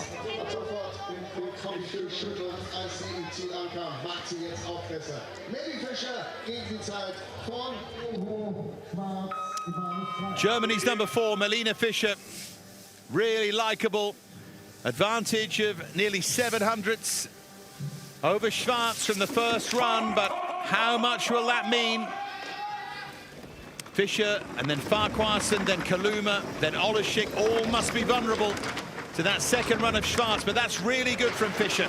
She's actually extended that advantage. She needs to maintain this now as she heads down the track. This is where you see that home course advantage. Perfect entrance into the labyrinth. It's looking really smooth from Fischer. Expect this lead to build. Early to 12, it's good, but only 300ths to play with. Yeah, the lead narrowed. If anything, it's narrowed some more, and she's behind Schwarz now. As she heads around the Kreisel here, Fischer, has she done enough? No. Schwarz moves up and up, but there'll be a sense of regret from Dorothea as well, knowing what she left out there in the first run, but her position improving all the time here. That was incredible that she lost that much time. Didn't seem like there was that much wrong with that run, which again shows how much speed Dorothea Schwarz carried with her through the finish as she accelerated through the lower curves. A little early onto the start curve. Now that shouldn't have cost her too much. And then further down the track, this is where she just fell off curve 11 and went early to 12. But again, not big mistakes, just micro errors. Well, it's all comparative, isn't it? Fischer went quicker than she did in the first run. But Schwarz absolutely flew. Because Schwarz is a top 5 athlete. Farquharson can be. Look at her advantage, just a little bit more than Fischer's was. The target still Dorothea Schwarz. Whatever happens, Schwarz is going to finish lower than she would have wanted, but how high can she get? Farquharson has lost half of that advantage already here. Yeah, this is going to be tough for Farquharson. You're seeing the time just getting chipped away at. It's a good labyrinth though for Farquharson. High on the exit of 10 though. Comes back out into 12. But 500ths back. Yeah, she's well outside Schwarz, isn't she? She's going to need to make it up here, and over a tenth behind now. Just emphasizes again the Schwarz time. Farquharson third. By some distance too. Really was. She'll be disappointed with that. A big mistake in curve 10 for Farquharson, really costing her. And probably costing her that 1.5 tenths as well. This is round curve 12. And then the transition into 13. See that high diving line and that confident position that we're so used to seeing week in, week out with Ashley Farquharson. Now you might just in the background have heard some sound effects there. The sunshades are being closed at the exit of 4, exit of 5, exit of 8, and the middle of 14, a sign that they are a little bit worried about that sun. Nice if you're a fan, not so great if you're a luger, particularly still to go here. Kaluma the next to take a pop at Schwarz, who is guaranteed now top 15 at worst. Kaluma with a little bit more time to work with. Let's see how that Schwarz time stands up, and it stands up well. Kaluma, the latest to go into the red. 11 thousandths of a second. Kaluma coming back from that huge crash last weekend. Sliding with much more confidence. It's a good line through to 12, but she's a tenth back. Nearly 2 tenths now for Zane Kaluma. The other thing that's remarkable about this as she finishes 4th is how short this track is for the women. And we often talk about how hard it is to move up because you've got so little time to play with. And Schwarz is doing that here. Next in her sights, Daria Oleszczyk. We did see that with one of the earlier Latvian sliders who really struggled to catch up, but then she started to catch up through the bottom of the track and just ran out of track. So yes, absolutely, these short tracks are a real challenge if you can't create that positive speed right at the top and bring it through.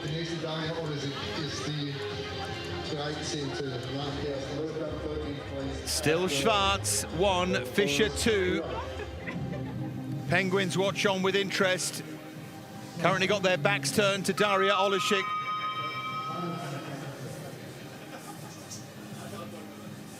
She's the latest from 13th to take aim at Schwarz.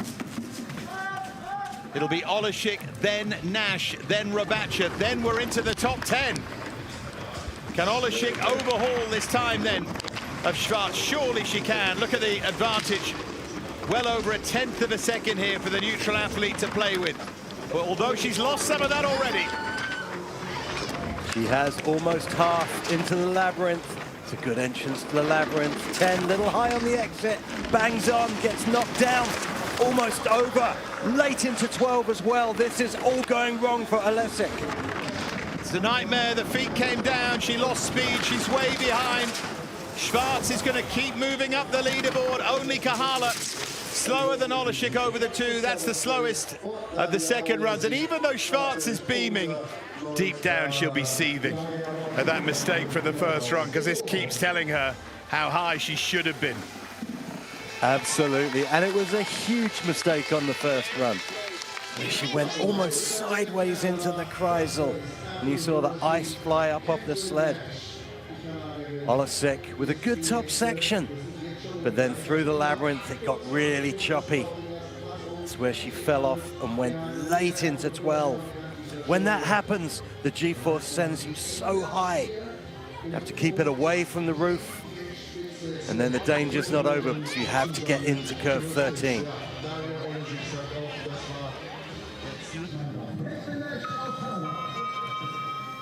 There are 12 athletes to go. Caitlin Nash, the young Canadian, has .142 of an advantage over Dorothea Schwarz, who has come from 18th to guarantee herself 13th at worst. It may yet get better though for Dorothea Schwarz. Caitlin Nash here has just extended that advantage though. That's a good start from her.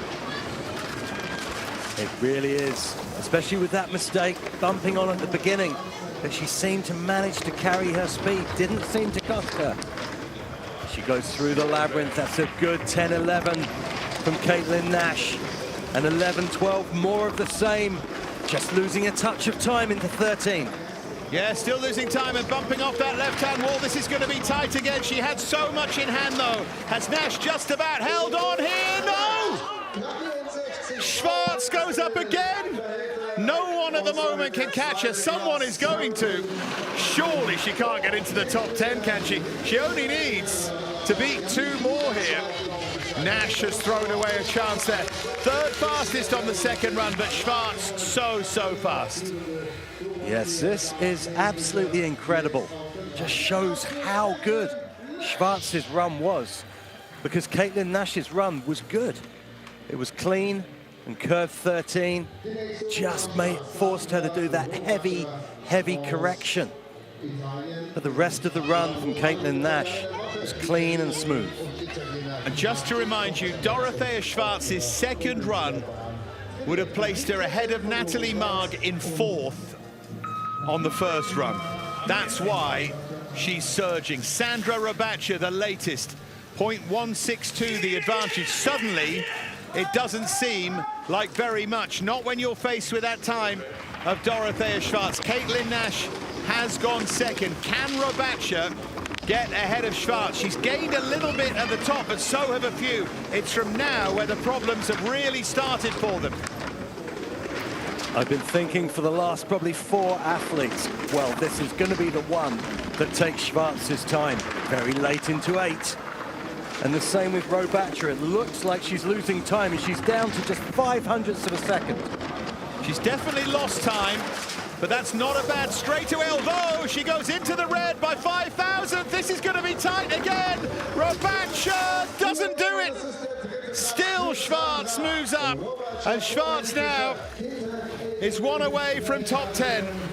This is really something. It's an incredible recovery, and you've got to think, going into the Olympics, yes, she made a mistake on run number 1, but I think this is sending her all the signals to say, okay, I am in good form. I am finding speed. See Robacha into curve 13. It's dropping out a little early, but dealt with it really nicely. Saw she was on line, and then aggressively stretched out to try and chase down Schwarz. Another goes. Schwarz guaranteed 11th. Kendia Apayoda, we're down to the top 10. But look at her advantage, nearly 3/10. We're getting now into athletes with a serious buffer. And down a track this short, it would require a fairly big error to cost any of them now. The likelihood is that Schwarz will now finish 11th, but we'll see. It's already been pretty unlikely. This is looking good through the top from Kendia Apayoda. Just get the feeling she's due for a good result. Good early entrance to 10. Sets herself up nicely for 11. She's still losing time, but she's still got 0.2 to play with. Yeah, losing time, but so much in hand, losing more. But this is going to be the one as she comes around the Kreisel. Apayoda surely to take over here by just over a 10. She lost plenty of time. Schwarz still comfortably the quickest of the second runs, but finally the first run comes back to haunt Dorothea Schwarz. Well, it had to happen sometime. And Kendia Apayoda having still to pull out a clean, smooth run to Oberhof Schwarz. She lost time the whole way down the track, but as you said, Dave, she had such a good cushion going into this second run of over 3/10. She just had to do the basics well.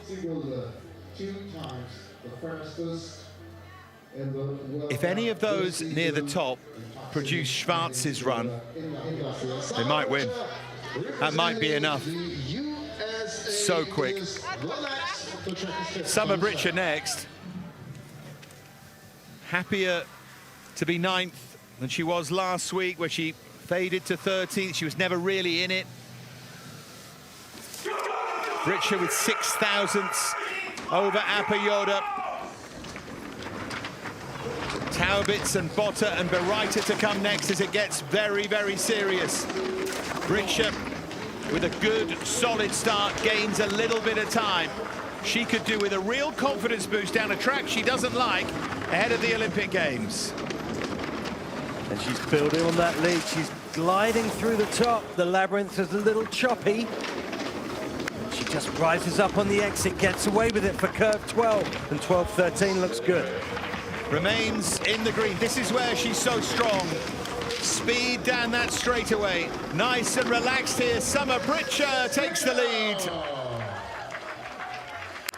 So Apioda cedes the lead to Britscher. And from Taubitz now onwards, they're all exceptional.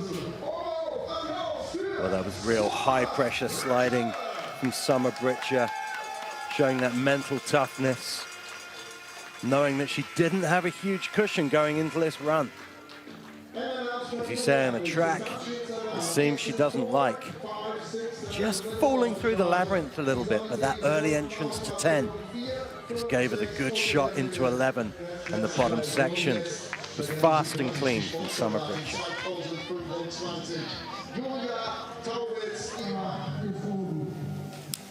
So next up, Julia Taubitz. There's her advantage, just over 100th, but she'll want to climb here. Botta only 3 thousandths ahead of her in front. Bereiter only 5,000, so those two very much in the sights of Julia Taubitz, aiming for 6th or 5th, something like that. But already behind Britscher, she's lost time at the top, and she's done that every single run she's had here in Oberhof this week. This has been a tough week for Julia Taubitz. Into the green, back into the red. She had a 1,000th of a second to play with. She's back in the green, and the end of the labyrinth is absolutely perfect. Into 12 goes Julia Taubitz, building that lead. Taubitz, it's a track she certainly liked before. Now it's much, much better. It's the top, really, that has cost her, because the bottom, very, very good, and Taubitz leads by over 2/10. And it makes you wonder what she might have done over both runs in both weeks if she got the top right. Absolutely, and you do wonder as well if the coaches have had a little tinker along with the mechanics just to get that sled set up for a track that is fading away slowly with each sled. Taubitz with a much more confident run there. The top was messy by her standards, but then from curve 8 down, she really didn't put a foot wrong.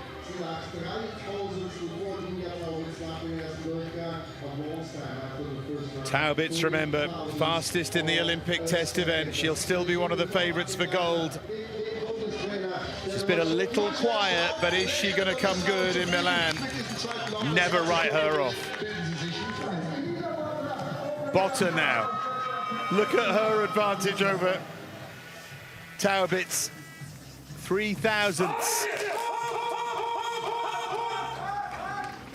Can she make a statement here and stay ahead of Julia Taubitz? Because I think most observers here will expect Taubitz to end ahead of her.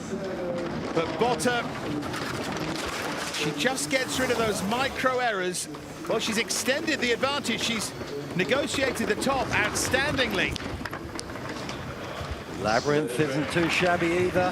From 10 to 11, it looks good. And then she gets that cross to 12. It's dripping away those just 600ths of a second. Yeah, she's starting to leak time, isn't she? Just over 200. Oh, she goes into the red figures. This is where Taubitz was so good and Botta's second. You could almost see that coming, as she was losing and losing and lost too much in the end. Well, there's a reason Elina Botta is the start record holder on this track from last weekend, and she does bring so much positive speed down the ramp into the track, and we saw that with that first split time, where by curve 7 she had found over a 10th, but then after seeing Julia Taubitz's labyrinth all the way down to the finish, that was where those micro errors, just like the one we're seeing on screen, where you just fall out of 10, cost Elina Botta. Taubitz, Bota, Richard, das ist der aktuelle Zwischenstand. Und jetzt freuen wir uns auf Anna Gerhardt, die Frau auf Bayern. Still a smile from Elina Bota. Was geht für sie? Bota, Richard, das ist der aktuelle Zwischenstand. Und jetzt freuen wir uns auf... Now, Bereiter targets her teammate. She'll go for it here, I'm sure, from 6th, 5 thousandths, the advantage. She is the live wire in amongst it all. At the Olympic Games, as we build to that, you could honestly see her crashing out or winning it. You really could. She's so capable of going either way.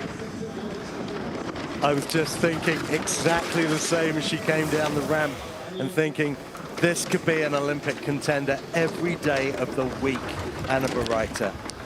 If she can be consistent, she could be unbeatable, but only 3 thousandths of a second into curve 13. She picked up time, then she lost it. Now she loses some more, nearly 300ths behind. It shows how good Taubitz was in these lower reaches. Bereiter is only 3rd. She skids over the line. Taubitz moves up. Taubitz from 8th will be 6th at worst now. Bereiter won't be happy with that. No, there was flashes of genius, as we see week in, week out from Anna Bereiter. Such a fierce competitor. Stretching out through that curve, through curve 12.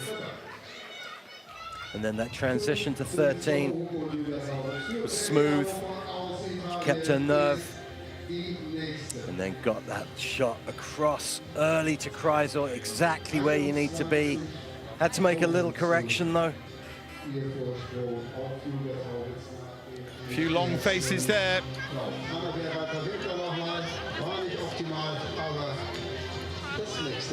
Well, she might be looking different in a couple of weeks, you never know. Verena Hofer, she set that early standard that we wondered for a while might lead or be top 3, but in the end it was top 5.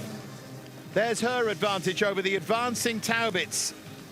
Nearly 200ths, not much really, given how well Taubitz went. Taubitz with the best time of this second run, 41.651. Hofer with that advantage, and already she extends, but Taubitz was slow at the start. It's from now where battle is joined. Times almost cut in half through there. This might be a tall order for Verena Hofer. She's into the red, into 11. The labyrinth wasn't bad, and neither is 12, but she's got a lot to catch up. And Hofer's in those red figures. She needs to gather speed. Surely she doesn't have time to put this right, because Taubitz was so quick in that final part. Yeah, Taubitz advancing. Hofer doesn't even get ahead of Bereiter. She's into 4th. Taubitz leads from Bota, from Bereiter. 4 to go. She looked amazed at how much time she had lost there when she saw the clock, I think. 0.2 of a second. See that little skid into the labyrinth. Now that's expensive because it means you've got to do so much more work through 9, 10 and into 11. But then 10 to 11, she got it back on, you can see through there. And also the exit from 11 to 12 was good. It was just too little too late for Verena Hofer. Hier ist sie am stärksten. Hier war sie in der vergangenen Woche auf dem Podium.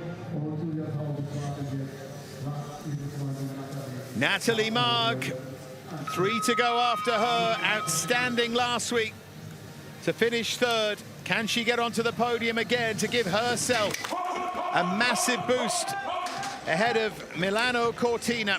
Taubitz is the first target. Taubitz, who's come from 8th to still lead with 4 to go, and Marg's advantage just over 300ths. I keep saying it, but Taubitz was so quick from here on in, and Marg has already lost time.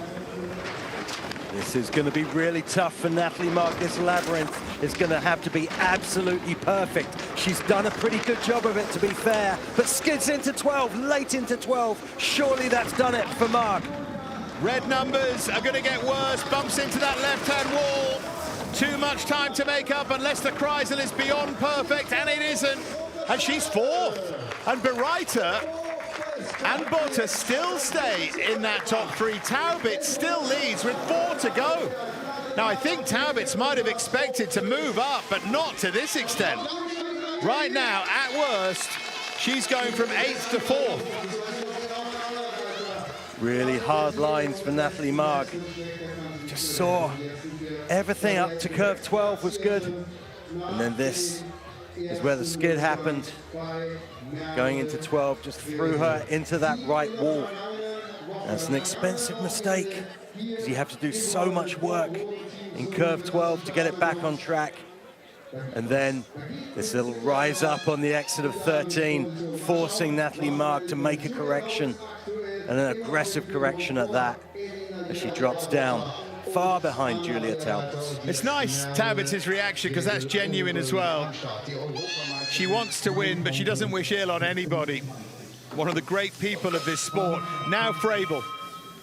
And look at her advantage on Taubitz. It's not beyond being beaten.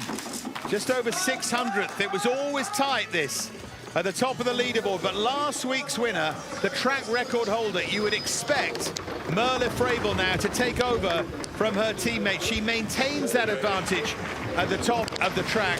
She needs to be pretty much error-free, and she's just extended Fraebel. It's looking good here. If Fraebel can replicate what she did last weekend, then we're in for a tight race, and she should sneak the lead. She's got a 10th. Yeah, Fraebel's improving all the time here. This is very, very quick from her.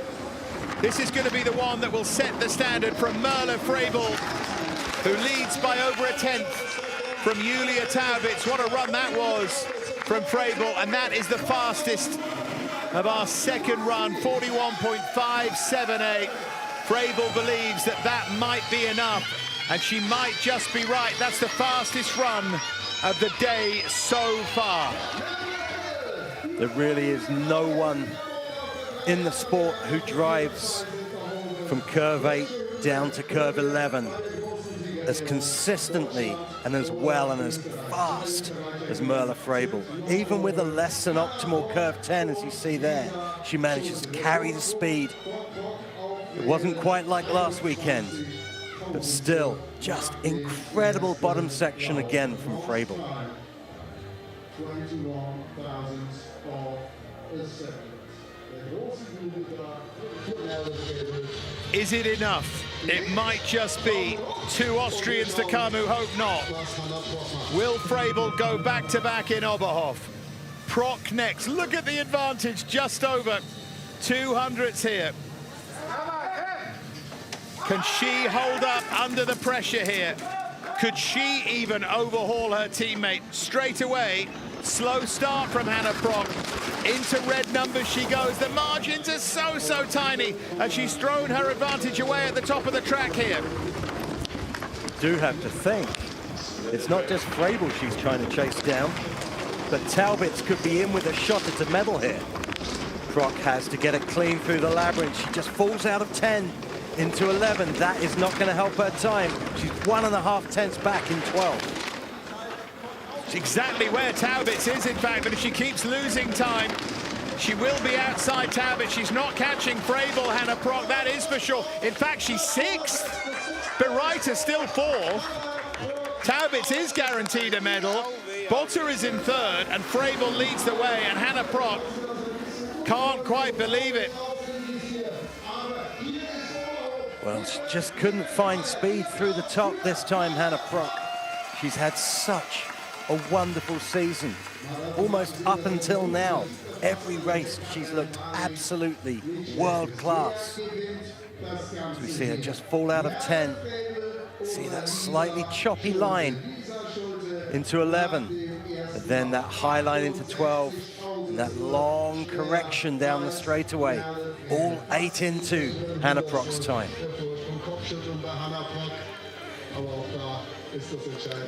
Yeah, not good from Hannah. Look at that. Fraebel leading from Taubitz. Taubitz, unbelievably guaranteed podium from 8th. Now it's down to Schulte, the World Cup leader. There's her advantage, nearly 700. She is normally super cool and normally really good at closing these ones out. She needed a good start, she has it.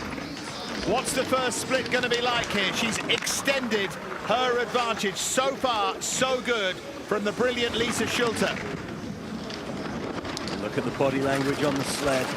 She's really going for this. They all really go for this, but Schulte knows she has to take risks to keep this lead. And she's doing exactly that right now. Just falls off 11, but it's good into 12, but she's back by 14 thousandths. Schulte falls behind here. Here's the straightaway. Oh, look at that. She's lost more time. Surely it's going to be Fraebel for 2 weeks in a row. It is. Schulte can't do it. It's magnificent Merle for the second week in a row. Schulte second, Taubitz third. It's Merle Fraebel who takes all the momentum into the Olympic Games, but the other performance to take out of today, given how much she likes Milan Cortina, is Julia Taubitz. Second fastest on the second run to surge up to third overall. Schulte falling just short, only fourth fastest on the second run, and Prock and Schulte both blowing their chances. Just with the line into 12, where she just went a little early, but then got it back together. But the damage has been done further up the track for Lisa Schulte. Again, micro errors, tiny margins in this sport, but it also shows how magnificent Merle Fraebel was today. Not what they wanted. Fraebel is something else. Feel like when she gets on a roll, she believes she's unbeatable, and even from third, there was a sense of inevitability. I know that is being wise after the event to an extent, but you just felt if she goes well here, the pressure might be too much for Prock and Schulte, and so it proved. Fraebel wins, and look what she wins by. Over a tenth from Schulte, having been third. Taubitz, unbelievably, from 8th into third. And Botha ended up fourth. Bereiter, remarkably, top 5 as well. And down at the bottom, Susko, Oleschik, Kohala, Schwarz, incredibly, 18th to 11th as well. Another who sort of laid down a marker ahead of the Olympic Games.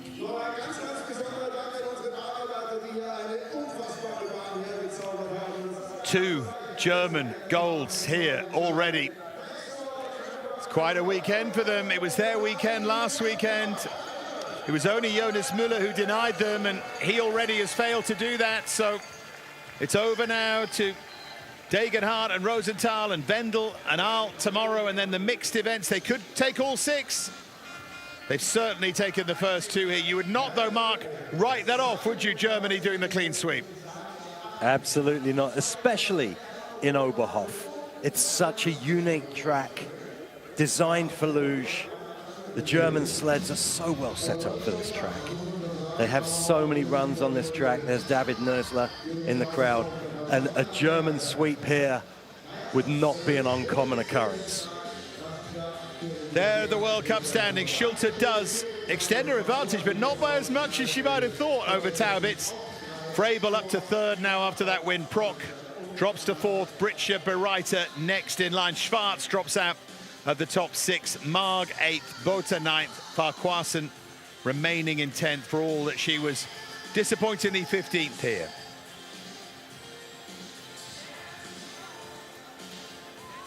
So we just wait for our presentation here. Great race, great win for Merle Fraebel.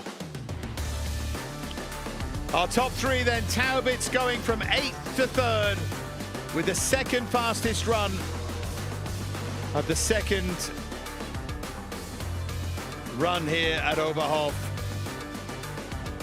Then Schulte just fading, only 4th fastest after being quickest first time round. But Merle Fraebel, once again, the track she loves, she came good. Gold for Merle for the second week in a row in Oberhof.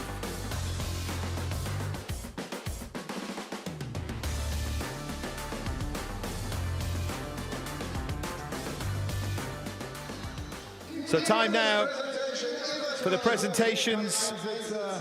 Der Frauen. I bet Taubitz didn't expect to be here. Aus Deutschland, representing Germany, Julia Taubitz. She'll take it though. Der zweite Platz, the second place, aus Österreich, representing Austria, Lisa Schulte. Schulte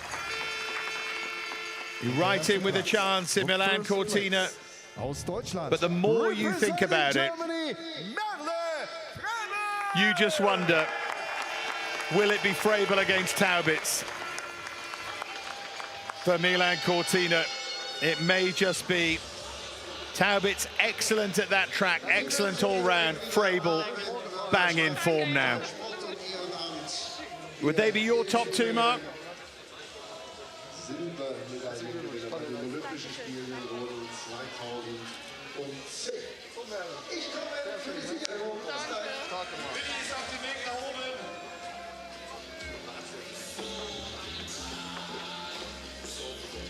So Frebel with the win here. We'll get Mark's opinion on that tomorrow maybe. Frebel winning from Schulte, from Taubitz in third. Time to hear from our podium athletes. They'll hope for further success, of course, in those mixed races as well, coming up tomorrow after we've seen the doubles.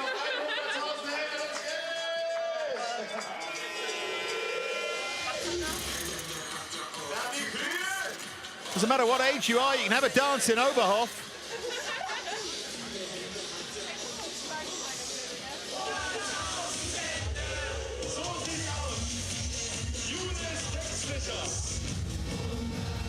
They love a sing-song, this German crowd.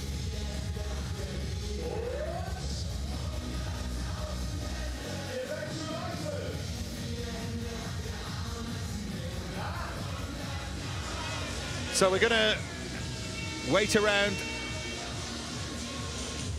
and hear from our top three, hopefully.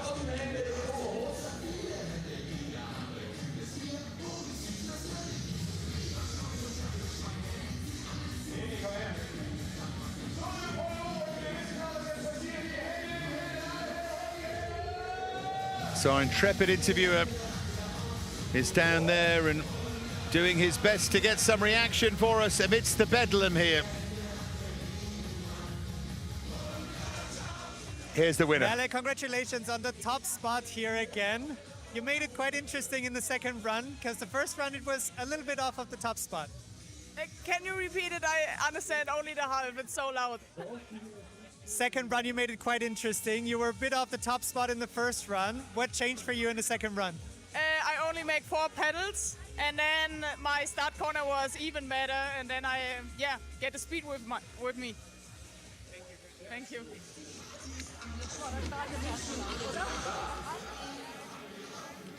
Yeah, Frebel with the win. Taubitz finishing third.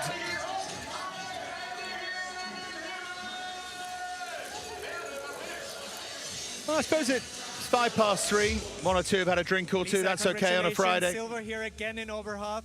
After the first run, it looked like you were in the lead. What happened in the second run? Thank you. I had a little mistake at the start. I was very far to the left side, and it made it hard to steer into the curve. And the run itself was okay, a little small mistakes, but you can't make a mistake if you want to be faster than Melle here. Thank you. Yeah.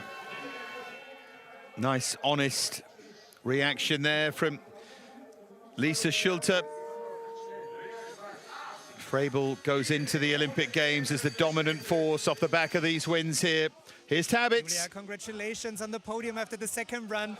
First run, a bit off the podium. What happened? But it's only Oberhof for me. It's a really difficult track for me, and I have some mistakes. The first mistake was at the start, and then 10, 11. But the second run was nice. I enjoyed it, and I had really much fun während Sliding und 100.000 Hände. Ja, 100.000 Hände. Thank you. Liebe Grüße.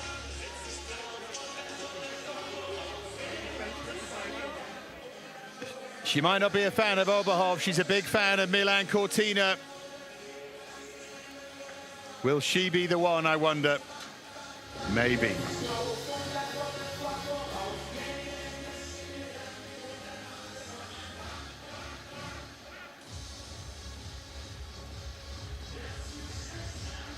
So let's remind ourselves of what has been, of what's to come.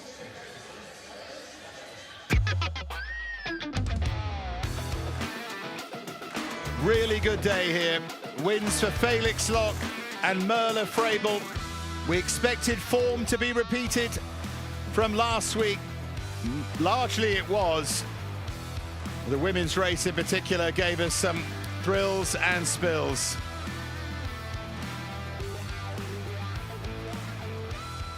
Frabel coming from behind, Taubitz coming from even further back. And all of it makes you think about what is to come.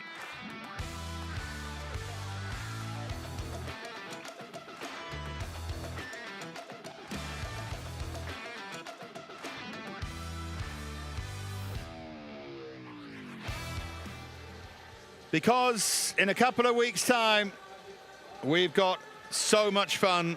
We've got the biggest event of all. We've got dreams coming true. We've got heartbreak too. It's all about to happen.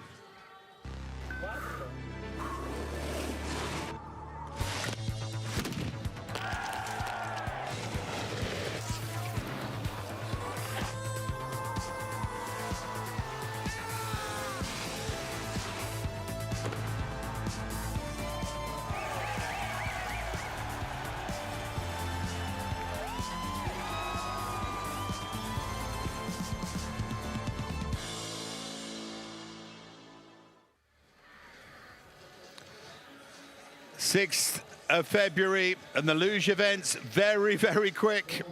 They start on the 7th. Cannot wait. You'll all have your own opinions, but more of them formed today after a great singles day. Bye-bye from here.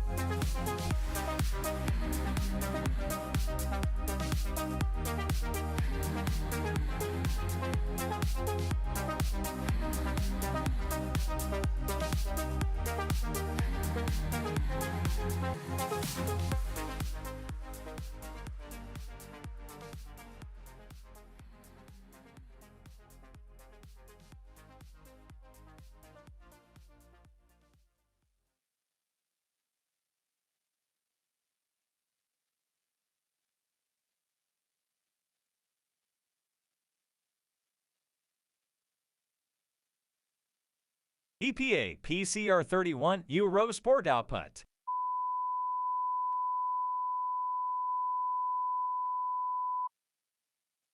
EPA PCR 31 Euro Sport Output.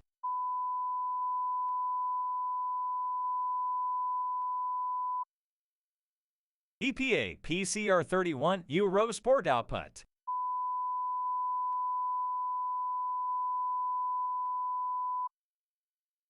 EPA PCR 31 Euro Sport Output.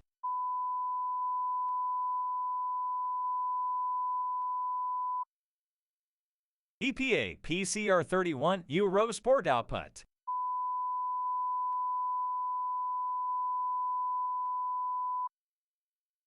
EPA PCR 31 Euro Sport Output.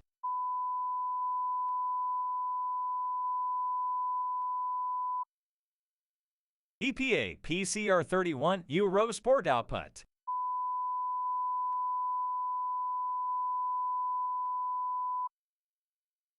EPA PCR 31 Euro Sport Output.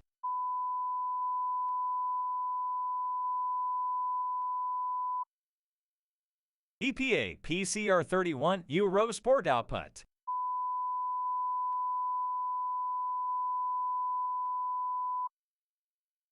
EPA PCR 31 Euro Sport Output.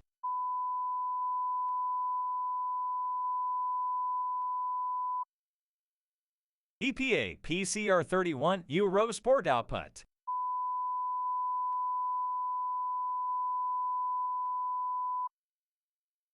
EPA PCR 31 Eurosport output.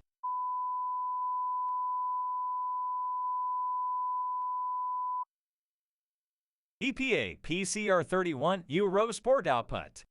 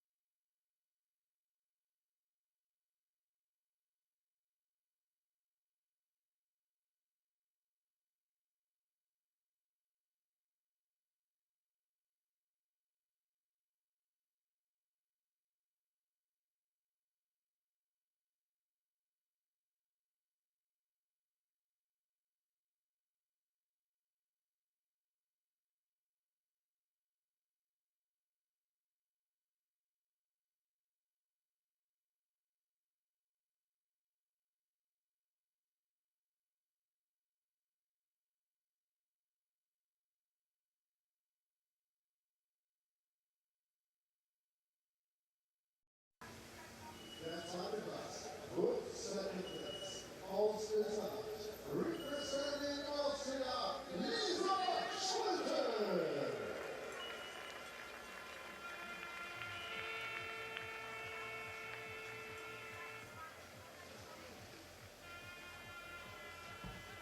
Der erste Platz Gewinnerin des EBERSPAECHER Luge World Cup, first place winner of the EBERSPAECHER Luge World Cup. Aus Deutschland. Representing Germany,